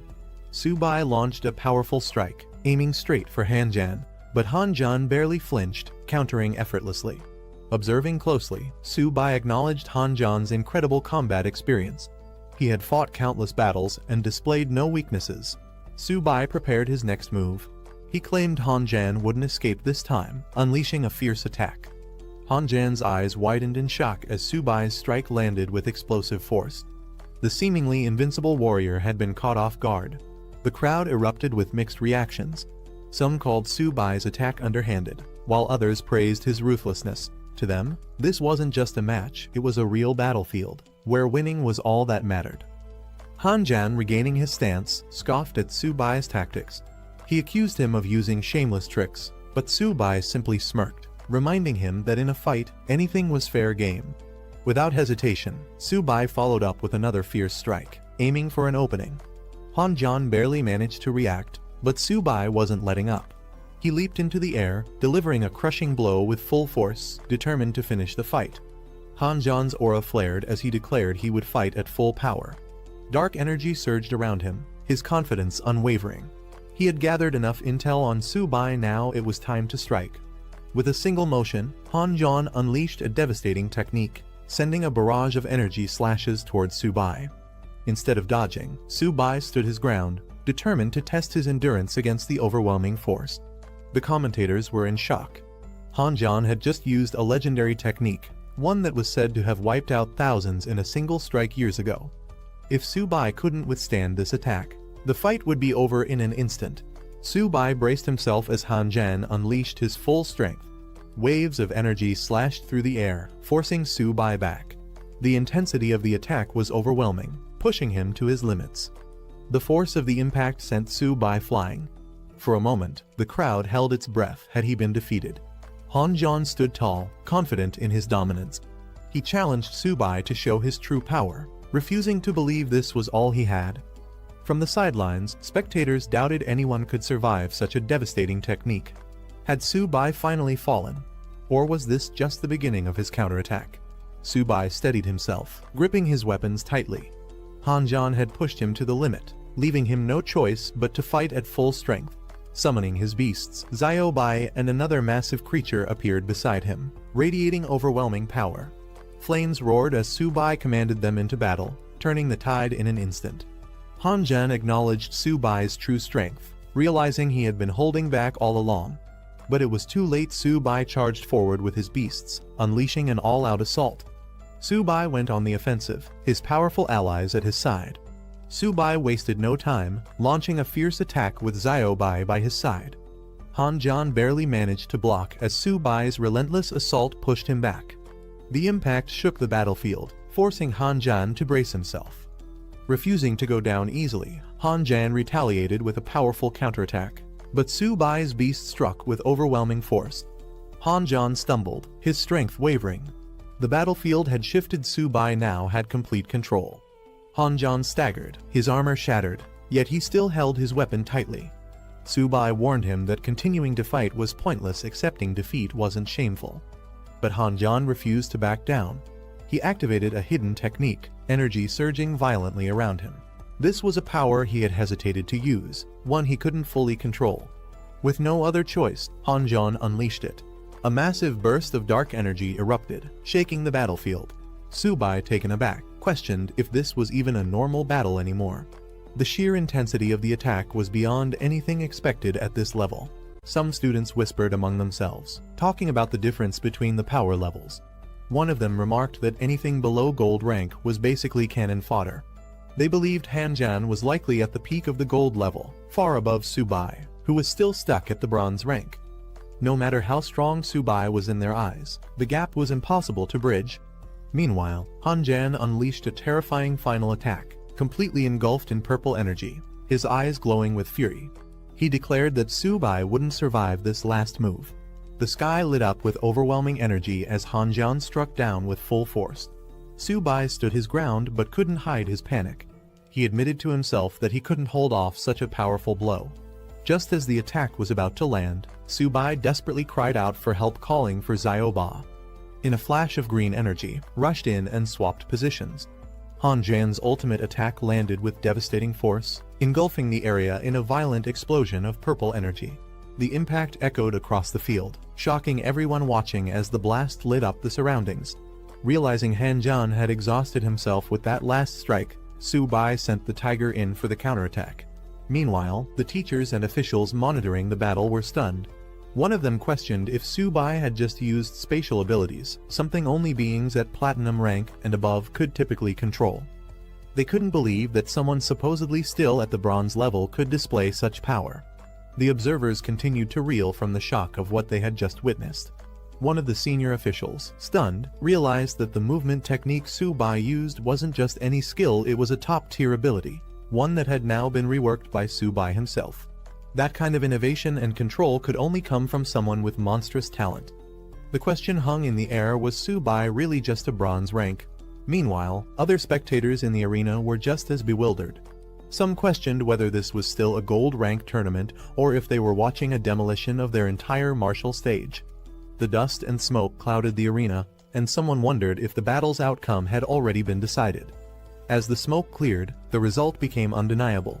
Han Jian lay defeated on the ground, badly injured, while Su-bai stood tall beside his massive white tiger companion. With a sigh of disbelief, someone admitted Su-bai's victory. The principal clenched his fists in excitement. Eyes wide in disbelief, Su-bai had really won. The crowd watched as the announcer confirmed it. The overall champion of this tournament was none other than Su-bai from Jeonju Martial University. With blood still on his face and a calm wave to the audience, Su-bai stood tall, battle-worn, but victorious. Cheers erupted from the sidelines. His classmates jumped up in celebration, praising him as both a champion and a legend. The principal, overcome with emotion, dropped to his knees, proudly declaring he had placed his faith in the right person. From the audience to the stands, Su-bai's name echoed across the arena. Everyone shouted in admiration, hailing him as the strongest of the younger generation, invincible, unbeatable, and now, their crowned champion. The celebrations didn't stop at the arena. All across the city, Su-bai's victory was being broadcasted live. Students and citizens watching on the big screens shouted his name, amazed by his overwhelming performance. Jeonju Martial University had just produced a true star. Somewhere in the crowd, his girlfriend's eyes sparkled with admiration. She clutched her hands to her chest, overwhelmed with joy. To her, Su-bai wasn't just a winner, he was the best. Back in the Su family living room, excitement exploded. Su-bai's sister jumped with pride, declaring that her brother had become the national champion. Their parents cheered beside her, overwhelmed and proud, barely able to believe what they were seeing. It was a moment of pure happiness for the whole family.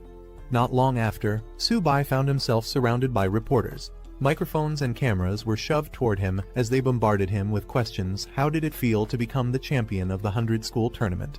What did he want to say to Han Jian, the opponent he had just defeated? After the victory, reporters swarmed around Su-bai, hungry for interviews and sound bites. The principal had to step in, shielding the exhausted champion while urging the crowd to back off. Su-bai needed rest, questions would have to wait. With a proud arm around Su-bai, the principal guided him away from the crowd, telling him to return to the hotel to recuperate. He assured Su-bai that he'd take care of everything else.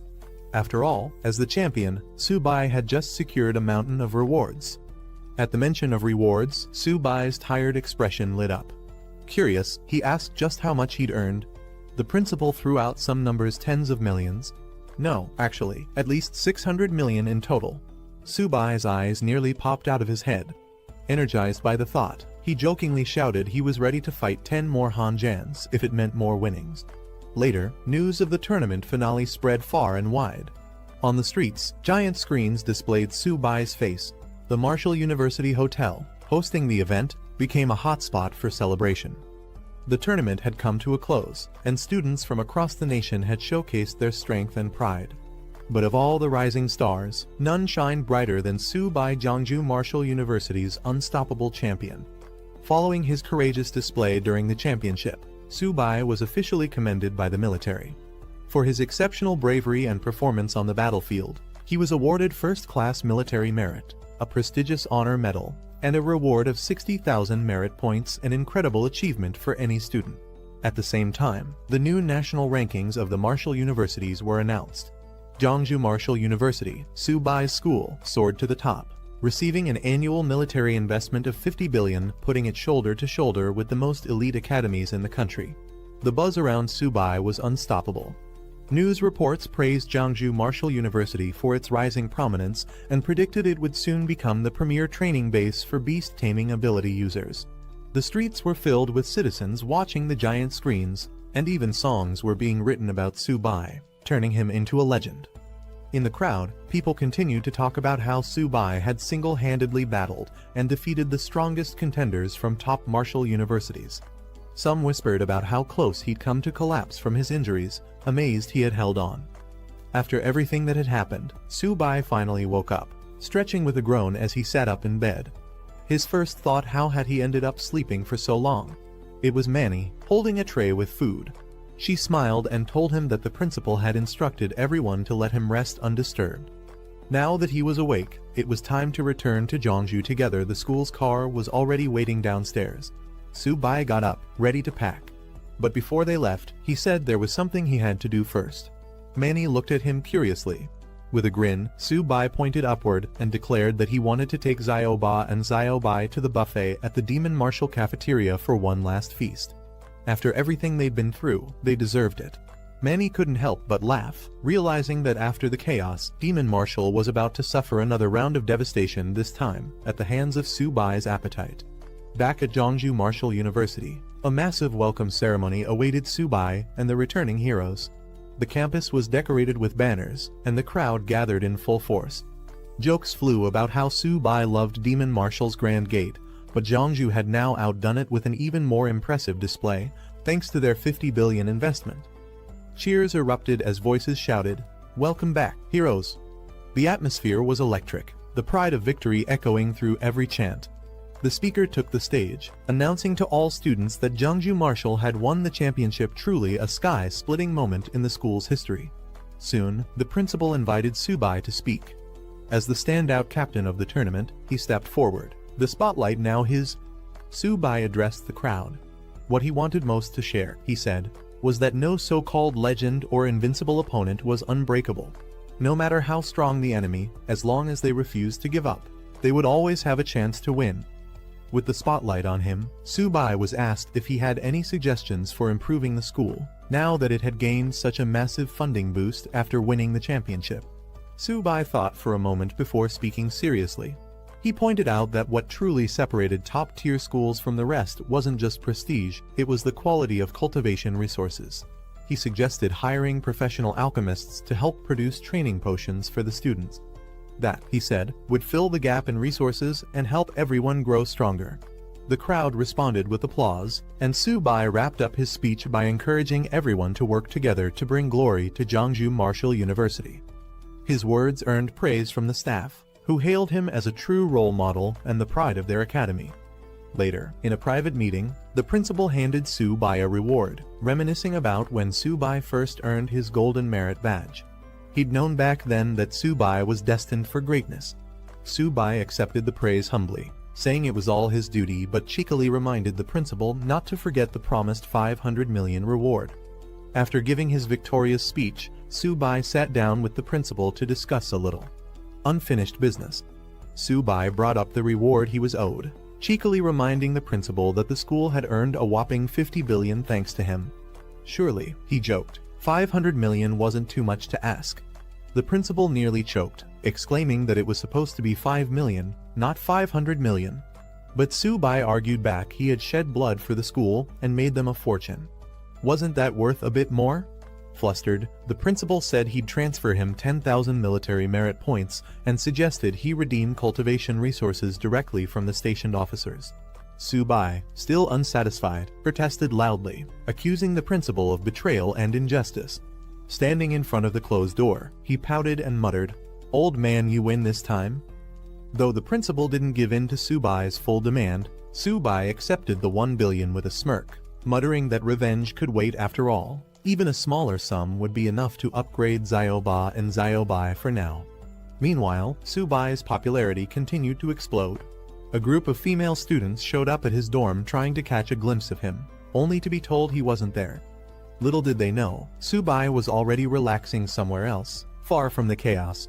Xiaobai and Xiaoba, his loyal companions, were treated to a hearty meal, gobbling down food happily while a hand from above reminded them not to choke. Su-bai lounged above them on his bunk, arms behind his head, finally at ease. He praised them for their great performance during the tournament and told them to rest up well because there would definitely be more challenges ahead. Just as Su-bai was about to fully relax, a sudden flash of golden light filled the room. His eyes widened, body glowing faintly as he sat up on his bunk. Su-bai's Earth-type spirit beast finally evolved, breaking through to the early silver rank. The breakthrough activated its bloodline and even granted it a new elemental talent related to Earth. He looked at the upgrade results and felt like the money he spent was finally worth it.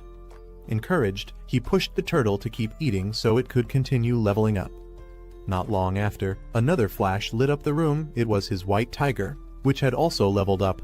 Stats and talents updated. It now stood proudly beside the turtle. Su-bai laughed proudly. He joked that even Han-jan had to grind until his 30s to hit early silver, while he managed it thanks to these two food-loving beasts. Now, with both pets leveling up smoothly, he was confident his own rank would skyrocket next. Out of nowhere, a man in a pink shirt dashed into Su-bai's hallway like his life depended on it, calling him a god. Caught off guard, Su-bai sat there confused with his two spirit beasts, wondering what got into this guy. The visitor named Jiagang could barely contain himself. He grabbed Su-bai's hand and dramatically announced that he had awakened as a beast tamer too, just like Su-bai. Trying to calm him down, Su-bai told him to take it slow, but Jiagang wasn't done. He proudly pulled out his own spirit beast, a turtle, just like Su-bai's little 8. Su-bai was stunned. He didn't expect Jiagang to get the exact same kind of beast. Turns out, Jiagang's father was so thrilled about his son awakening that he spent a fortune to catch a bronze rank beast for him. Su-bai, still crouched in disbelief, couldn't help but question, what's a low-rank beast like that really going to achieve anyway? Jiagang proudly declared he would raise only turtles specifically, ones like Su-bai's little 8. In his mind, any proper beast tamer should raise a Wangba, and he even tried to rope Su-bai into agreeing with that idea. Su-bai awkwardly tried to explain that not all Wangbas are that special, but before he could finish, something unexpected happened. A system notification popped up. Su-bai had just awakened a brand new talent, Dominion. It allowed him to use sacred beast blood to trigger deeper awakening in other beast tamers, granting their beasts a rare bloodline and transforming them into descendants of sacred beasts. According to the system, with enough synchronization and desire, he could actually help others unlock beast master potential too, and even control life and death of awakened beasts. He looked at Jiagang's turtle, then at his own little 8 and Whitey, and couldn't help but wonder, were his pets about to start taking disciples of their own? Jiagang noticed Su-bai's strange reaction and asked why he looked even more hyped than him. Su-bai quickly recovered and agreed raising a Wangba was the true path of a good beast tamer. He even echoed Jiagang's earlier claim, saying if you're not raising one, you're doing it wrong. He was definitely acting a bit too enthusiastic. Meanwhile, over at Zhongju Martial University, new students gathered for their beast tamer training. The place was now considered one of the top institutions, attracting aspiring tamers from all over. A group chatted about the reputation of the school, and one of them was especially excited, declaring that they came just to learn under Su-bai himself. As the orientation began, an instructor welcomed the students and told them to stay calm. Since they had chosen this path, the school would open its arms to guide them. She then asked everyone to bring out their contracted beasts. And with full confidence, one buffed-out guy loudly announced his own partner and proudly pulled a strange, floppy turtle out of his backpack. The crowd's faces said it all. Expectations versus reality just hit hard. Turns out the goofy-looking turtle wasn't the only one. More students showed up with the exact same type of spirit beast. It quickly became clear, Wangbas were trending, and this was less like an admission event and more like a Wangba convention. One student, Lei Guang, proudly displayed his turtle and insisted he was a beast tamer too. But the instructor wasn't buying it. She called him out, saying he lacked the qualities of a true tamer and probably was just a physically gifted martial artist. Worse, she questioned whether his spirit beast was even legit, suspecting it was just a cheap wild turtle from the local market. Not stopping there, the instructor shifted her sharp gaze to other students too, starting to assess their abilities. She pointed at another student and pegged him as a lightning type Asura, clearly keeping a mental tally of who belonged where. The crowd wasn't having it though. Lei Guang protested loudly, claiming his turtle was special and that he wanted to be in the same class as Su-bai. Another guy backed him up, arguing that being a lightning Asura shouldn't disqualify anyone from becoming a beast tamer. His turtle, after all, was a lightning type too. Su-bai walked onto campus and was immediately hit with a strange realization: Wangbas were everywhere. He couldn't believe what he was seeing. Was this still a school or a nationwide turtle cult? Someone even joked that by being near the beast tamer department long enough, you might evolve your own special lightning Wangba. Elsewhere in the crowd, a girl holding a purple beast heard someone mention Subai and froze. She couldn't believe it. Subai was here in person. As soon as someone spotted him, the crowd went wild. People started shouting his name, drawing attention from all directions. Subai barely had a moment to react before waves of excited fans surged toward him. Dozens of students started shouting their admiration. Some claimed they were inspired to become beast tamers after watching his battles, while others wore outfits mimicking his style. One guy even declared Subai's life goals had become his own. Another, not even a beast tamer, ran forward just to be near him. Subai looked around, stunned. How did stepping onto campus suddenly feel like crashing a fan convention? While the campus buzzed with excitement over Subai's appearance, somewhere else, panic broke out. A cloud of smoke exploded in the courtyard as someone frantically yelled for the principal's help. Meanwhile, on the front lines, a high-level military meeting was underway. Officers gathered in a war room, reporting recent intelligence. Surveillance had picked up movements from multiple enemy tribes. Their actions suggested they were paying close attention to human deployments. 13 powerful enemy factions, including spectral cats, six-eared wolves, and diamond bears, were gathering near the human base. Though their intentions weren't clear yet, the threat was too big to ignore. One commanding officer firmly stated that regardless of the enemy's plans, they must strike preemptively. He revealed he had already given the order. 3 elite students selected from the upcoming inter-academy tournament would be sent ahead to Bihui Marsh to carry out a reconnaissance mission. That sparked protest. Another officer stood up, alarmed at the mention of Bihui Marsh, an infamous forbidden zone. He questioned the decision, worried that these students hadn't even graduated yet. Sending them into such danger sounded reckless. Back in the war room, one of the officers hesitated. He suggested they reconsider sending students to such a dangerous mission. But the man in charge, Mr. Yan King, stood firm. As warriors of the human race, the students would eventually face the front lines anyway. This would just be sooner than expected. He had full confidence they'd carry out the task. He stressed that the only thing keeping enemy royalty from moving recklessly was his own presence holding the line. That's why the upcoming recon mission was critical and must be executed immediately. Everyone nodded in agreement. Orders were clear. Meanwhile, Subai burst into the room, yelling that things were getting out of hand. The school was slowly turning into a Wang Ba breeding ground. The timing couldn't have been more perfect. The principal welcomed him and introduced a guest, Cow Man, the head of the prestigious Cow family. Apparently, he'd come specifically to discuss the return of the Cow family's sacred soldier, and that sacred soldier just happened to be tied to Subai. Subai entered the room to find several men waiting guests of the prestigious Cow family. It quickly became clear what they were here for. They wanted the return of the legendary twin blades tied to the Cow clan's legacy. Subai casually pointed out that even the principal said those weapons were being entrusted to him. If they were here to reclaim them, they were a step too late. The Cow representatives weren't having it. They shouted that those divine weapons rightfully belonged to their family.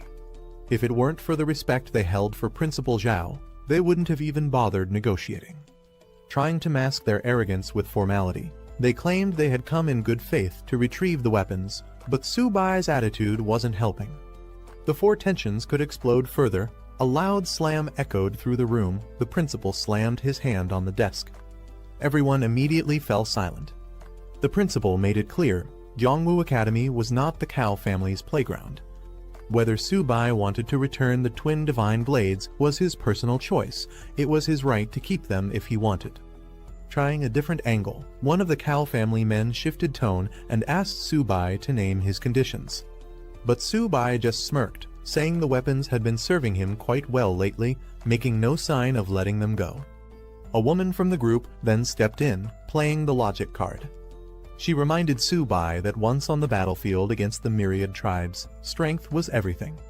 Instead of holding on to 2 useless blades, wouldn't it be smarter to trade them for cultivation resources he actually needed? Subai paused, nodding slightly, acknowledging that her reasoning had a point. But the sly look in his eyes said it all. This wasn't over yet. With a sly smile, Subai finally named his price 10 billion. The Cow family reps were floored. 10 billion for 2 weapons. That was outrageous, even by divine gear standards. They argued the weapons weren't worth that much even if completely reforged. Subai, playing it cool, admitted the blades didn't hold much value in his own hands either, but for the Cow family, they were vital heirlooms. He pressed the point further. If these blades were given back to the Cow heir, they wouldn't just be weapons, they'd be his life-saving tools in future battles. Wasn't that worth 10 billion? Not to mention the time and cost it would take to recreate them from scratch. The room boiled over. One rep snapped, saying Subai was blatantly extorting them. Another groaned that Subai's shameless face was finally being revealed. His business tactics were worse than robbery. Just when it seemed like the negotiation might fall apart, the calmest man in the room, the Cow family patriarch, spoke up and agreed to the deal. 10 billion it was. Deal closed. Subai played it smooth, praising the patriarch's decisiveness and maturity. The Cow head said the money would be transferred that very day and expected the weapons returned immediately after. The others confirmed money first, goods after. Subai reassured them with a confident smile, promising a clean and honest transaction. Everyone exited the room with tense smiles and subtle nods. After they left, Subai turned to the principal with a question. Why were the Cow family suddenly so desperate to get their weapons back, throwing money like it was nothing? After the Cow family matter was settled, the principal shared some serious news with Subai. The military's official orders had arrived. All students and instructors who were summoned had to report to the front lines within 3 days. Not only that, Subai and King Shu had been assigned a special mission on top of the regular deployment. Subai was surprised but ready to listen. The principal turned solemn. This upcoming campaign was no ordinary operation. It would be humanity's first counterattack against the myriad tribes in over a century. He reminded Subai that once they stepped onto the battlefield, titles no longer mattered. There would be no students, no teachers, no principals, only warriors. They had to face the mission with fearless resolve. At the imperial capital Martial University, a senior stepped up, proudly declaring the school to be the home of the nation's finest warriors. Holding up a formal document, he proclaimed that in times of war, it was their duty to be the first to respond. He rallied the students to fight for the nation, for the people, and to stand unshaken through any hardship. Meanwhile, over at Magic Capital Martial University, the new headmaster took the stage. He reminded everyone that whenever disaster strikes, their school had always stood at the forefront. He urged the students to repay the country with their strength and resolve, even if it meant risking everything. The students responded with passion, declaring that their names would be etched in history as protectors of their race, undefeated in battle. 3 days later, at the Great Wall military base, preparations were in full swing. Soldiers were hard at work, tightening inspections and running final checks. The large-scale operation was about to begin the next day, and there was no room for error. Weapons needed to be tested again and again, especially the magic crystal cannons. Officers reminded everyone to ensure energy supplies were stable, and warned them not to overlook even the smallest detail. They emphasized the importance of watching enemy movements closely. No enemy should come within 50 miles of the wall. If they did, they were to be eliminated on sight. Meanwhile, among the students from Jiangnan Martial University, a few of them voiced concerns. They noticed how students from other top schools were fully equipped with armor, while their own group only had school uniforms. In such a dangerous environment, this felt like a death sentence. They complained to the head of their school, wondering why, despite having money, they weren't given proper protection. After all, hundreds of suits of armor shouldn't be that hard to afford. The teacher responded calmly. He admitted that under normal conditions, the school could buy resources from the military freely. But during wartime, everything had changed. Resources could now only be exchanged through military merit. If they wanted armor, they'd have to earn it through real battlefield achievements. Alarms blared across the base. The enemy was approaching fast. Commanders immediately called for all units to get into position. The defense troops stationed at the Great Wall were ordered to gather and prepare for deployment. Amid the urgency, military officers quickly briefed the school leaders and students, explaining there was no time for formal introductions. Their task was simple: assist in defending the wall alongside the stationed army. However, strict orders were in place. No one was allowed to engage unless given a direct command. Suddenly, a burst of energy surged from the mustached headmaster as he took charge. He called on all warriors from Magic Capital Martial University to follow him to the wall and assist with the defense. Not to be outdone, the representative from Imperial Capital Martial University issued a similar rallying cry, ordering all his people to the front lines. The momentum built fast. As students and staff rushed toward the wall, one rookie admitted to feeling nervous. But the headmaster, leading the way without hesitation, simply reminded him. Their mission was clear: defend the Great Wall at all costs. As the students reached the top of the Great Wall, their eyes widened in shock. The ground shook, and a dark tide of beasts surged over the horizon like a wave crashing down. The students could hardly believe what they were seeing. It was a full-scale beast tide. One of them, overwhelmed by the terrifying sight, muttered in disbelief. Facing such a massive onslaught, he couldn't help but panic. The students watched as countless savage beasts charged forward. Wolves, armored monsters, and winged creatures filled the battlefield. The scale of the horde was staggering. With numbers reaching into the tens of thousands, it looked more like a slaughterhouse waiting to happen than a battle. Back inside, the headmaster addressed the students calmly. He explained that the military would be leading the charge in this war against the 10,000 Race Alliance. The students' role was to support and gradually adapt to the battlefield environment. Su-bai raised a question, since the new command restricted them from taking offensive action on their own. Did that rule also apply to their tamed beasts? Seeing the overwhelming number of beasts charging in, Su-bai couldn't help but get excited. This was a perfect opportunity for fast leveling. But the headmaster reminded him firmly. This was a battlefield, not a game. Fooling around could get someone killed. The magic crystal cannons stationed along the wall roared to life. Blue energy blasts rained down like a storm, crashing into the incoming tide of monsters. Even the students watching were shaken. The raw destructive power of those cannons was terrifying enough to tear through entire ranks of the beast horde. Meanwhile, the command team sprang into action. Orders were shouted to recharge the cannons and get ready for the next volley. As the savage beasts broke through the outer perimeter, Su-bai was the first to shout the warning they were charging in. The commanding officer issued another directive. The platinum-ranked elites were to move out and intercept. In a flash, several top-tier fighters surged forward, cloaked in powerful auras and elemental energy, ready to unleash devastating attacks on the incoming tide. Their combined power exploded in a stunning barrage of color and destruction, raining chaos on the battlefield and halting the beast wave's momentum. But the fight wasn't over yet.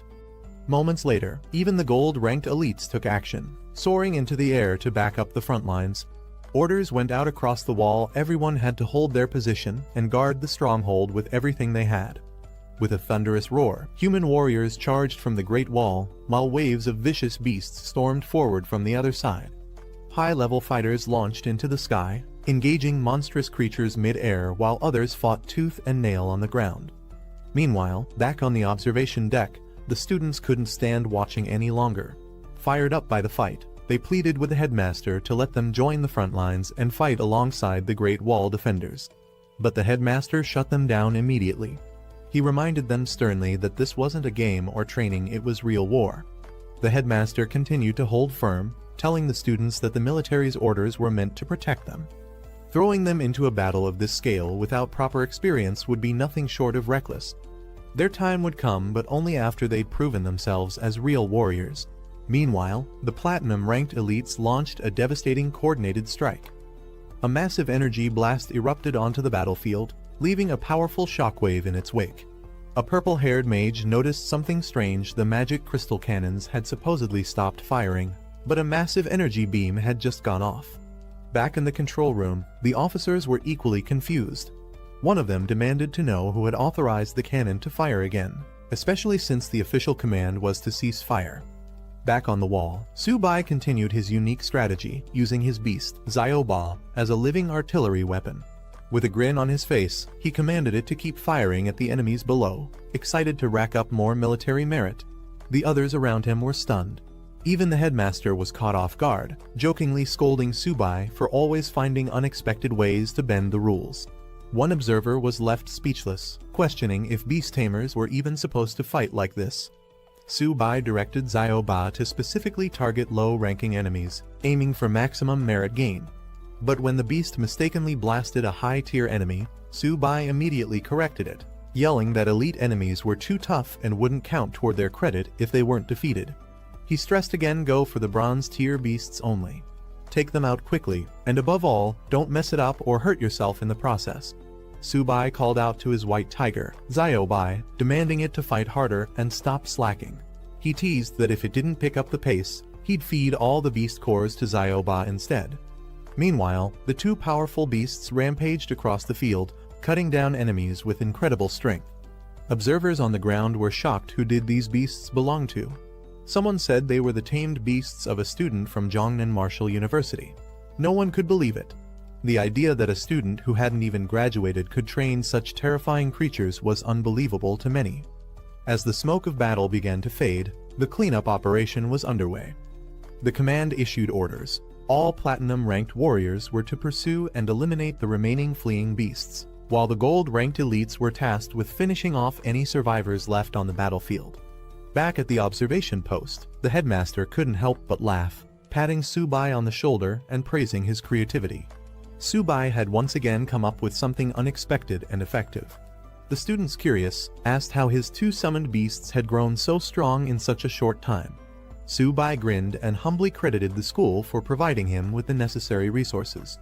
He jokingly teased the headmaster, asking if this counted as enough merit to earn a little extra support from the military next time. The headmaster smiled but reminded him that technically, none of them had joined the fight directly. They had only been guarding the wall. Still, with how many beasts Subai had eliminated, there was no denying he had earned considerable credit. Elsewhere, a military officer reported the results of the battle. The toll had been heavy. Over 560 soldiers lost, and all 200 magic crystal cannons were now offline and in cooldown mode for nearly 6 hours.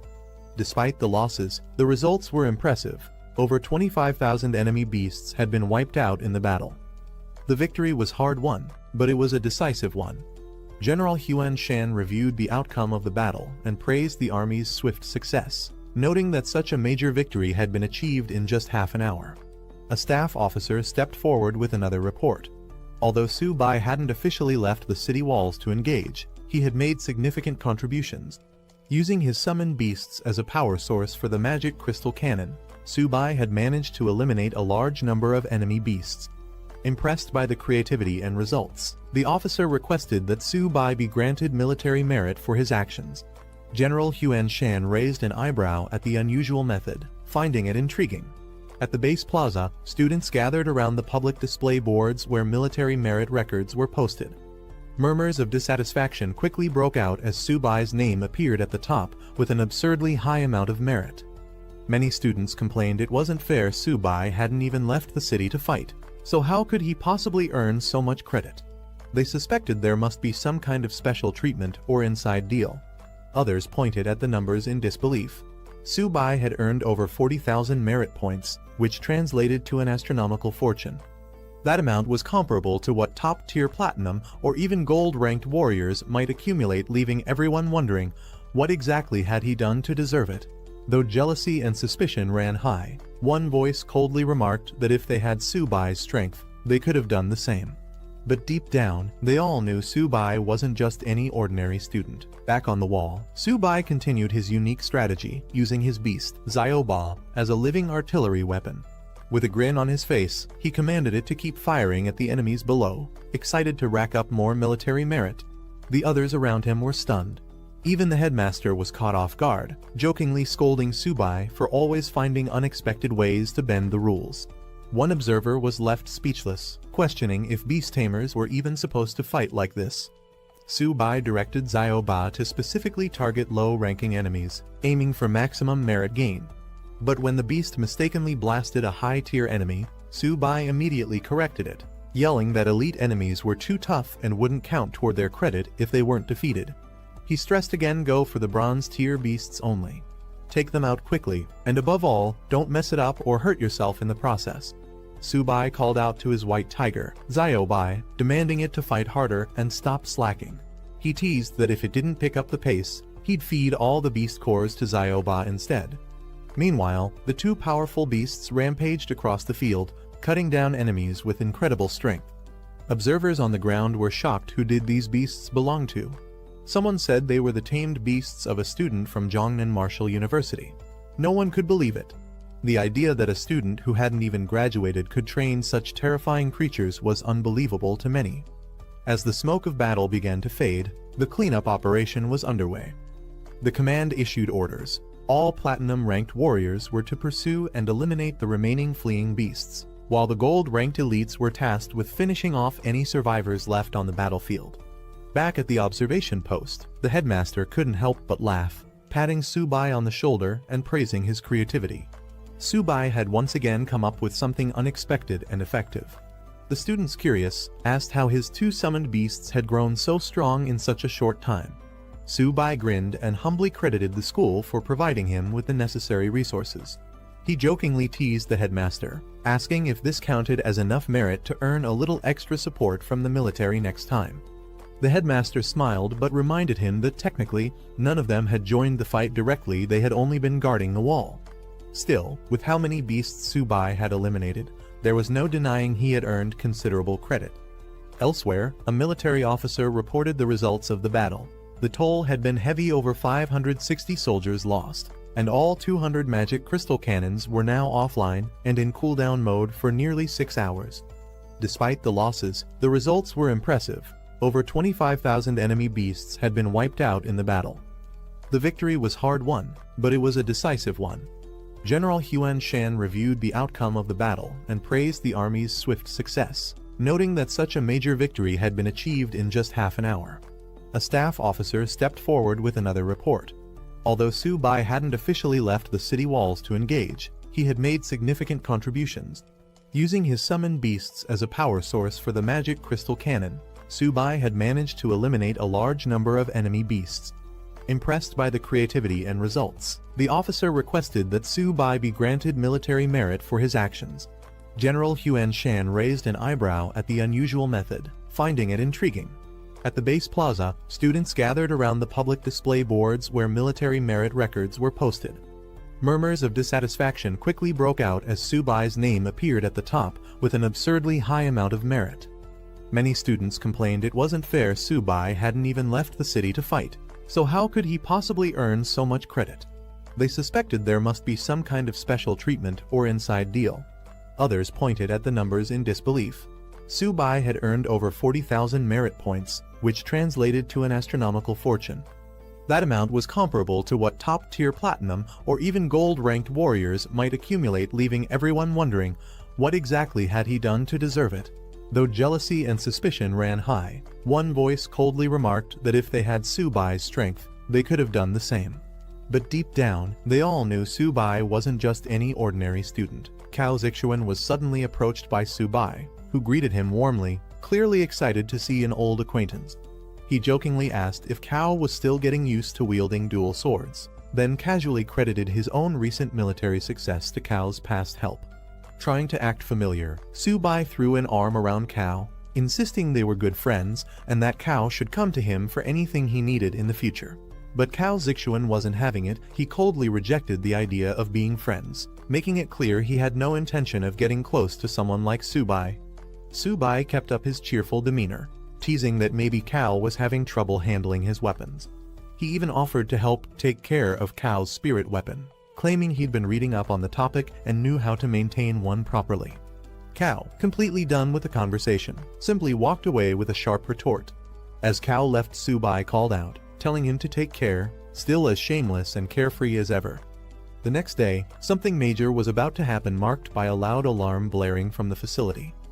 A high-ranking officer arrived, descending with a glowing aura as soldiers stood at attention.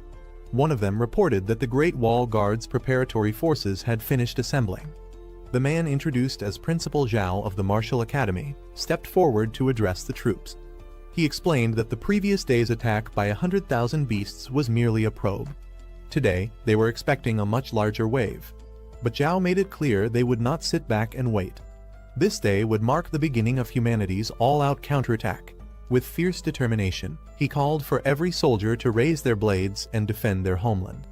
The troops responded with thunderous energy, rallying to his call, chanting their readiness to fight. Then, with a powerful cry to march, Principal Zhao led the army himself, soaring ahead as the soldiers charged forward behind him, ready for war. A massive wave of beasts surged toward the fortress, darkening the landscape. Inside the command room, Subai and another student confronted their school director, frustrated. They asked if they'd be sent out this time or forced to keep hiding behind the walls like before. The principal reminded them that military orders were absolute and their time to shine would come. Meanwhile, a commander called for the Asura Corps to begin their attack, specifically authorizing the elemental free fire tactic. In a dazzling display of power, multiple Asuras unleashed their abilities, blasts of energy, fire, lightning, and more, lighting up the sky and crashing into the incoming beasts with overwhelming force. The battlefield lit up in a storm of elemental destruction. Flames, lightning, and energy blast tore through the beast horde.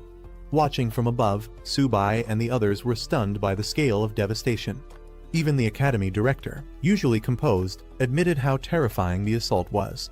It was no wonder the battlefield was considered hell on earth. Survival under such conditions seemed nearly impossible. Suddenly, a wave of powerful beasts led by armored drill bears broke through the front lines. A field commander shouted a warning, calling for the heavy infantry to engage. The heavy armor corps answered the call. Their leader barked orders, demanding they intercept the enemy's first wave no matter what. The soldiers, wielding massive spiked shields, roared their commitment, charging forward as the frontline defense, ready to clash head-on with the monstrous invaders. The front line erupted into brutal combat as the armored drill bears collided with the heavy armor corps.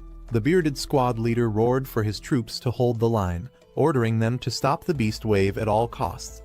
Elsewhere, more beast forces advanced, larger and more imposing creatures marching toward the battlefield. One of the beast leaders, a muscular drill clad in spiked armor, was furious. He couldn't believe their elite warriors were being held back by humans. Slamming his fist on the table, he barked in order to break through the line and crush the defenders immediately. Back at the observation platform, Subai was surprised to see that even the leader of the enemy beast tribe appeared in humanoid form. The principal calmly explained that once beast warriors reached a certain level, platinum tier or above, they gained the ability to transform. At even higher ranks, they could live among humans without being noticed unless their power leaked. Subai was stunned. He hadn't realized the enemy was capable of such human-like evolution. Meanwhile, one of the students asked the principal when they would finally receive their mission. The principal reassured him that as the battle heated up, their orders would arrive soon. Sure enough, moments later, a new order came in. The prep squad was instructed to work with the main force to clear the battlefield and assist the wounded. Team assignments were also announced. Subai, along with Hu Qingshu and Han Zhan, were assigned to the first squad. As squad leader, Subai was given flexibility. They could either assist with battlefield clearing or head to the Misty Mountains to join the main army. The second squad was announced, with Wang Yang as leader and members including Cao Zixuan, Guan Jin, and Zheng Lei. Their assignment: assist the military in scouting the Misty Mountains. Later, more squads were named, including a 12th team led by Bai Ningbing, whose mission was to support the city guard in clearing the battlefield. Soon after, an officer called all squads to gather immediately and begin carrying out orders. This sudden urgency left some students shocked and confused. Many weren't expecting to be separated. Some of the students began to question what was going on. Wasn't this supposed to be a mission for classmates to move together? Instead, their schoolmates were scattered across various squads. Others were even more surprised that Subai, Han Zhan, and Hu Qingshu ended up grouped together as a separate team. In the middle of this chaos, Han Zhan was approached by a confident figure in purple armor who greeted Subai and challenged him to another match. Subai casually dismissed the invitation, saying they could settle it later. Right now, they had a mission to figure out. Subai and his two teammates discussed their strange team assignment. It was odd to be grouped together, and the mission details were vague, which made the situation feel suspicious. One of them pointed out that Subai was the squad leader. If he didn't understand what was going on, how could anyone else? Suddenly, Subai had a realization. Something clicked in his mind as he recalled the earlier briefing. Squad leaders had the authority to make their own decisions. That meant their vague assignment might actually be a cover for something more flexible or secretive. When asked what he had figured out, Subai didn't give a straight answer, but seemed confident that he now understood the intent behind their orders. The trio reported to the principal, notifying him that they were setting out to begin their mission. The principal reminded them to be cautious, especially Subai, whom he warned to take care of himself in critical moments. Subai cheerfully acknowledged the principal's warning, then launched himself into action with excitement. He called out to Han Zhan and Hu Qingshu, urging them to keep up or risk being left behind. As the squad sprinted across the battlefield, one of them asked what their actual mission was. Subai didn't answer directly, but was clearly enjoying the rush perhaps too much. One of the others joked that he must have been cooped up for too long and just wanted to let loose. Suddenly, Subai's expression sharpened. He sensed something unusual in the air. Beast core energy. Soon after, the squad arrived at a scene of devastation.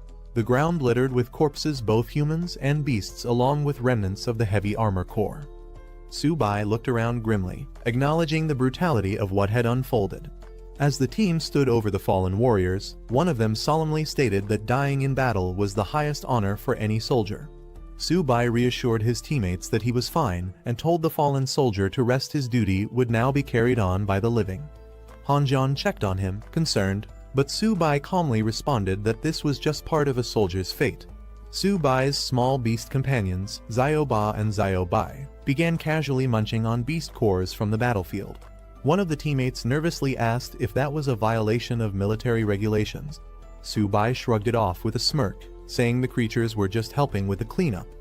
The team continued surveying the battlefield when someone spotted them from afar, recognizing Subai and his squad. Meanwhile, Subai turned to his beast companions, telling them to stop snacking and focus, as their mission wasn't over yet.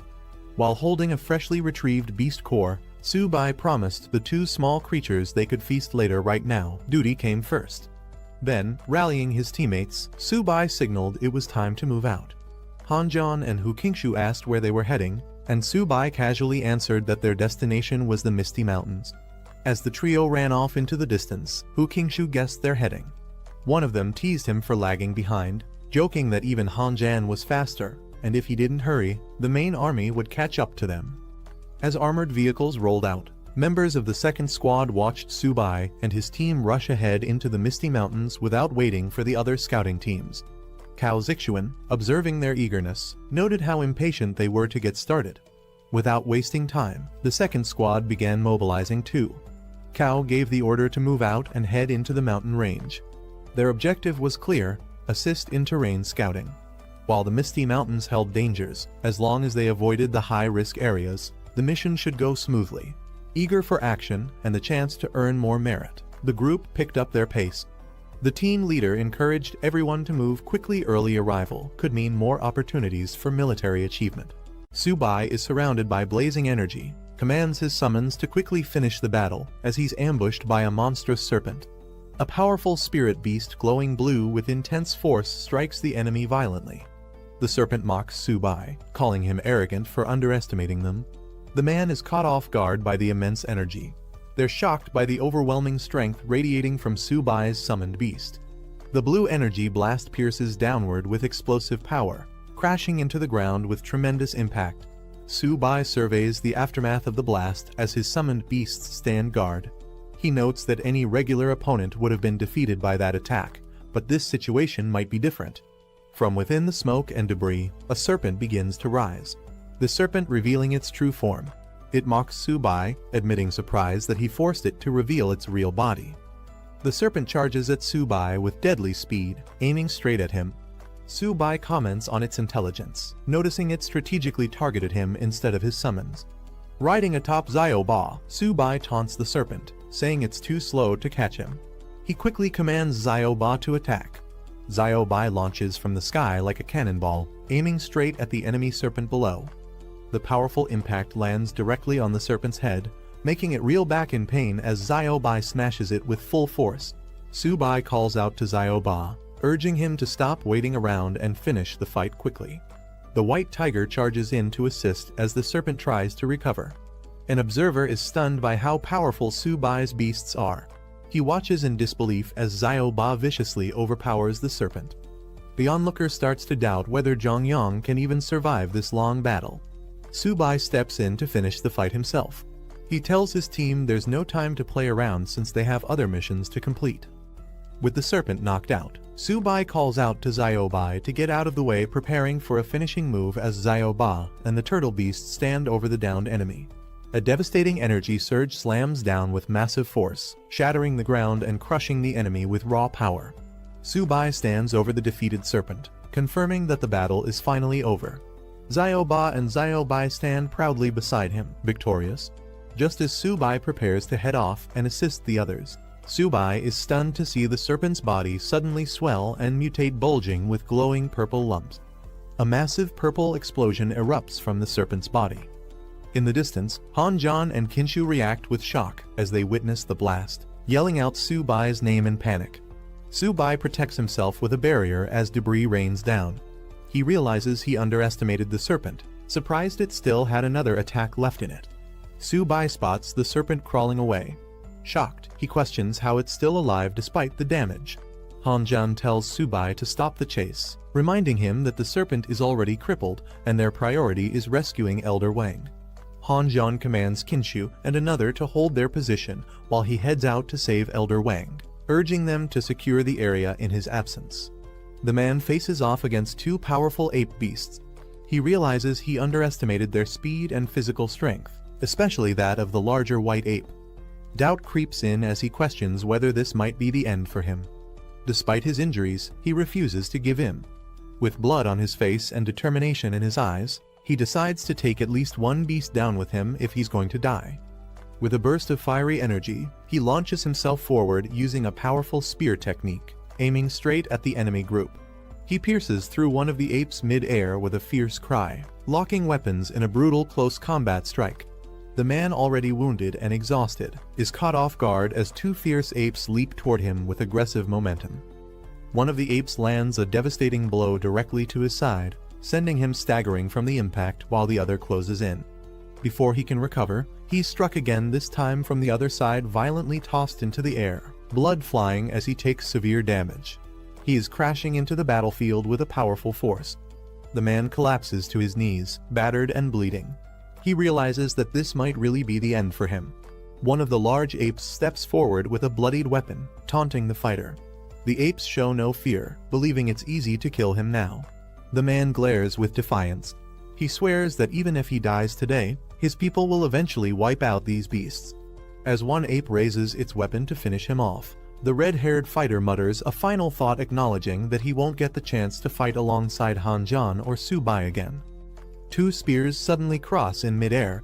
Su-bai blocks the attack with his shield and rushes to his wounded comrade's side, checking on his condition. The man weakly jokes if Su-bai came to collect his body. The man lies limp, telling Su-bai to avenge him before falling unconscious. Su-bai desperately calls out to him, trying to keep him awake. Enraged, Su-bai charges into the enemy horde alongside Xiaobai and Xiaoba, vowing to tear them apart for what they've done. Su-bai grips his weapon tightly. An ape rushes toward him, roaring fiercely. Su-bai mocks its arrogance, saying it's just a beast yet dares to act so bold. Su-bai unleashes a powerful strike, roaring at the beast to die. A blinding beam shoots from Su-bai's weapon, piercing through the charging ape and sending it flying backward from the impact. A gust of wind stirs the treetops. One of the apes is revealed to be impaled, lifeless and hanging from a tree, killed by Su-bai's precise strike.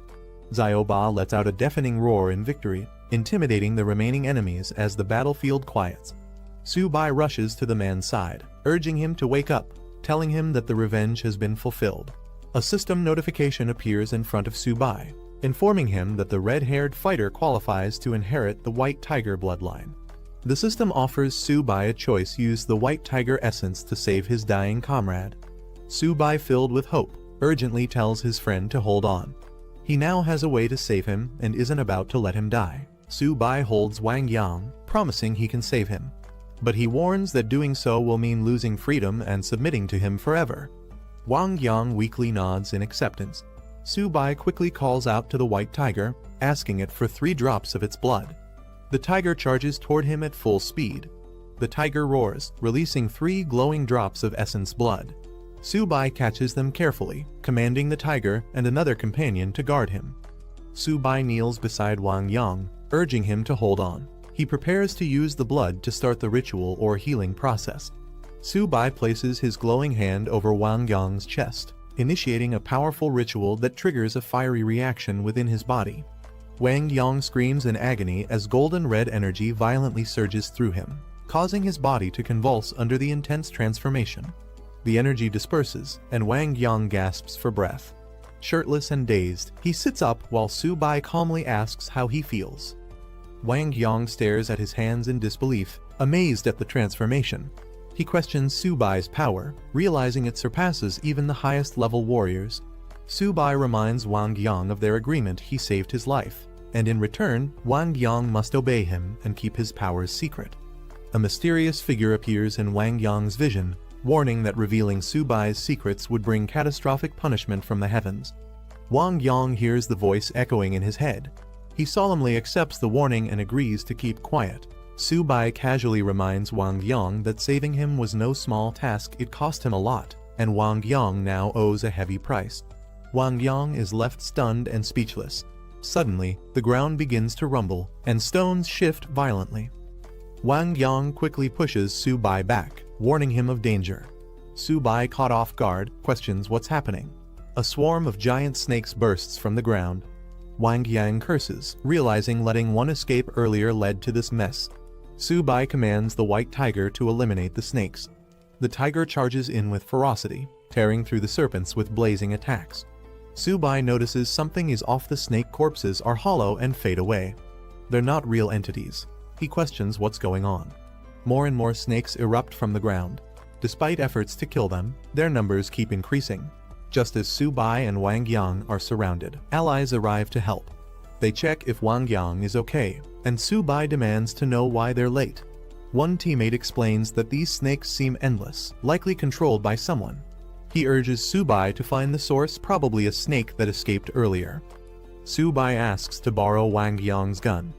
In the background, the white tiger and a turtle beast fight off swarms of snakes. Suddenly, someone spots the shadowy figure hiding among the trees. All eyes lock onto the true source behind the snake swarm. The enemy begins speaking arrogantly, calling the group insects and unleashing a devastating blue energy beam toward them. One teammate comments in shock the enemy recovered its humanoid form far too quickly after being hit. Subai realizes they're up against a formidable opponent. A powerful humanoid figure with glowing green energy appears, holding an unconscious elder. He mocks the team, revealing that what they fought earlier was merely a clone. Wang Yang charges in with fury, shouting that he'll kill the enemy. His teammates warn that the enemy has grown far stronger than before. With rage in his eyes, Wang Yang yells at Subai to end the enemy immediately, promising to pay any price for it. Another teammate jumps into the fight, telling the others to handle the rest, while he personally takes on the snake-controlling enemy. The glowing enemy sneers at the group, calling them insignificant insects. Subai clenches his fist, unleashing a surge of energy, and declares that he'll capture the enemy and turn him into snake feed. Subai activates a powerful earth element combat technique, calling on elemental spirits and ancient incantations mid-air. With explosive force, Subai launches a direct aerial strike at the glowing enemy, crashing down with blinding impact. Subai's devastating attack smashes into the ground with a thunderous explosion. From within the smoke, the enemy chuckles, acknowledging Subai's strength but remaining completely unfazed. The enemy taunts Subai, arrogantly demanding that he show himself and fight properly. Suddenly, Subai's glowing fist charges through the air at high speed as he yells out, preparing to strike again. Subai dashes forward and fires a blast toward the enemy. The enemy lands firmly and regains his balance. Subai, emerging from the smoke, acknowledges that the enemy's power has increased significantly since their last encounter. He calls upon Zioba and Ziobai to initiate a powerful formation, the 7-star triple beast array, summoning mystical celestial symbols in the sky. He mentally explains that the 7-star triple array technique, using synchronized source energy, allows him and his allies to perfectly complement each other's strengths. Subai launches a fierce attack from the sky, dual blades glowing with energy. He strikes at a green enemy with full force, shouting a battle cry as shockwaves burst out from the impact. The enemy, surrounded by swirling energy and glowing orbs, calmly blocks the attack. With a cold smirk, he admits Subai's technique is creative, but mocks his lack of strength. A massive creature appears, engulfed in a green barrier. Subai's multicolored attacks clash violently against the beast. A man warns Subai as countless snakes begin to swarm the battlefield. In the distance, a massive 3-headed serpent emerges. One of the Hydra heads unleashes a powerful attack. Its eyes glow, activating a devastating ground-class combat technique aimed straight at Subai. Subai is surrounded by multicolored snakes as they launch a synchronized assault. The technique, Field of Venomous Serpents, activates, locking him in a deadly trap. A powerful shockwave erupts from the ground. Wang Yong stares in shock. He can't believe the destructive power he just witnessed. Desperate, he calls out to Subai, demanding a response. Fearing the worst, Long Ao floats mid-air, charging an intense energy blast. Huanshan glances back calmly, seemingly distracted. Long Ao mocks him, questioning where he's looking. Long Ao unleashes his full power. A giant energy beam crashes down toward the earth, calling out Hu Huanshan's name. The attack roars through the sky like a pillar of destruction. Hu Huanshan stands firm, bracing to receive the strike head-on. Meanwhile, Subai and the others spot a wave of giant serpents charging their way. He immediately calls the team into formation, shouting for everyone to prepare for battle. Hu Huanshan calmly tightens his tie and says it's time to stretch a bit. Subai and the others watch in awe as Huanshan activates his ultimate technique. Subai realizes this is the legendary Phoenix Tree technique they've only heard about before. A massive golden explosion radiates from Huanshan, a towering divine tree under a glowing moon. Long Ao stares in shock as the energy surges toward him. He's stunned that Huanshan has actually comprehended the power of divine laws. Long Ao realizes the power of Huanshan's divine law is disrupting his life force. He questions why it can't be defended against. He tears open a rift in space and admits defeat for now. But he warns that Huanshan can't protect Subai forever. Before vanishing, Long Ao vows that his clan will hunt Subai relentlessly. The moment Subai leaves the city's protection, they'll send assassins to kill him. Huanshan, standing tall before the radiant phoenix tree, simply tells him to leave. Wang Yang and the others remain awestruck by the divine power they just witnessed. They wonder aloud if this is what true combat between the strongest looks like. Subai quietly reflects, longing for the day he can achieve that same level of strength. His teammate praises Huanshan's technique, comparing it to the force of nature itself. Huanshan reminds everyone that no matter how powerful someone becomes, there will always be stronger opponents. The only way to keep up is through constant self-improvement. The team listens respectfully. As they gather inside a glowing teleportation array, Huanshan calls out that it's time to return. The team arrives through a golden teleportation portal. Subai is amazed by how easily it was activated with just one person's power, impressed by the level of mastery. Subai and his team admire the feat, joking that if they had such power, everything would be easier. He quietly wishes he could be that strong. A powerful official appears, congratulating Subai for unlocking the sacred beast armor. Huanshan stands nearby, and Subai is unsure of the man's identity. The official instructs Huanshan to bring Subai to the conference room. Subai looks puzzled as the man vanishes again before he can ask anything more. Subai, surprised, asks who the mysterious man was that vanished earlier. Huanshan is surprised he doesn't recognize him. Huanshan explains that the man was Yan King, a heroic figure of the human race and a king-level powerhouse. Subai reacts in disbelief. As they walk together, Huanshan recounts how Yan King once stood beside the legendary Luo Fan, awakening martial spirit during a dark time. His bold declarations earned mockery at first, but history proved him right. Huanshan describes Yan King's vow to rise for martial justice and the glory of humanity, devoting his life to it.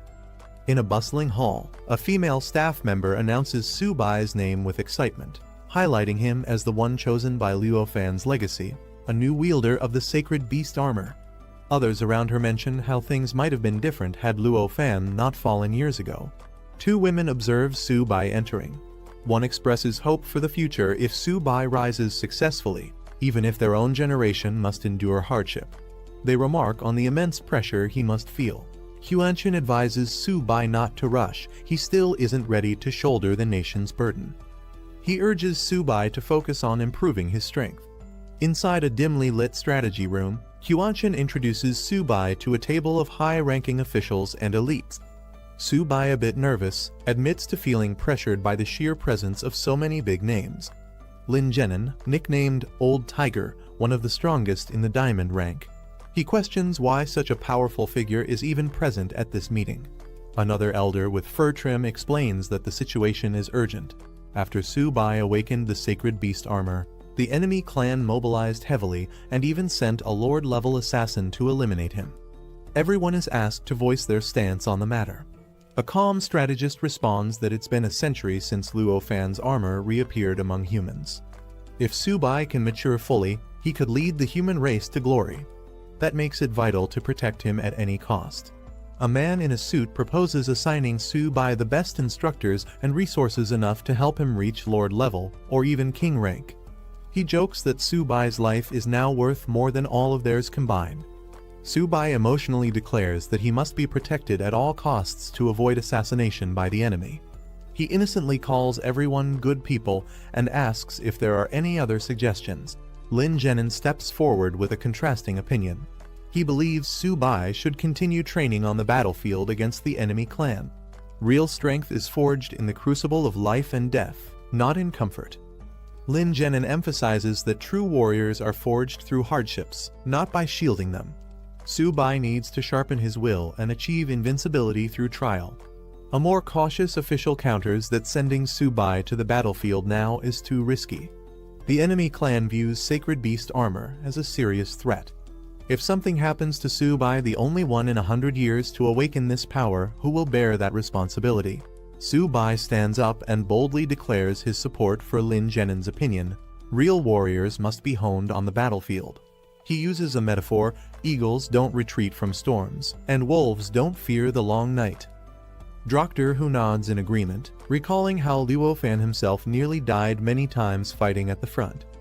He believes if Luo Fan were still alive, he would also support Su Bai's decision to fight. Su Bai quietly adds that he wouldn't mind using infinite resources if it meant endless enemy slaughter.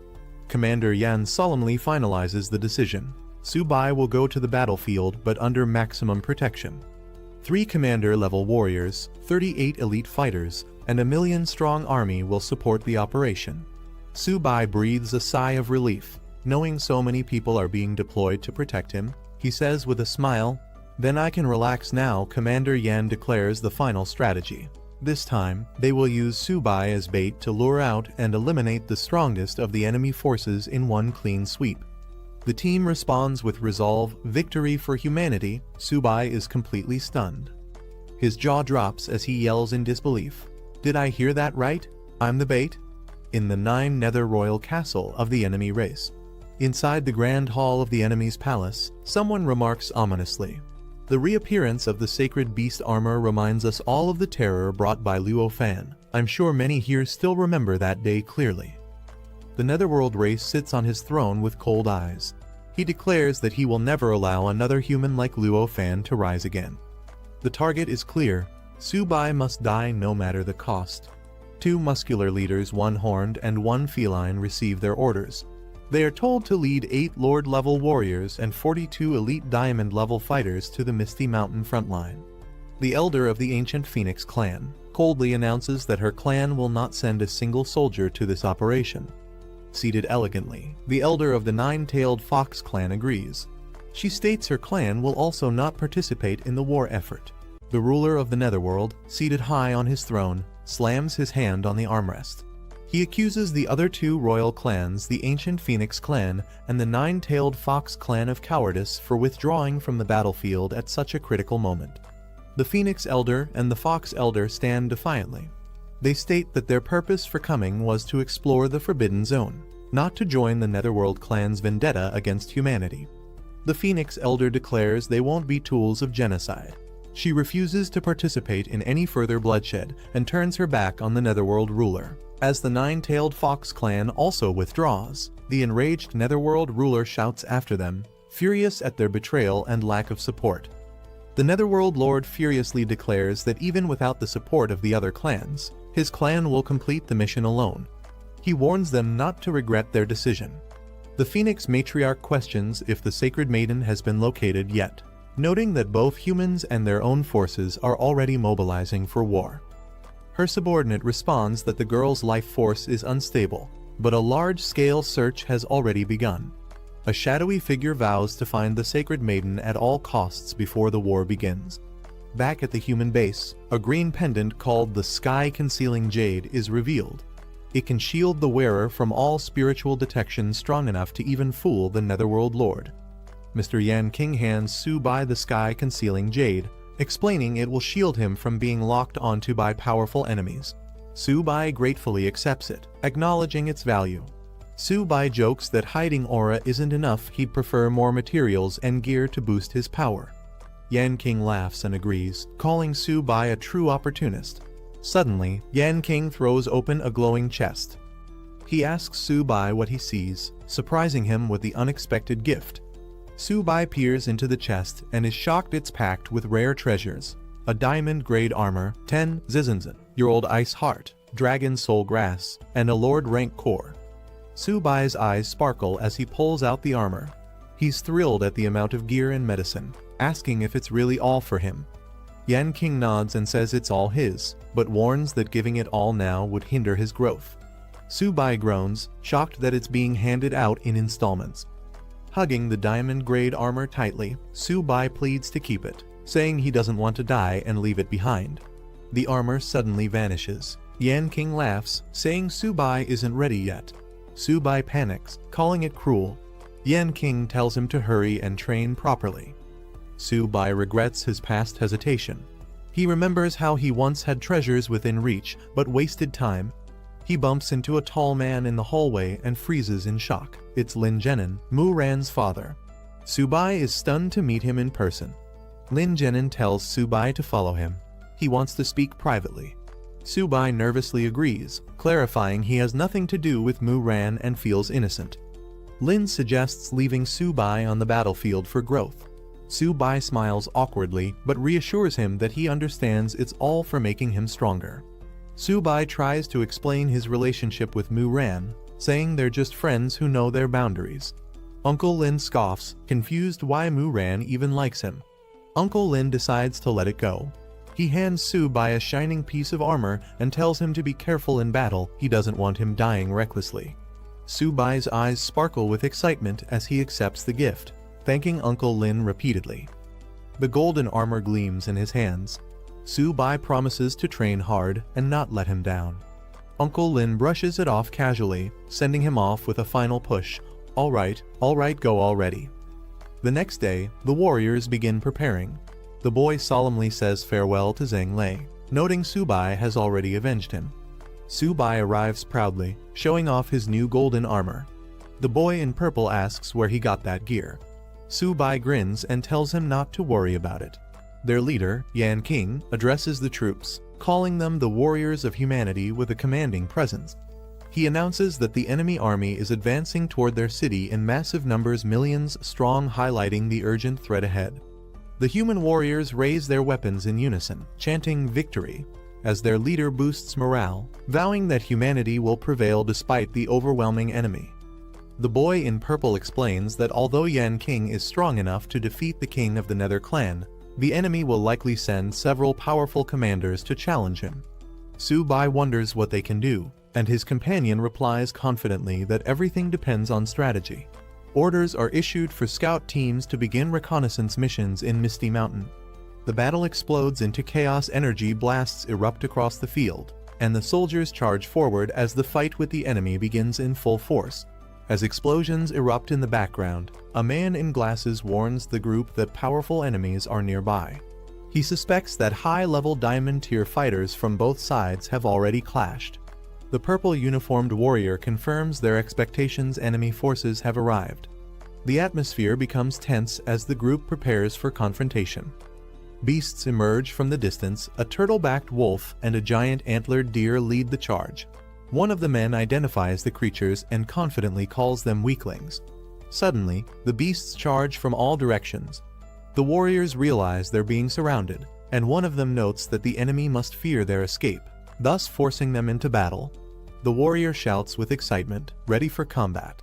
He charges ahead, engaging a wolf with confidence and encouraging Su-bai to hang back, calling the enemies mere weaklings. Su-bai smirks, stating that even if they're weaklings, he can't let them take all the credit. He calls forth his companions, Little 8 and Little White, to join the fight. With a burst of energy, a powerful white tiger bursts into the battlefield, slashing down enemies with blazing speed and power. A massive turtle beast crashes in next, launching enemies into the air with a ground-shaking impact, turning the tide of battle in Su-bai's favor. The red-haired and purple-clad warriors complain jokingly, calling Su-bai ruthless for taking all the glory again and not leaving any military credit for them. Su-bai's summoned beasts Little 8 and Little White stand tall and fierce, their overwhelming aura pressing down even the enemy beasts, who tremble in submission. The enemy monsters Wolf, Turtleback Wolf, and Giant Antler Deer are frozen in fear. The oppressive presence of Su-bai's beasts strikes deep into their bloodline, suppressing any will to resist. Chaos erupts as Su-bai's beasts charge forward. The green armored beast barrels through the enemy horde, while the white tiger slashes through the front lines, scattering the opposition. Su-bai looks confused as the enemy beasts suddenly stop attacking. He wonders why everything came to a halt and what that strange noise is. A system screen appears before him. It congratulates Su-bai on unlocking the army domination ability, which allows him to convert surrendered beasts into his own troops and control them mentally. The system asks whether he wishes to accept the submission of the turtleback wolves and giant antlered deer. Su-bai is stunned and amazed by this sudden new power. With glowing red eyes and a crazed smile, Su-bai laughs out loud, thrilled at the idea of recruiting entire beast armies. As Su-bai and his team continued their journey, Xiao-ba trudged ahead, while someone pointed out that the mist had noticeably thinned. The group looked around and confirmed that the environment had become clearer. They realized they were finally emerging from the misty mountains, and their relief turned into cheerful laughter as they walked forward. Su-bai praised Xiao-ba for successfully leading them through the thick fog. However, one of the members suddenly became cautious. The group reached a clearing and looked around, confused. The area didn't resemble Clearwater Lake at all, prompting them to question Xiao-ba's navigation. One of them checked their location using a digital map. According to it, they were only on the outskirts of Clearwater Lake, which didn't match the surroundings they were seeing. Suddenly, the group noticed something unusual in the sky. A massive dragon emerged from the clouds, surrounded by powerful winds and mist. As a powerful windstorm erupted, Su-bai and the others immediately started running for their lives. Su-bai, clutching Xiao-ba, panicked over their location, questioning how they ended up in such a dangerous place. The noise behind them intensified, suggesting that something massive was chasing them. Despite the fear, Su-bai urged everyone to focus only on running without looking back. They came to a halt, and one of the team members noticed that the giant creature had mysteriously vanished. As they finally stopped running, Su-bai stumbled and questioned the terrifying force they had just escaped. Catching his breath, Su-bai grew frustrated and demanded answers about their current location. The area was far more dangerous than what the map had suggested. One doubted the reliability of the map, while another suspected that Xiao-ba might have unknowingly led them off course. None of them could find this place marked anywhere. Suddenly, a girl stepped, calling them lowly beings. A girl appeared unexpectedly, scolding the group for abandoning her during the chaos. She accused them of only thinking about saving themselves. The group was confused and surprised by her sudden appearance. Su-bai admitted he was too focused on escaping to notice her earlier. A glowing notification appeared in front of Su-bai, revealing that the girl was part of the rare vermilion bird bloodline, an ancient demon phoenix known to be difficult to tame. Detailed stats confirmed her incredible potential. Though her powers were not fully awakened, she possessed sealed talents that could drastically increase her fire abilities, defense, and recovery once unlocked. Su-bai was stunned to learn that the powerful vermilion bird he had been seeking was actually this small fiery girl. She angrily snapped back, refusing to be called a kid and warning him to be careful. While wondering how to tame her, Su-bai jokingly considered a rough approach. But the girl immediately flared up, furious that he dared disrespect her title of saintess. She erupted in flames, shouting her intent to punish Su-bai. Her aggressive stance made it clear she wasn't going to be handled easily. Watching from the side, one of the others was shocked by the intensity of her power. It was obvious now this little girl was no ordinary opponent. Su-bai observed her furious outburst and casually noted that she definitely had a fiery temper. Using his speed skill, he quickly grabbed the little girl, insisting that kids needed discipline if they didn't listen. Infuriated, she couldn't believe a lowly creature dared to put his hands on her. Exploding with anger, she declared him dead meat and swore vengeance. Her energy flared violently. This so-called saintess wasn't going to let him go easily. Su-bai forced the little girl to the ground, determined to discipline her. She protested and lashed out, but he ignored her fiery threats and kept going. Su-bai continued scolding her, demanding that she submit. He warned her that reckless behavior like spitting fire in a forest could get her into serious trouble. Watching from the sidelines, the others were unsure how to react. One of them questioned if Su-bai was going too far, but the other reminded him that she was no ordinary girl, she was a beast from the myriad clans. Eventually, the girl broke down crying, swearing revenge. She shouted that once she grew stronger, she'd get back at Su-bai, and even promised to spank him in return. Su-bai, growing frustrated with the girl's refusal to submit, demanded she beg for mercy. Even after repeated warnings, she continued to resist stubbornly. Her cries echoed through the forest as she refused to give in. Later that night, the group rested by a campfire. One of the men offered Su-bai a chicken drumstick, suggesting they eat and regain strength for future fights. Though Su-bai agreed to pause the fight for now, he warned the girl that things weren't over yet. She tearfully vowed revenge and mentioned her clan's elders, threatening that they would deal with him when they arrived. As the girl continued to throw a tantrum, Su-bai told her that if her clan elder appeared, he'd beat them too. While holding the struggling girl, Su-bai was handed a roasted chicken. The girl arrogantly claimed that she'd eaten all kinds of rare delicacies and that bronze-level chicken meant nothing to her. She couldn't hide her amazement. The girl curiously asked what seasoning was used on the roasted chicken. The smell had caught her off guard, and she started questioning why it was so appetizing. Su-bai teased her, wondering if she had never eaten cooked food before. He offered her a taste and hinted that seasoning made it even better. He confidently sprinkled some extra seasoning on the meat, assuring her it would taste even more delicious now. Unable to resist, she reached out for the chicken. The rich aroma overwhelmed her pride, and she quietly admitted that it smelled amazing. The girl finally took a bite of the roasted chicken and was immediately enchanted. She couldn't believe how good it was. Overwhelmed by flavor, she declared the drumstick unbelievably delicious, far better than anything she'd ever eaten. As she continued eating, she confidently stated she would now eat this every day, claiming it was tastier than even her elders' so-called spiritual food. Seeing the opportunity, Su-bai offered her a deal. Follow him and do as he says, and she'd get drumsticks with every meal. Without hesitation, she agreed, completely won over by the food. The girl reminded Su-bai to keep his promise. He confidently assured her he would. Right then, a system notification appeared, confirming he had successfully tamed the ancient demon phoenix and advanced to silver high rank.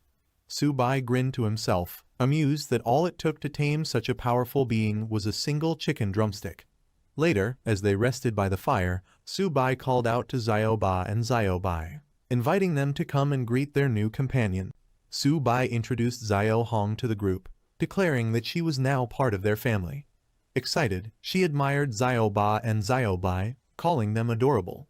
Xiaoba growled, reminding her that he was her elder brother, not a pet. Xiaobai also chimed in, demanding respect. But Xiao Hong simply giggled, thinking they were too cute to be scary. As she hugged the turtle and cat together, Su-bai gently reminded her to show respect. They were her big brothers now. Watching from the side, the others wondered if Su-bai was truly raising a powerful beast or just playing around. One of them even suspected Su-bai's intentions weren't entirely noble. The group sat around the fire, surprised at how Su-bai had suddenly tamed the girl and leveled up. One of them even jokingly accused him of being a lolicon, while another grew suspicious of his sudden progress. They asked Su-bai directly if he had really advanced to high silver rank.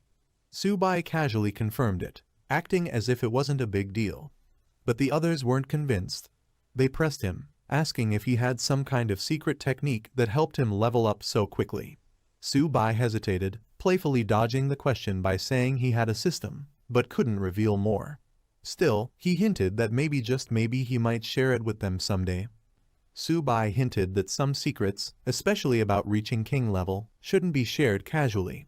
He referenced a saying from the Dragon Kingdom to emphasize the importance of discretion. Hanjan quickly caught on and acknowledged the hint. Trying to impress, Hanjan offered a gold-tier beast core. The group watched as he nervously hoped to gain something valuable in return. Su-bai encouraged him playfully, claiming he was about to reveal something Lord Nai King personally passed down. He told Han to listen carefully. When asked if martial cultivation was truly about training the realm, Su Bai firmly denied it. He explained that what truly mattered was cultivating a Taoist heart. He continued, saying that with a determined heart and unwavering will to grow stronger, one could surpass others and achieve faster breakthroughs. Pointing to a distant mountain, Su Bai used it as a metaphor. While the whole mountain looked intimidating from afar, focusing only on reaching the peak made the journey more manageable. Though his words sounded profound, the others were unsure if he actually said anything meaningful or just cleverly took the golden beast core. Still, Su Bai insisted he was revealing the true path to reaching king level. Han Zhan excitedly thanked Su Bai, claiming he had finally understood the path to advancement. But when asked what he actually understood, his answer was overly simplistic, just repeating positive affirmations to reach king level. Fueled by confidence, Han Zhan ran off shouting his newfound philosophy, misinterpreting Su Bai's teachings. One of them even sighed, admitting that while Han Zhan's enthusiasm was impressive, his understanding was far from deep. Meanwhile, Su Bai asked Xiao Hong to stop relaxing and help Xiao Ba and Xiao Bai awaken their second elemental power. But she looked confused, admitting she had no idea how to do it. Su Bai explained to Xiao Hong that she now had the ability to help others awaken their second elemental power. He told her to focus her spiritual energy inward to sense the changes. Xiao Hong closed her eyes and began gathering energy. Flames flared up around her as she tapped into her power for the first time. Suddenly, she lit up with excitement. She could actually feel the energy flowing through her hands. Smiling with enthusiasm, she called Xiao Ba to go first, ready to help him awaken his hidden power using her newly realized ability. As Xiao Ba underwent the awakening process, he began to scream in pain. Despite the agony, his body started changing dramatically. The others were stunned by the massive energy surging from within him. His true form was beginning to emerge. A glowing light burst from his tail, signaling the activation of his second elemental power. With a mighty roar, Xiao Ba's form erupted in brilliance. The others watched in awe as his transformation neared completion.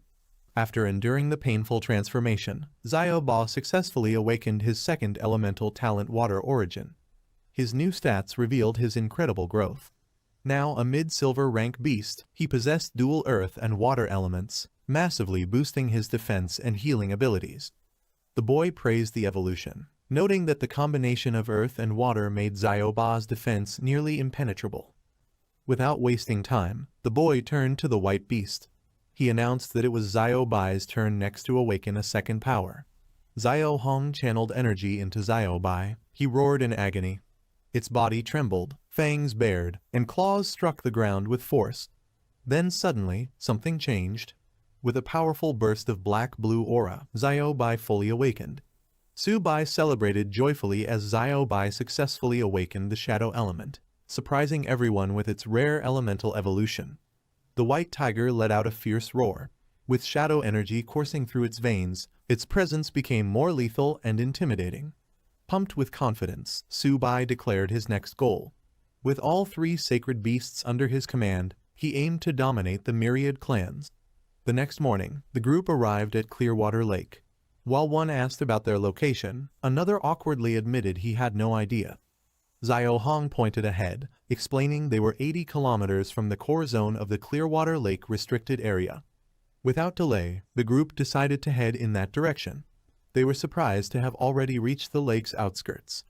Su Bai asked about the dragon shadow seen the previous night. Xiao Hong revealed it was the Azure Dragon, guardian of the restricted zone. Hearing that the Azure Dragon slaughters anything near the core, Su Bai was visibly shocked. Azure Dragon. She confirmed the Azure Dragon was truly terrifying, so powerful that even Lord-level beings who entered the zone never returned. The men questioned why the 9 Nether King hadn't subdued it. One of them wondered if it was really that strong. She explained that even when the 9 Nether King gathered all the top elders of the royal clans, they still failed to tame the Azure Dragon. Shocked, they realized the danger. One of them voiced concern, wasn't it far too risky to enter such a deadly area unprepared? He commanded his system to scan for Azure Dragon bloodlines, determined to tame it. He wondered if finding it meant all 4 divine beasts were now gathered. The system confirmed the presence of an azure dragon nearby, with extremely high bloodline purity. Its power had reached half-king level and was in a berserk state.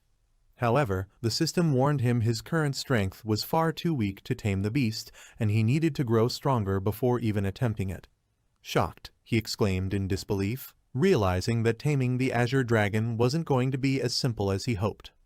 Su-bai receives a warning from the system. This azure dragon is extremely dangerous.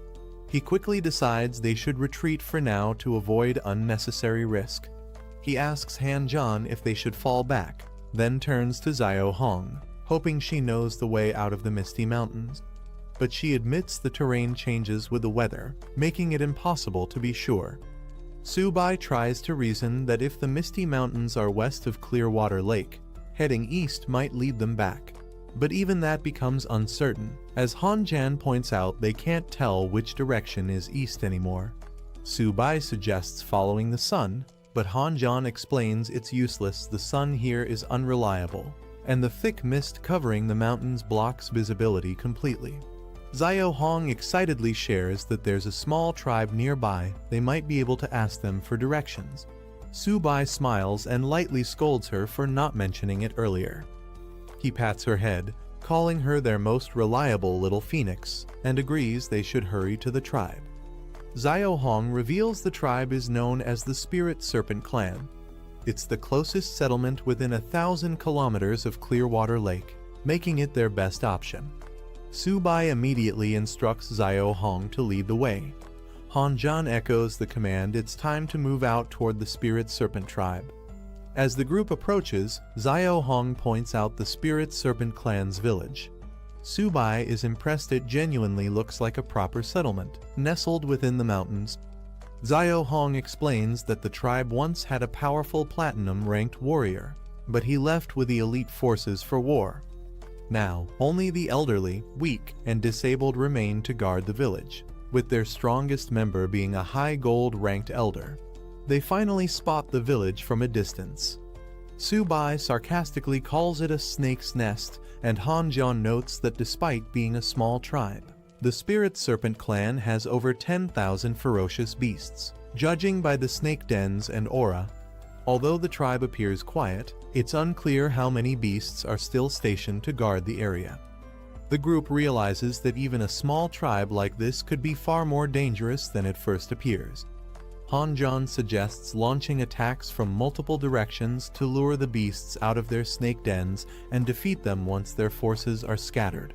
But the other man warns it's too risky. They should capture a golden-level beast first to find a safer route. Xiao Hong scolds them both, saying all they think about is fighting.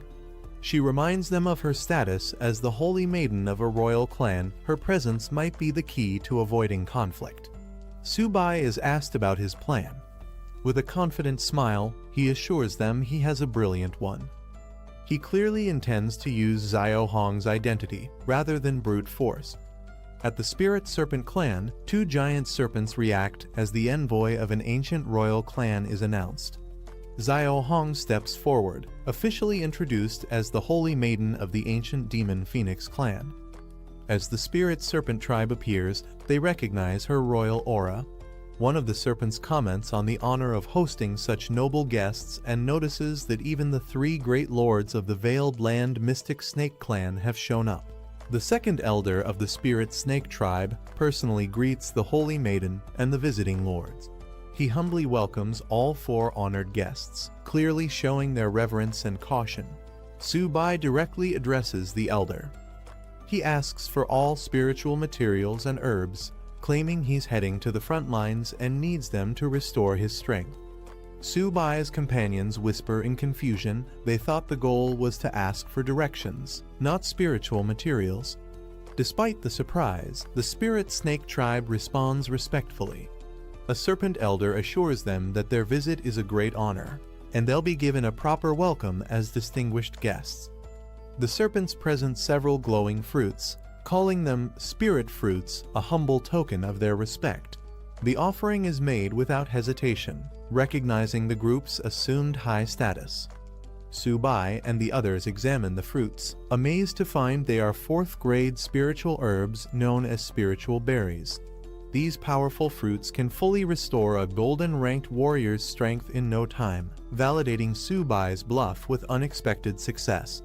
Su-bai decides it's getting late and declares they'll rest in the spirit snake tribe for the night. Pleased with how things have gone, he praises their hospitality with a satisfied smile.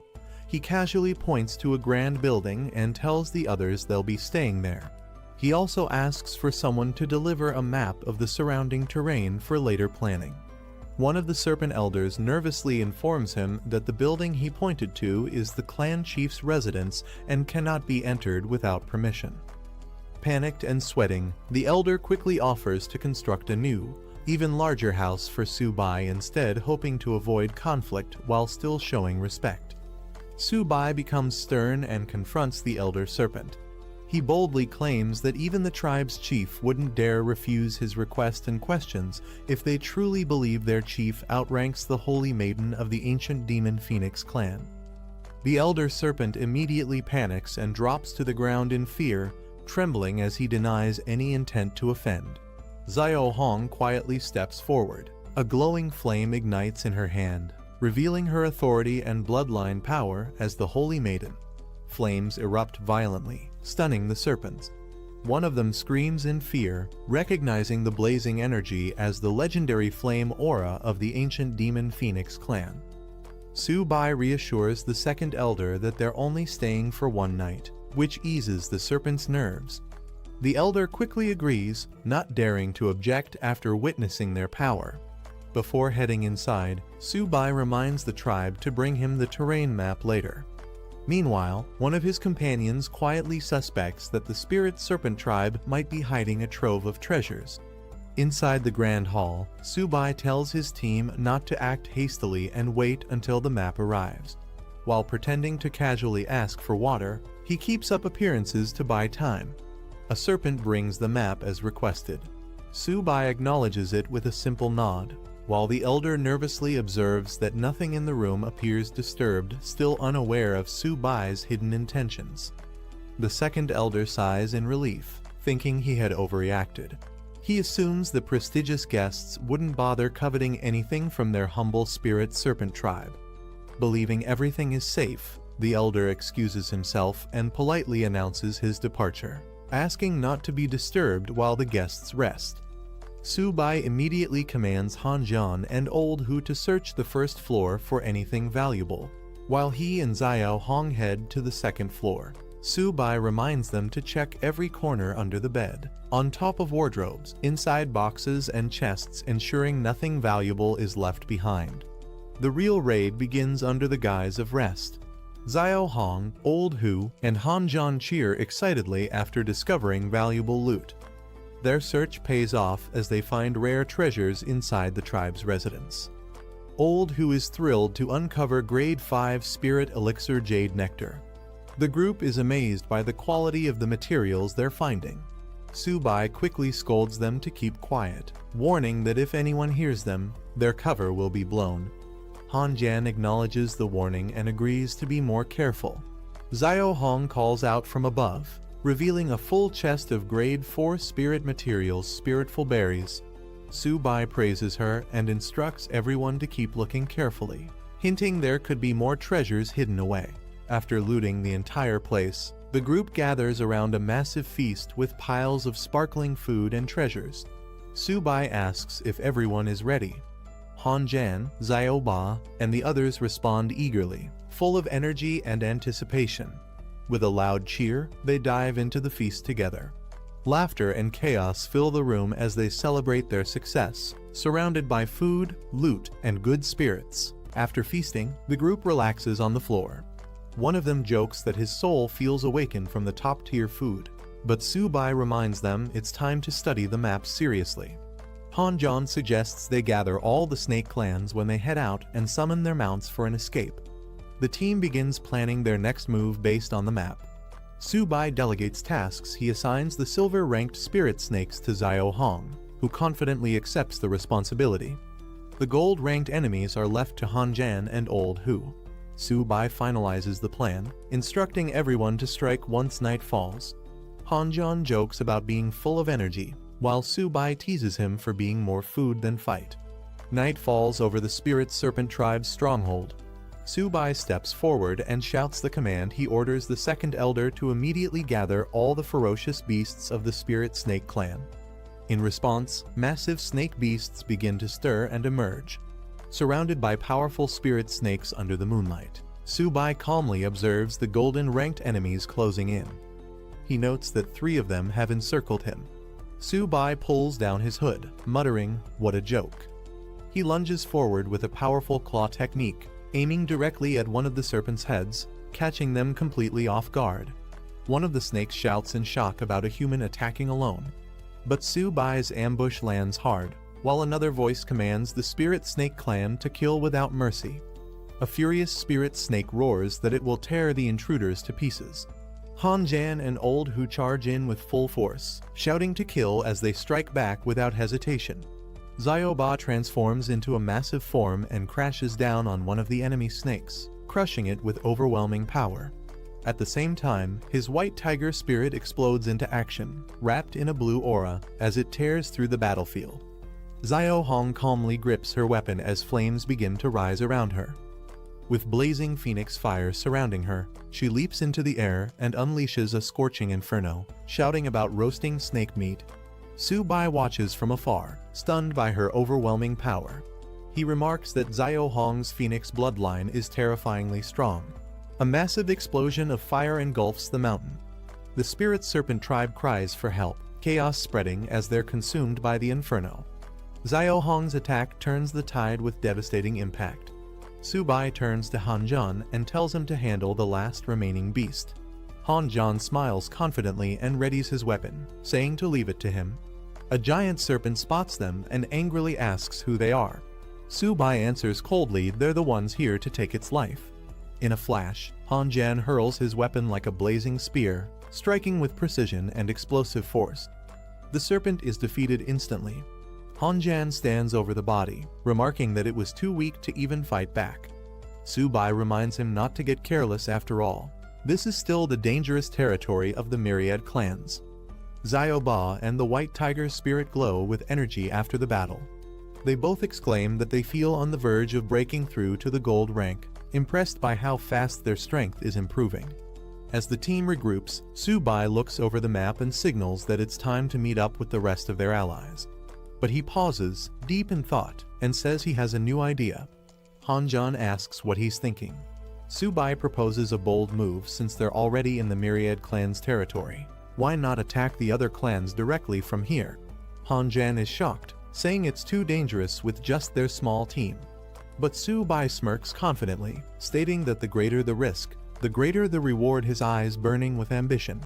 Subai declares that they'll spend the night there to rest. Taking full command, he reminds everyone that he's the captain now and they'll follow his lead. As they stand under the fiery sky, Subai announces their next target by tomorrow. They'll march toward the Fengyan mountain range. Hanjan and Old Hu exchange comments. Hanjan jokes that Subai is starting to act more puffed up ever since becoming team leader, while Old Hu wonders if that's the Feng Leopard clan's territory ahead. Day 2. In a new area, a group of leopards lays around under the sun. One of them senses something and mutters in confusion. Why is it this aura again? Subai's group appears once again in disguise. Zio Hong boldly announces their arrival and demands the Feng Leopard clan come out to welcome them, invoking the same bluff as before. Leopard scouts immediately notice their presence. Alarmed, one sprints back to report to the chief, confirming that the mysterious Dizang Xuan group has arrived again. The Feng Leopard clan's leader appears, tall and armed.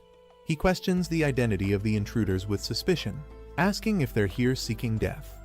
Meanwhile, Subai and his group are confused. They notice the strange reaction from the clan and wonder what's happening. They have no idea what the leopards are panicking about yet. The leader of the Feng Leopard clan snarls with rage, declaring that they have an irreconcilable grudge against Dizang Xuan's group. Today, he vows, is the day for revenge. Without warning, the leopards charge fiercely. Their leader roars for his warriors to kill the intruders. A barrage of attacks rains down on Subai's team. Hanjan yells at Subai that his trick didn't work this time. As he swings his weapon, he adds in frustration that no one told him the Leopard clan had a vendetta with Dizang Xuan. They walked right into unexpected danger. Su Bai sees no point in holding back anymore. He shouts to Xiao Ba and Xiao Bai, ordering them to go all out and bulldoze everything in their path.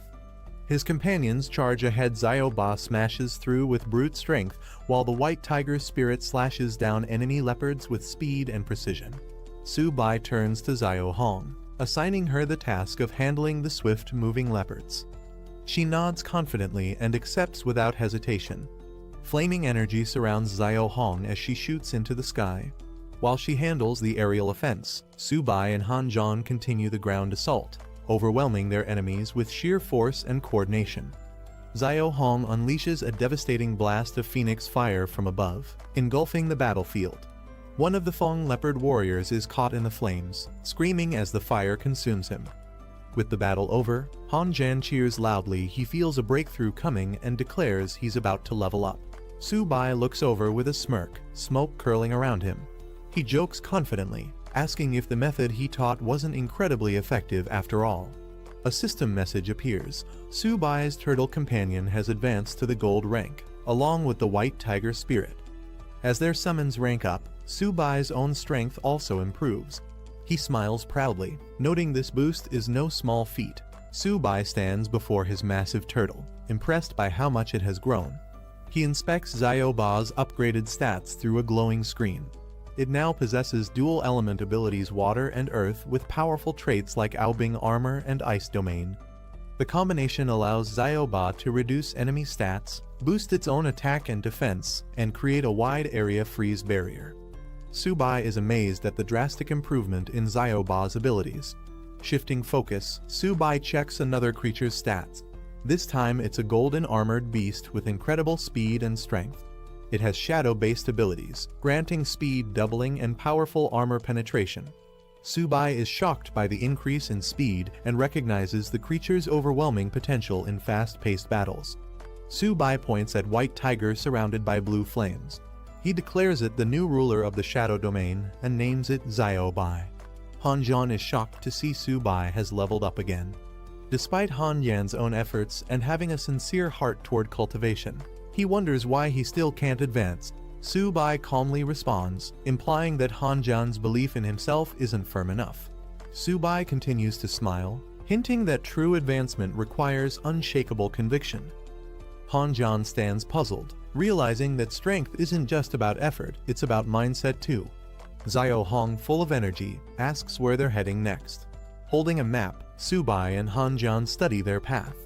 Xiao Hong mentions there's only one place they haven't explored yet, suggesting that the next destination might be crucial. Xiao Hong points toward a distant mountain shrouded in mystery and strange energy.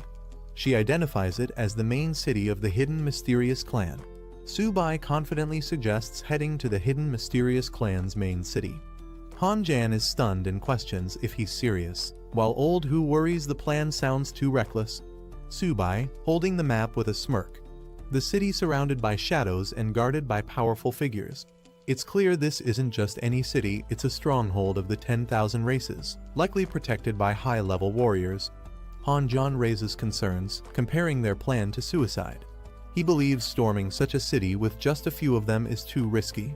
He insists it's not feasible, calling the idea outright dangerous. Old Hu supports Han Zhan's warning, emphasizing that if their human identity is exposed, they won't even have a chance to escape. He admits that with just the three of them, infiltrating the main city is far too reckless. Su Bai turns to Han Zhan and Old Hu, questioning if they've forgotten their original beliefs and desire for cultivation.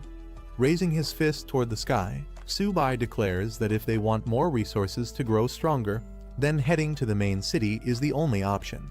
Su Bai passionately paints a future where they stand before the enemy's fortress as king-level warriors. He imagines the respect and admiration they'll receive for defending humanity and defeating the 10,000 races. Su Bai shouts that even if they can't return, what they're doing is something truly noble. He urges them to understand their mission is for the greater good of their people. Inspired by Su Bai's speech, Han Zhan clenches his fists and declares that he will fight for the greater good of humanity. He sees glory in both living and dying for this noble cause, his spirit reignited with purpose. Han-jan and Su-bai shake hands in solidarity. Old Who watches in disbelief, surprised by how quickly Han-jan's hesitation turned into determination. Su-bai proudly calls him a true son of humanity. Su-bai raises his hand and instructs Xiao Hong to lead the way. She cheerfully responds, ready to guide the team. Even a black bird perched nearby echoes their rallying cry, "For the sake of humanity." 3 days later, the group continues their journey. Xiao Hong joyfully leads the way, skipping ahead as she tells them they're almost at their destination. Su-bai and the others follow closely behind. Su-bai scans the horizon and finally spots their target, the hidden mysterious clan's main city. Xiao Hong confirms it, pointing toward the towering structure ahead. The massive city comes into view. It's not just a fortress, it looks like a gigantic black mountain piercing the sky. Su-bai is shocked, calling it more of a colossal beast than a city. Su-bai reassures him, reminding everyone they are the proud warriors of humanity. Xiao Hong casually explains that the hidden mysterious clan city is the most prosperous among all, and she and her elder sister used to visit it frequently in the past. Xiao Hong explains the layout of the main city, revealing that each wall has 13 city gates. Typically, powerful clans like the royal clan enter through the central gate, while the hidden mysterious clan uses the side entrances. Other races enter through special gates but must pass inspection and pay tolls. Su-bai is surprised to learn there's a toll to enter. Xiao Hong explains that the fee is paid in purple crystals, which serve as currency. One crystal can purchase an average third-grade spiritual medicine. She holds up a shining purple crystal, explaining that it's more than just currency. It contains immense energy and can be used for cultivation. It's both valuable and versatile.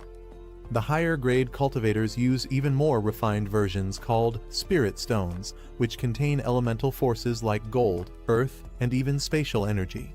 These are vital for advanced training and powering special abilities. Su-bai teases Xiao Hong, asking if the Holy Maiden doesn't even have one purple crystal in her pouch. Xiao Hong nervously clutches her yellow bag while Su-bai jokes, thinking there might be at least one inside. He explains the bag is a space pouch with around 100 square meters of storage. Embarrassed, Xiao Hong slowly tilts her pouch, and suddenly, dozens of purple crystals come pouring out. She admits in a soft voice that she actually had plenty of money all along. Everyone is stunned. Su-bai and the others stare at the huge pile of crystals on the ground in disbelief. They joke that it's no wonder she was never worried about expensive ingredients, she's been using purple crystals for cultivation the whole time. Old Who cautiously addresses Xiao Hong, who now stands beside a mountain of crystals, completely stunned. Su-bai, eyes gleaming, grabs the pouch from Xiao Hong and says it's unsafe for a child to carry so much money. As her master, he insists on keeping it for her safety. Xiao Hong tries to resist, but he's already taken it. Su-bai happily declares it settled while holding the pouch high. Old Who watches in disbelief, and Han-jan stands proudly. Xiao Hong, still reaching up, reminds Su-bai it's probably time to enter the city. Before they go in, Xiao Hong adds a layer of disguise by infusing them with the aura of the hidden mysterious clan. She says it will last 7 days and allow them to avoid toll fees when entering through side gates. Su-bai agrees with the plan. Meanwhile, inside the forest, the group is surrounded by beasts. Observes something. He proudly notes that his camouflage method is flawless and points out how the beasts are. As the massive gates of the main city creak open, Snake guards bow and welcome the disguised group. Welcome back to the main city. Xiao Hong leads confidently, asking if they're heading directly to the main city. Su-bai confirms with a nod. Su-bai looks around in awe, noting how dangerous the place feels, like a stronghold for beasts. The city is teeming with all kinds of fierce beast clans, giants, dragons, and other intimidating figures. Old Who remarks to Su-bai how unexpected it is to see so many beastkin living within the city walls. Old Who and Han-jan observe the beast race residents and realize their strength is far greater than expected. The foundation of the 10,000 races runs deeper than they imagined, and the 3 major clans wield serious influence. Xiao Hong explains that the 3 royal clans tightly control the lower bloodline members. Most of the so-called million-strong army are weak cannon fodder, while the true threat lies with elites like the Jiayu clan and the hidden mysterious clan's royal bloodlines. Subai and the group now understand why some powerful figures didn't even consider the army a threat. With so many elites hidden among them, a direct battle would be impossible for humanity to win. Subai suggests they blend in and explore more of the city. Suddenly, Subai receives a message from Xiaoba through his system. Xiaoba reports discovering something unusual about 10 kilometers southwest. Subai suggests that since the city is huge, splitting up will be more efficient. He proposes that they each investigate separately rather than moving as one group. Hanjan and Old Hu agree.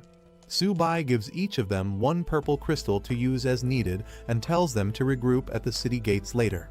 The two joke about how stingy he is, especially considering how full Xiao Hong's pouch still is. Subai waves them off, saying there's no need to thank him as long as they remember who gave it. He then leaves with Xiao Hong, heading off in a different direction. Old Hu says he wants to find a place to study ancient clan records and asks if Hanjan wants to join. Hanjan declines and instead decides to check out the local armor and weapons market inside the city. Following the signal Xiaoba sent earlier, Subai and Xiao Hong arrive at a mysterious, guarded gate deep within the city. Subai confirms this is the location they were guided to. With a confident smirk, Subai wonders aloud what kind of treasure or secrets lie inside. Subai and Xiao Hong arrive at a towering structure and wonder if this could be the main city's treasury. Subai notes how low the wall looks and thinks he could easily jump over it. But Xiao Hong points upward urgently something's off. Suddenly, ominous purple runes flash across the sky, forming a massive dragon barrier. Subai is startled and thankful he didn't try anything reckless. He would have triggered a powerful defense. He examines the glowing runes and finds them oddly familiar. He recalls seeing symbols like these in an ancient book. They're not just decorative, there's deep magic at play.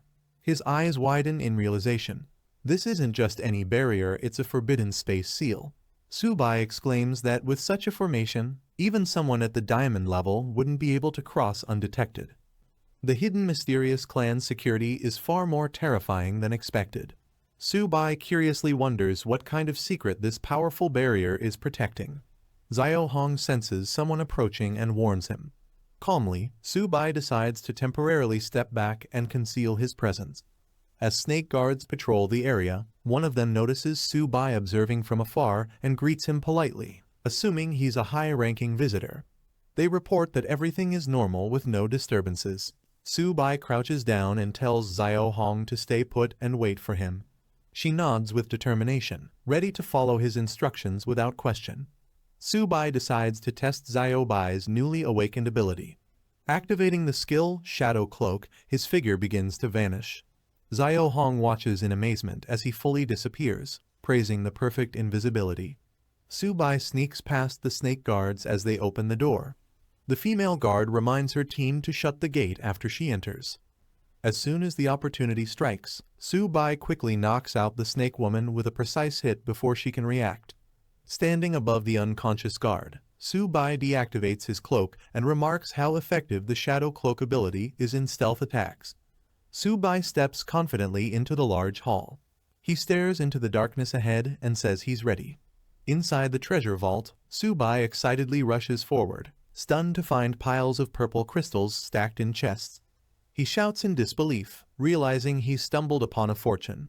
Just as he celebrates, a strange noise from a nearby room catches his attention. Subai draws back in caution and demands the intruder show themselves. A shadowy figure steps into view, and Subai's eyes narrow as he hears a familiar voice. To his surprise, it's Old Hu and Hanjan. They peer around the doorway, just as shocked. "Subai," they call out in disbelief. "It's you," Hanjan exclaims, stunned by the unexpected reunion. Subai is stunned to recognize the two intruders. It's Old Hu and Hanjan. He yells in disbelief, wondering how they both ended up here at the same time.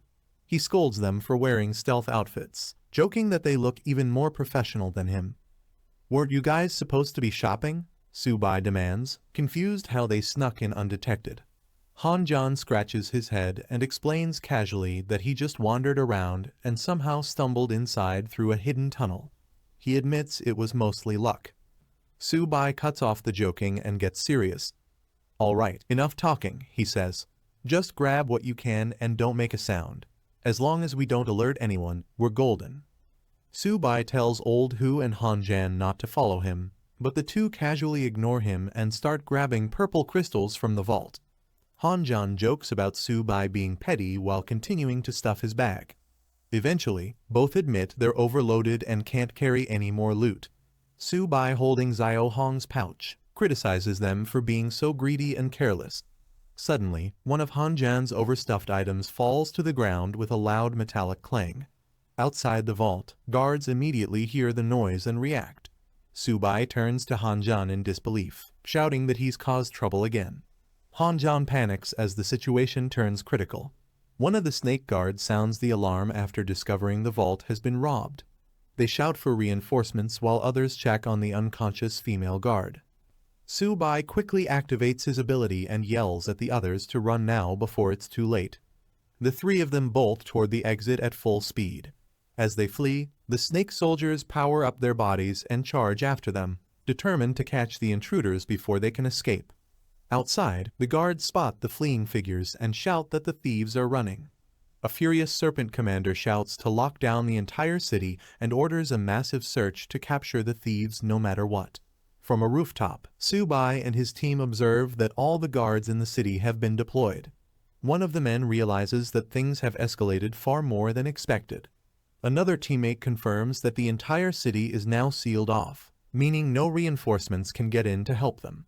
Su-bai smirks and says a saying, "The most dangerous place is the safest place," hinting they might stay hidden right under the enemy's nose. While the group stays calm, one teammate asks what Su-bai meant by, "The safest place is the most dangerous." Suddenly, Xiao Hong points at them and yells that she spotted humans. The nearby serpent guards are shocked by her report. The guards demand to know where the humans are, and she points directly towards Su-bai's group. Before they can react, a powerful surprise attack strikes. Su-bai tells the others to take care of the corpses while he and the elf girl move ahead to explore further. Inside the treasure vault, Su-bai searches cautiously, suspecting there's something more valuable hidden due to the unusually strong protective barriers. Xiao Hong suddenly points out a secret door hidden in the wall, which Su-bai couldn't see himself. She explains it's cloaked with a special spell that hides it from humans.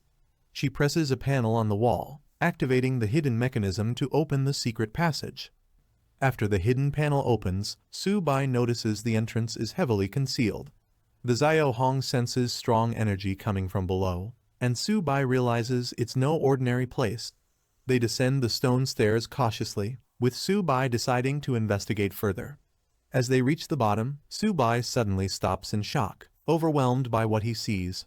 A grotesque, pulsing tree wrapped in red aura and twisted with skeletons and snakes appears before them. Xiao Hong nervously identifies the strange, cursed-looking tree as a thousand-wish tree, shocked by its presence underground. Su-bai asks what kind of tree it is. The girl explains it's a forbidden plant, and the underground race must be trying to elevate themselves to royal status by growing it.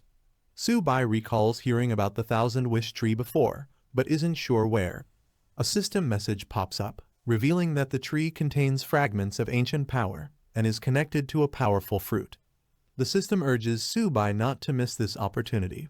Xiao Hong expresses shock that the Dixiaoxuan clan could commit such evil deeds.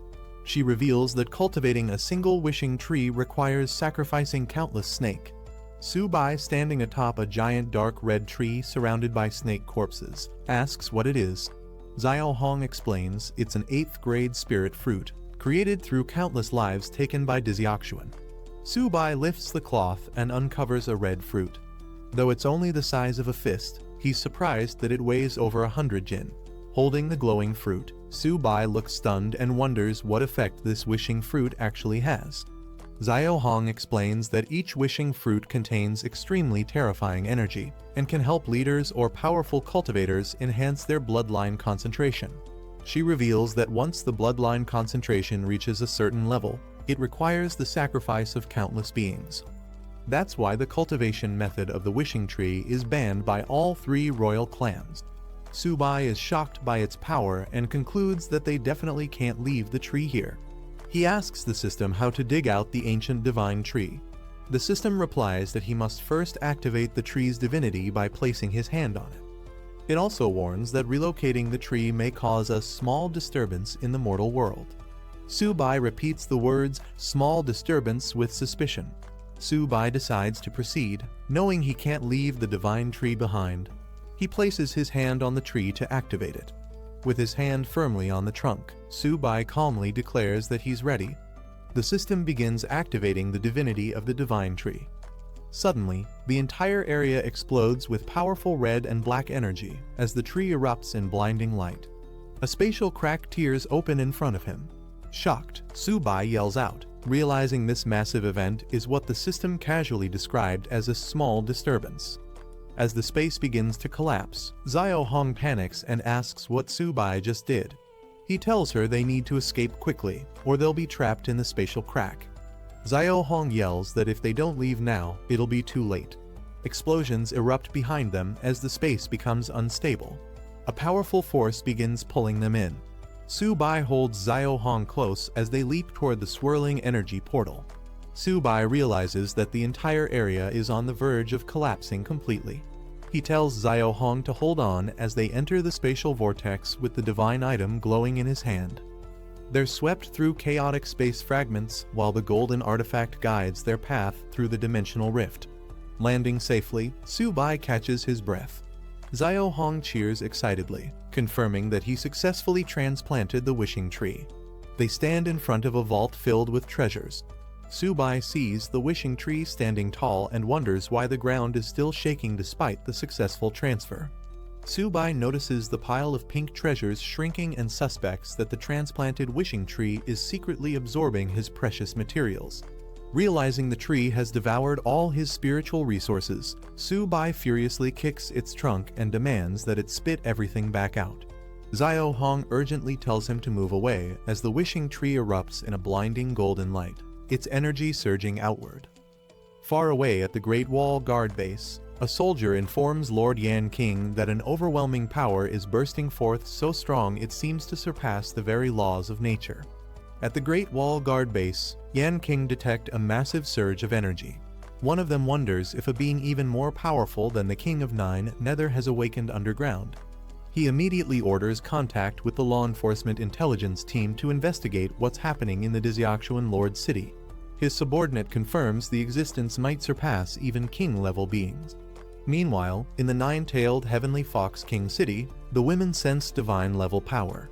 One of them questions how such terrifying energy could appear in the Diziakshuan territory. They're shocked since the Forbidden Land hasn't been broken yet. The leader demands an investigation to uncover the cause of this divine leakage. Her subordinate agrees instantly. At the Nine Nether King City, the man sitting on the throne senses the terrifying energy and questions why it's appearing in Diziakshuan's territory.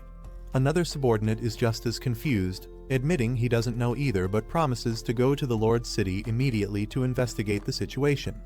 Deep within the forbidden waters of Biyuan, the surge of energy travels underwater, shaking the depths and awakening a glowing snake. Meanwhile, in the Sword Clan Forbidden Grounds, black clouds gather, and countless swords react violently as lightning cracks across the sky. At the Forbidden Zone of Luotian River, the shockwave continues spreading underwater, even disturbing ancient mummified remains lying silently on the riverbed. Multiple other forbidden zones such as the 10,000 Mountains and the Deep Sea Fang Mountain.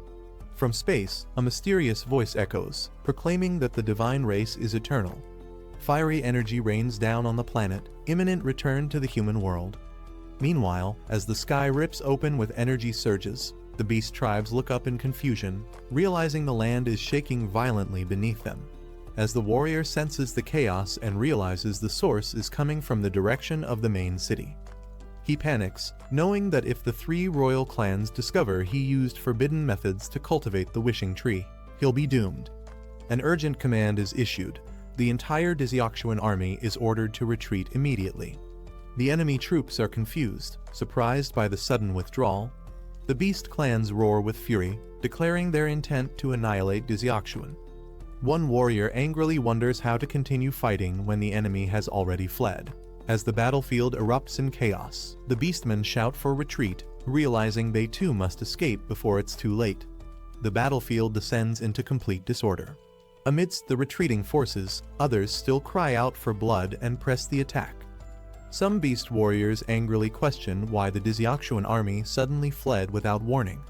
Others yell at everyone to stop panicking and run quickly. Covered in dust and shocked by the aftermath, Subai stares at the destruction and wonders if he was really the one who caused all of this. Subai stands alone in the middle of the wreckage, staring at the destruction and mutters that things have gone way out of control. Suddenly, red beams of energy shoot down from the sky. A powerful enemy descends, furious that someone dared to touch their clan's sacred tree. The woman, identified as one of the 9 elders and of platinum rank, commands her subordinates to capture Subai immediately. The serpent warriors charge toward him, shouting that if he doesn't run now, he won't survive. The platinum-ranked elder charges up her pink energy blade and yells that Subai won't escape this time. She leaps into the air and slashes down with a powerful energy wave, declaring that he must die. The energy slash hurtles towards Subai at high speed, ripping through the air as he tries to evade.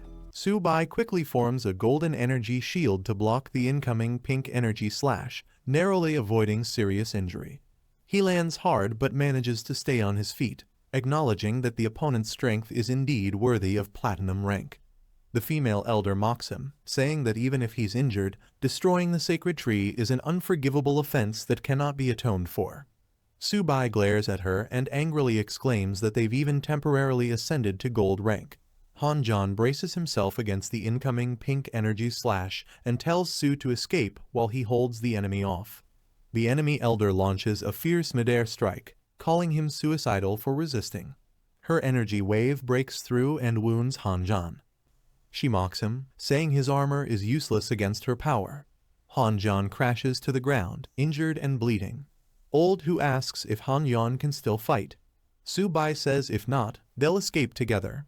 But Hanjan insists they leave, he'll stay behind and cover their retreat. Subai and Old Hu start to retreat. Hanjan, still holding off the enemy, tells them to escape first. Subai calls him a beast for standing his ground so bravely. Surrounded by pink energy, Hanjan glares forward and prepares his attack, determined to buy time with his blade technique. The enemy elder mocks his effort, saying such weak tricks won't hurt her.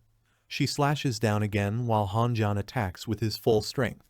As they dash away, Subai yells at Hanjan to hurry up and catch up. He also reminds him to quickly consume a spirit fruit to recover his power. The elder snarls in rage, declaring that none of them will escape today. Her aura flares as she prepares to pursue them. Subai, Hanjan, and Old Hu activate their speed techniques and launch into a high-speed retreat using shadow steps and energy bursts. They streak across the terrain in yellow, purple, and blue trails, with the elder chasing right behind them in a trail of pink energy. The elder is shocked by their speed and wonders if this is really the level of movement that gold ranks should be capable of. 3 hours later, the elder and her subordinate arrive at the riverbank, frustrated at how far Subai's group has escaped. She insists they can't let the humans flee or their own lives will be at risk. The elder asks if he's sure he saw the trio heading in this direction. The subordinate nods, confirming it with a grin. Despite approaching the forbidden Luotian River and nearing the even more dangerous Beyuan waters, she demands they press forward and capture the 3 at all costs. Meanwhile, Subai, Hanjan, and Old Hu rest behind a rock. Subai thinks the enemy shouldn't catch up so quickly. Hanjan wonders why they're so desperate, what's really going on with that so-called sacred tree. Subai smiles while holding a spirit fruit and tells the others to focus on recovering their spiritual energy so they can escape quickly. Suddenly, a powerful enemy appears, one of the platinum-ranked elders. He mocks his subordinates for failing to capture 3 humans, forcing him to act personally. Hanjan steps forward and tells Subai and Old Hu to leave first. He stands ready to face the elder, who demands the return of their clan's sacred tree. A massive serpent beast with glowing eyes lunges forward, roaring that he'll make them die painfully as it charges at Hanjan. Hanjan blocks the enemy's fierce attack with his spear, but is sent flying from the impact. Subai yells his name in alarm. Su-bai clenches his fists and says it's ridiculous they dare to call that cursed thing a sacred tree. He vows to eliminate it himself. The snake snarls at them with a mocking grin, taunting that he'll see how much longer they can last. Hanjan tosses the spirit fruit to Su-bai and tells him to take Old Hu and escape. Old Hu looks at him with worry, speechless.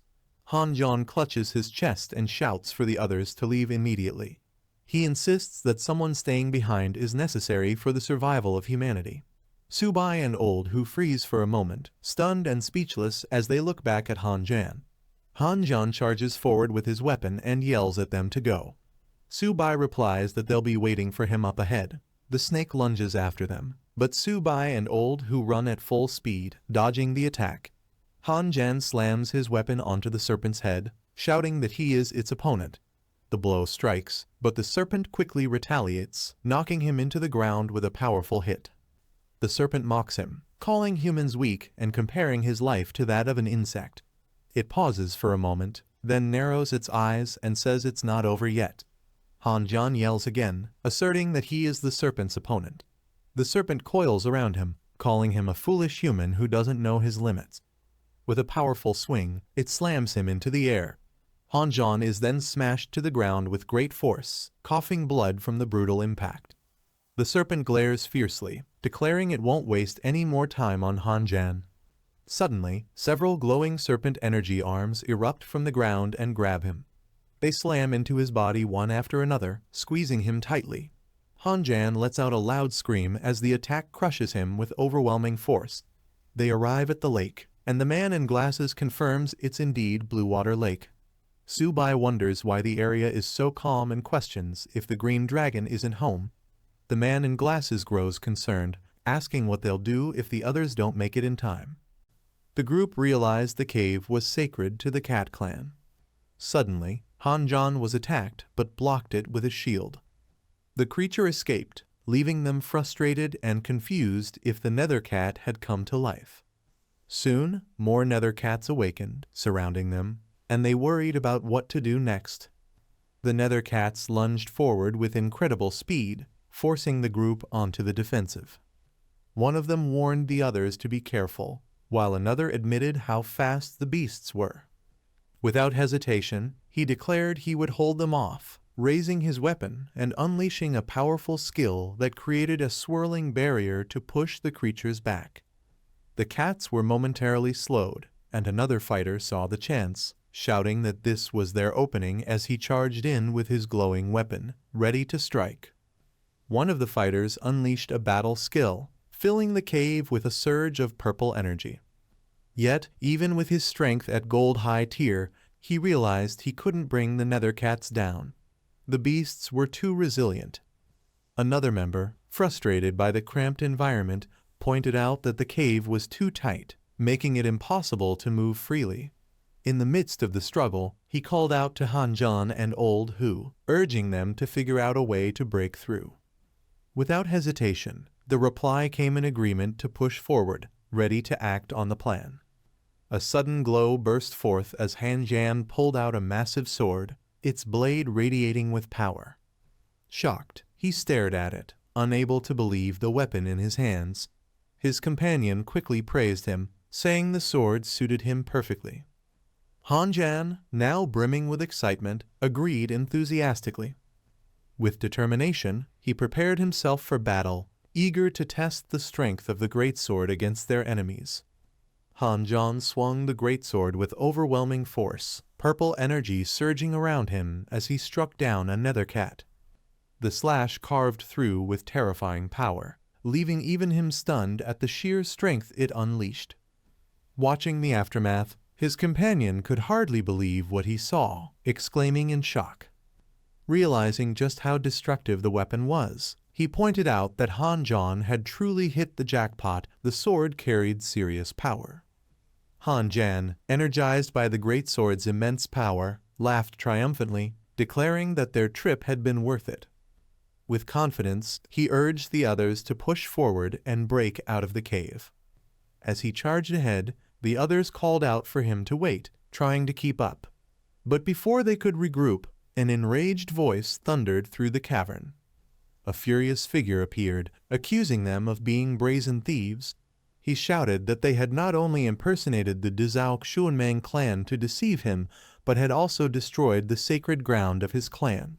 His rage was clear as he vowed they would pay with their lives. The Cat Clan elder raised his staff and commanded his clan to kill the intruders, ordering that none of the 3 humans be allowed to escape. His fury spilled over as he vowed to tear their bones apart piece by piece and stain the mountain with their blood. The clan's beasts charged forward without hesitation. Seeing the overwhelming numbers, one of the humans admitted they had no chance of breaking through, prompting another to ask what they should do. With calm confidence, their leader stepped forward, assuring them he had it handled. Calling out to Little 8, Little White, and Little Red, he gave the order telling them to get to work. The summoned beasts clashed fiercely, filling the battlefield with chaos. The Cat Clan elder, furious at the tide turning against him, ordered his warriors to target the summoner first, cursing the humans and demanding their deaths. In response, the young fighter shouted for his allies not to hold back and to kill them all. But just as the battle intensified, danger struck suddenly. A powerful attack shot toward Old Hu, and despite the warning to watch out, it struck him hard. Shocked, his comrade cried out his name in alarm. Old Hu, badly hurt, struggled to stand but assured he wasn't dead yet. His companion quickly handed him a spirit fruit, telling him to recover. With determination, he promised to handle the rest, reminding himself that if they could escape the Dazao clan's main city, there was no way they'd be trapped by a small nether cat tribe. Turning to his companions, he gave out commands. Little Red was to look after Old Hu, Little 8 to provide cover, and Little White to prepare the gauntlets. With his allies ready, he declared his intent to take down the biggest threat first. The elder mocked his opponent, calling him nothing more than a mere gold-tier fighter who dared to act arrogantly. But the response came swiftly. His challenger declared the elder's time was up and unleashed the sacred beast reward technique. The elder, caught off guard, tried to counter and shouted for him to die. Yet, as the power clashed, his eyes widened in shock. He recognized the technique for what it was, sacred beast armament, and cried out in disbelief, realizing too late what he was facing. The battle shook the ground as power erupted in all directions.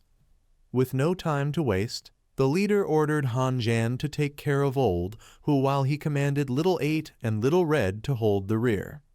Determined to break free, they pushed forward with everything they had. As they fought their way out, one of them shouted proudly that after tearing through the Dazao clan's main city and now smashing the Cat Clan tribe, their journey had been epic. He declared that their bloodshed would light the path for humanity's future. But another quickly snapped back, reminding them to stop talking and focus solely on escaping. Far from the Cat Clan tribe, a strange light shot into the sky, catching the attention of nearby warriors. Realizing it came from the Cat Clan, they quickly moved to investigate. Inside a grand hall, a white-haired leader sat calmly on his throne, but when he recognized the light, his expression hardened. He identified it as the sacred beast armament and immediately questioned if this was part of a human conspiracy. Without hesitation, he gave his command. 2 diamond-ranked warriors were to be dispatched to the Demon Cat Mountains to slay Su Bai at once. The scene closes with a cheerful reminder.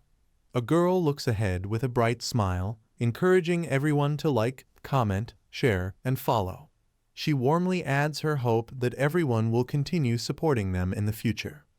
A report came in to Lord Nai King that 2 diamond rank experts were heading quickly toward the Nether Cat Clan. Realizing it was Su Bai and his group, Nai King ordered 2 diamond ranks to move out and support them at the Demonic Cat Mountain range.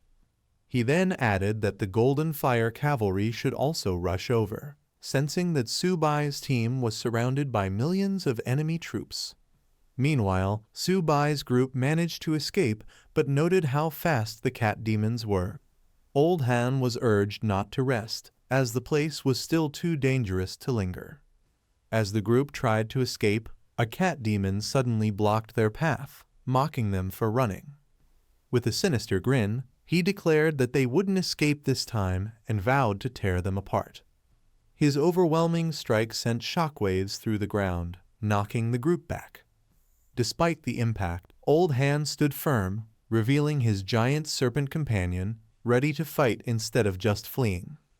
The enemy moved to block their escape, releasing poison fog and mocking that letting 3 weaklings slip away would be humiliating. As the group struggled, Su-bai refused to flee. Surrounded by glowing light, he called out his companions to fight. With determination, he faced the enemy head-on, summoning his sacred beast armament. The demon mocked Su-bai for activating his sacred beast armament again so soon and transformed into a monstrous form, convinced the fight was hopeless for him. But when the clash came, Su-bai blocked the strike head-on, stunning the enemy. With his blade empowered, he counterattacked fiercely, pushing the platinum-ranked foes back. His companions watched in shock, realizing that a mere gold rank was holding his own against 2 platinums, a feat they'd never believed possible. Su-bai unleashed the full power of his sacred beast armament, declaring that nothing could withstand it. His strike tore through the enemy's defenses, leaving the demon shaken. Even the serpent acknowledged the strength of this innate skill, warning that Su-bai must not be allowed to grow stronger. Determined, the enemy prepared to retaliate, summoning a deadly move at any cost as the battlefield grew tense. The demon admitted Su-bai's strength, but mocked him as only a mid-level gold, claiming his body lacked true tempering. Transforming further, he threatened that Su-bai's death was inevitable.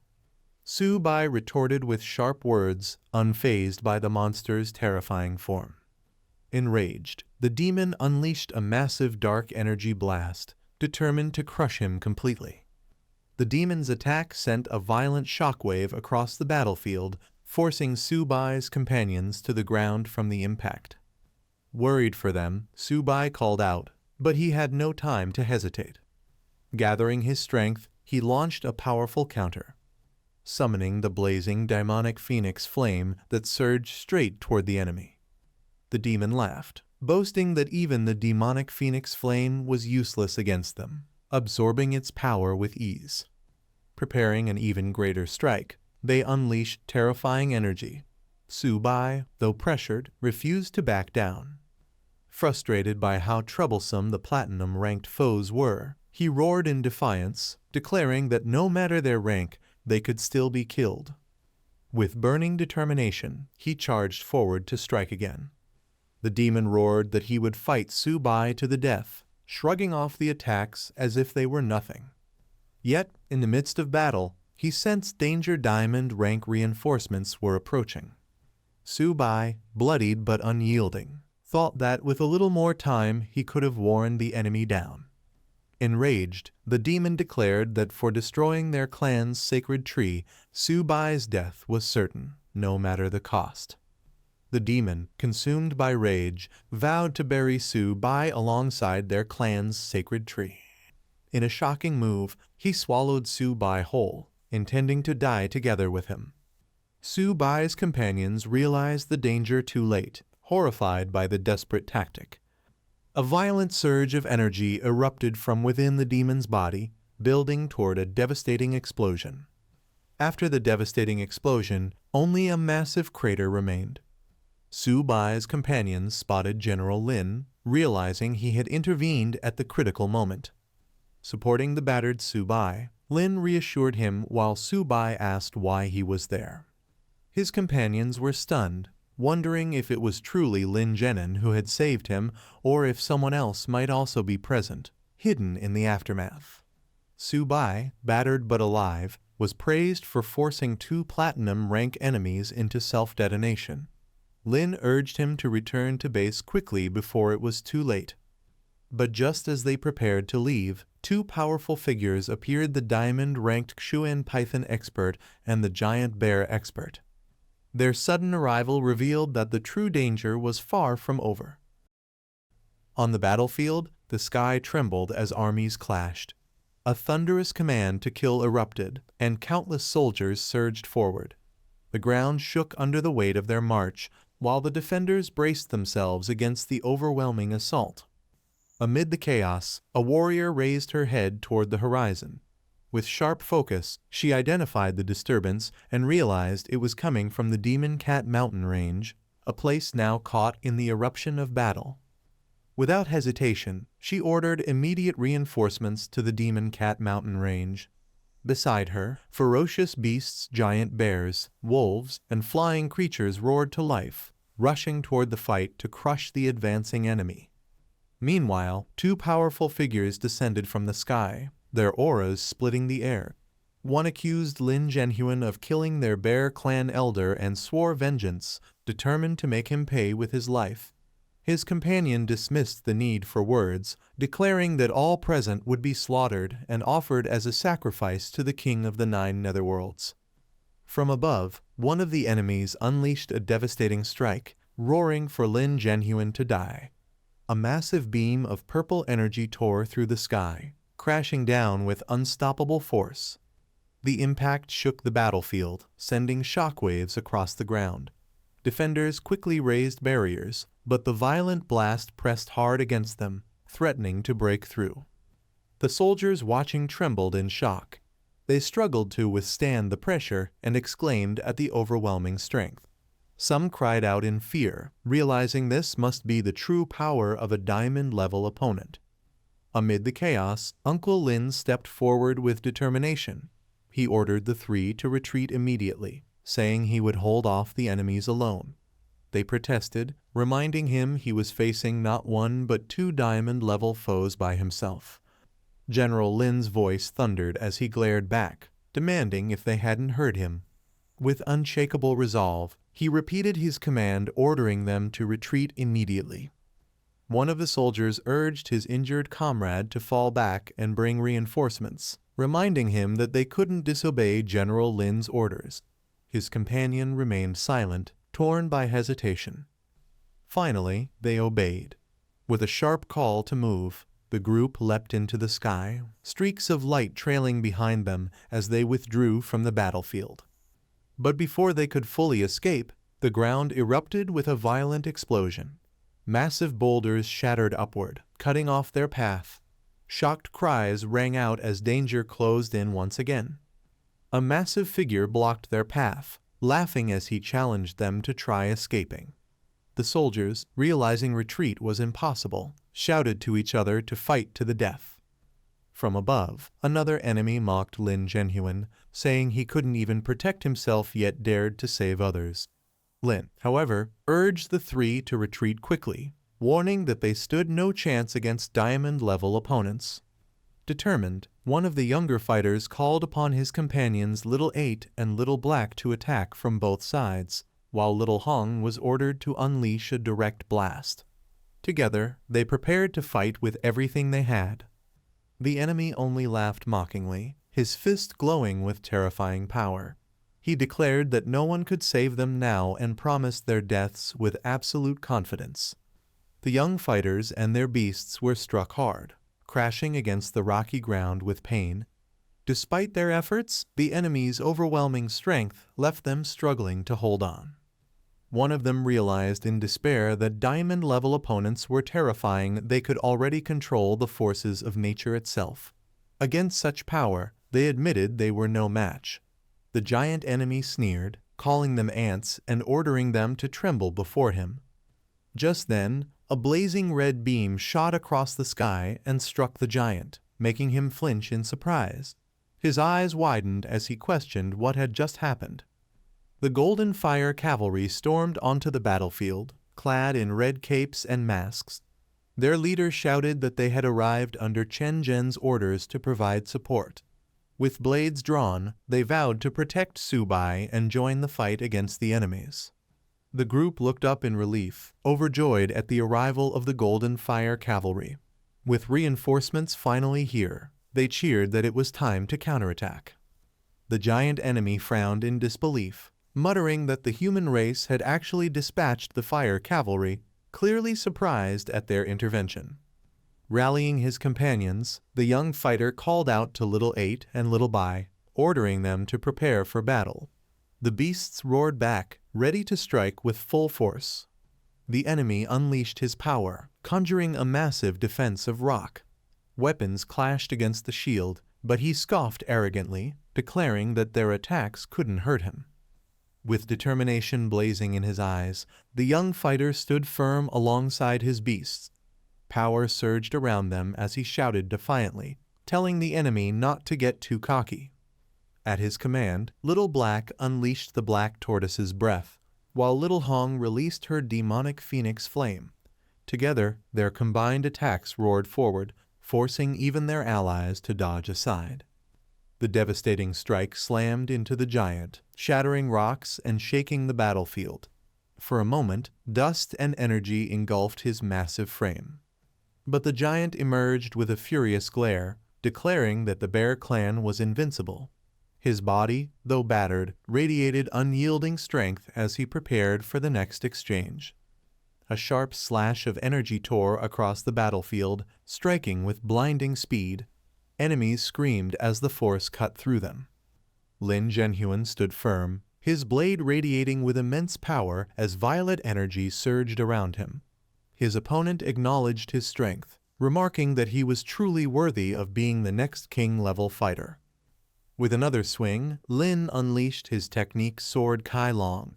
Brilliant arcs of sword energy roared outward, tearing through the battlefield with unstoppable force. His foe watched cautiously, noting that the humans now held a clear advantage in numbers. He quickly turned to his ally, the old bear, questioning what they should do next in the face of the growing pressure. The enemy's eyes sharpened with fury, his body trembling with violent energy as he prepared to unleash his full strength. With a roar, he transformed into a towering beast, activating his Giga energy form. His massive figure shook the battlefield as he swore to tear all the humans to shreds. The cavalry and allies immediately launched their strongest techniques. Bright flashes of power collided as multiple Xuan rank battle skills, formation break struck at the beast, shaking the skies. But even with their combined might, the enemy's power was overwhelming. One of the warriors admitted in shock that he couldn't match the giant bear alone, realizing the danger they were all in. Realizing the momentum had shifted, one of the enemies suggested retreating. The giant bear roared back, saying he would cover the rear while the others escaped. But the young fighter stepped forward, his eyes blazing with fury. He mocked their arrogance, saying they couldn't just leave after causing such chaos. With determination, he commanded Little 8 to strike. Little 8 unleashed a terrifying attack, channeling immense energy that shook the battlefield. Twin streams of destructive power erupted forward with unstoppable force. Shocked, the enemy stared wide-eyed, realizing the beast could control not one, but two elements at once. The revelation left him stunned, unable to believe the power they were facing. Little 8 charged in, unleashing a devastating black tortoise impact. The strike landed heavily on the giant bear, tearing through his defenses and drawing blood. Before the beast could recover, another barrage of blazing projectiles shot forward, cutting through the air with deadly speed. The bear roared in pain as another powerful hit pierced into his body. His ally shouted in shock, calling out to him in alarm. But the other warrior remained composed, gripping his glowing sword tightly. He told the giant bear to hold on, declaring that he would go ahead and face their enemies directly. A powerful strike smashed into the ground, sending debris flying as an enemy screamed in pain from the sudden attack. Amid the dust and chaos, one of the foes looked up in shock. His voice trembled as he asked if the dark figure looming above him was a shadow. Out of the smoke, a massive form emerged, the white tiger Saint Beast. Its glowing eyes locked onto him as it pinned him down with unstoppable might. The enemy's expression twisted in terror as he realized the truth. Staring at the beast's claws closing in on him, he cried out in disbelief, shouting that it was impossible.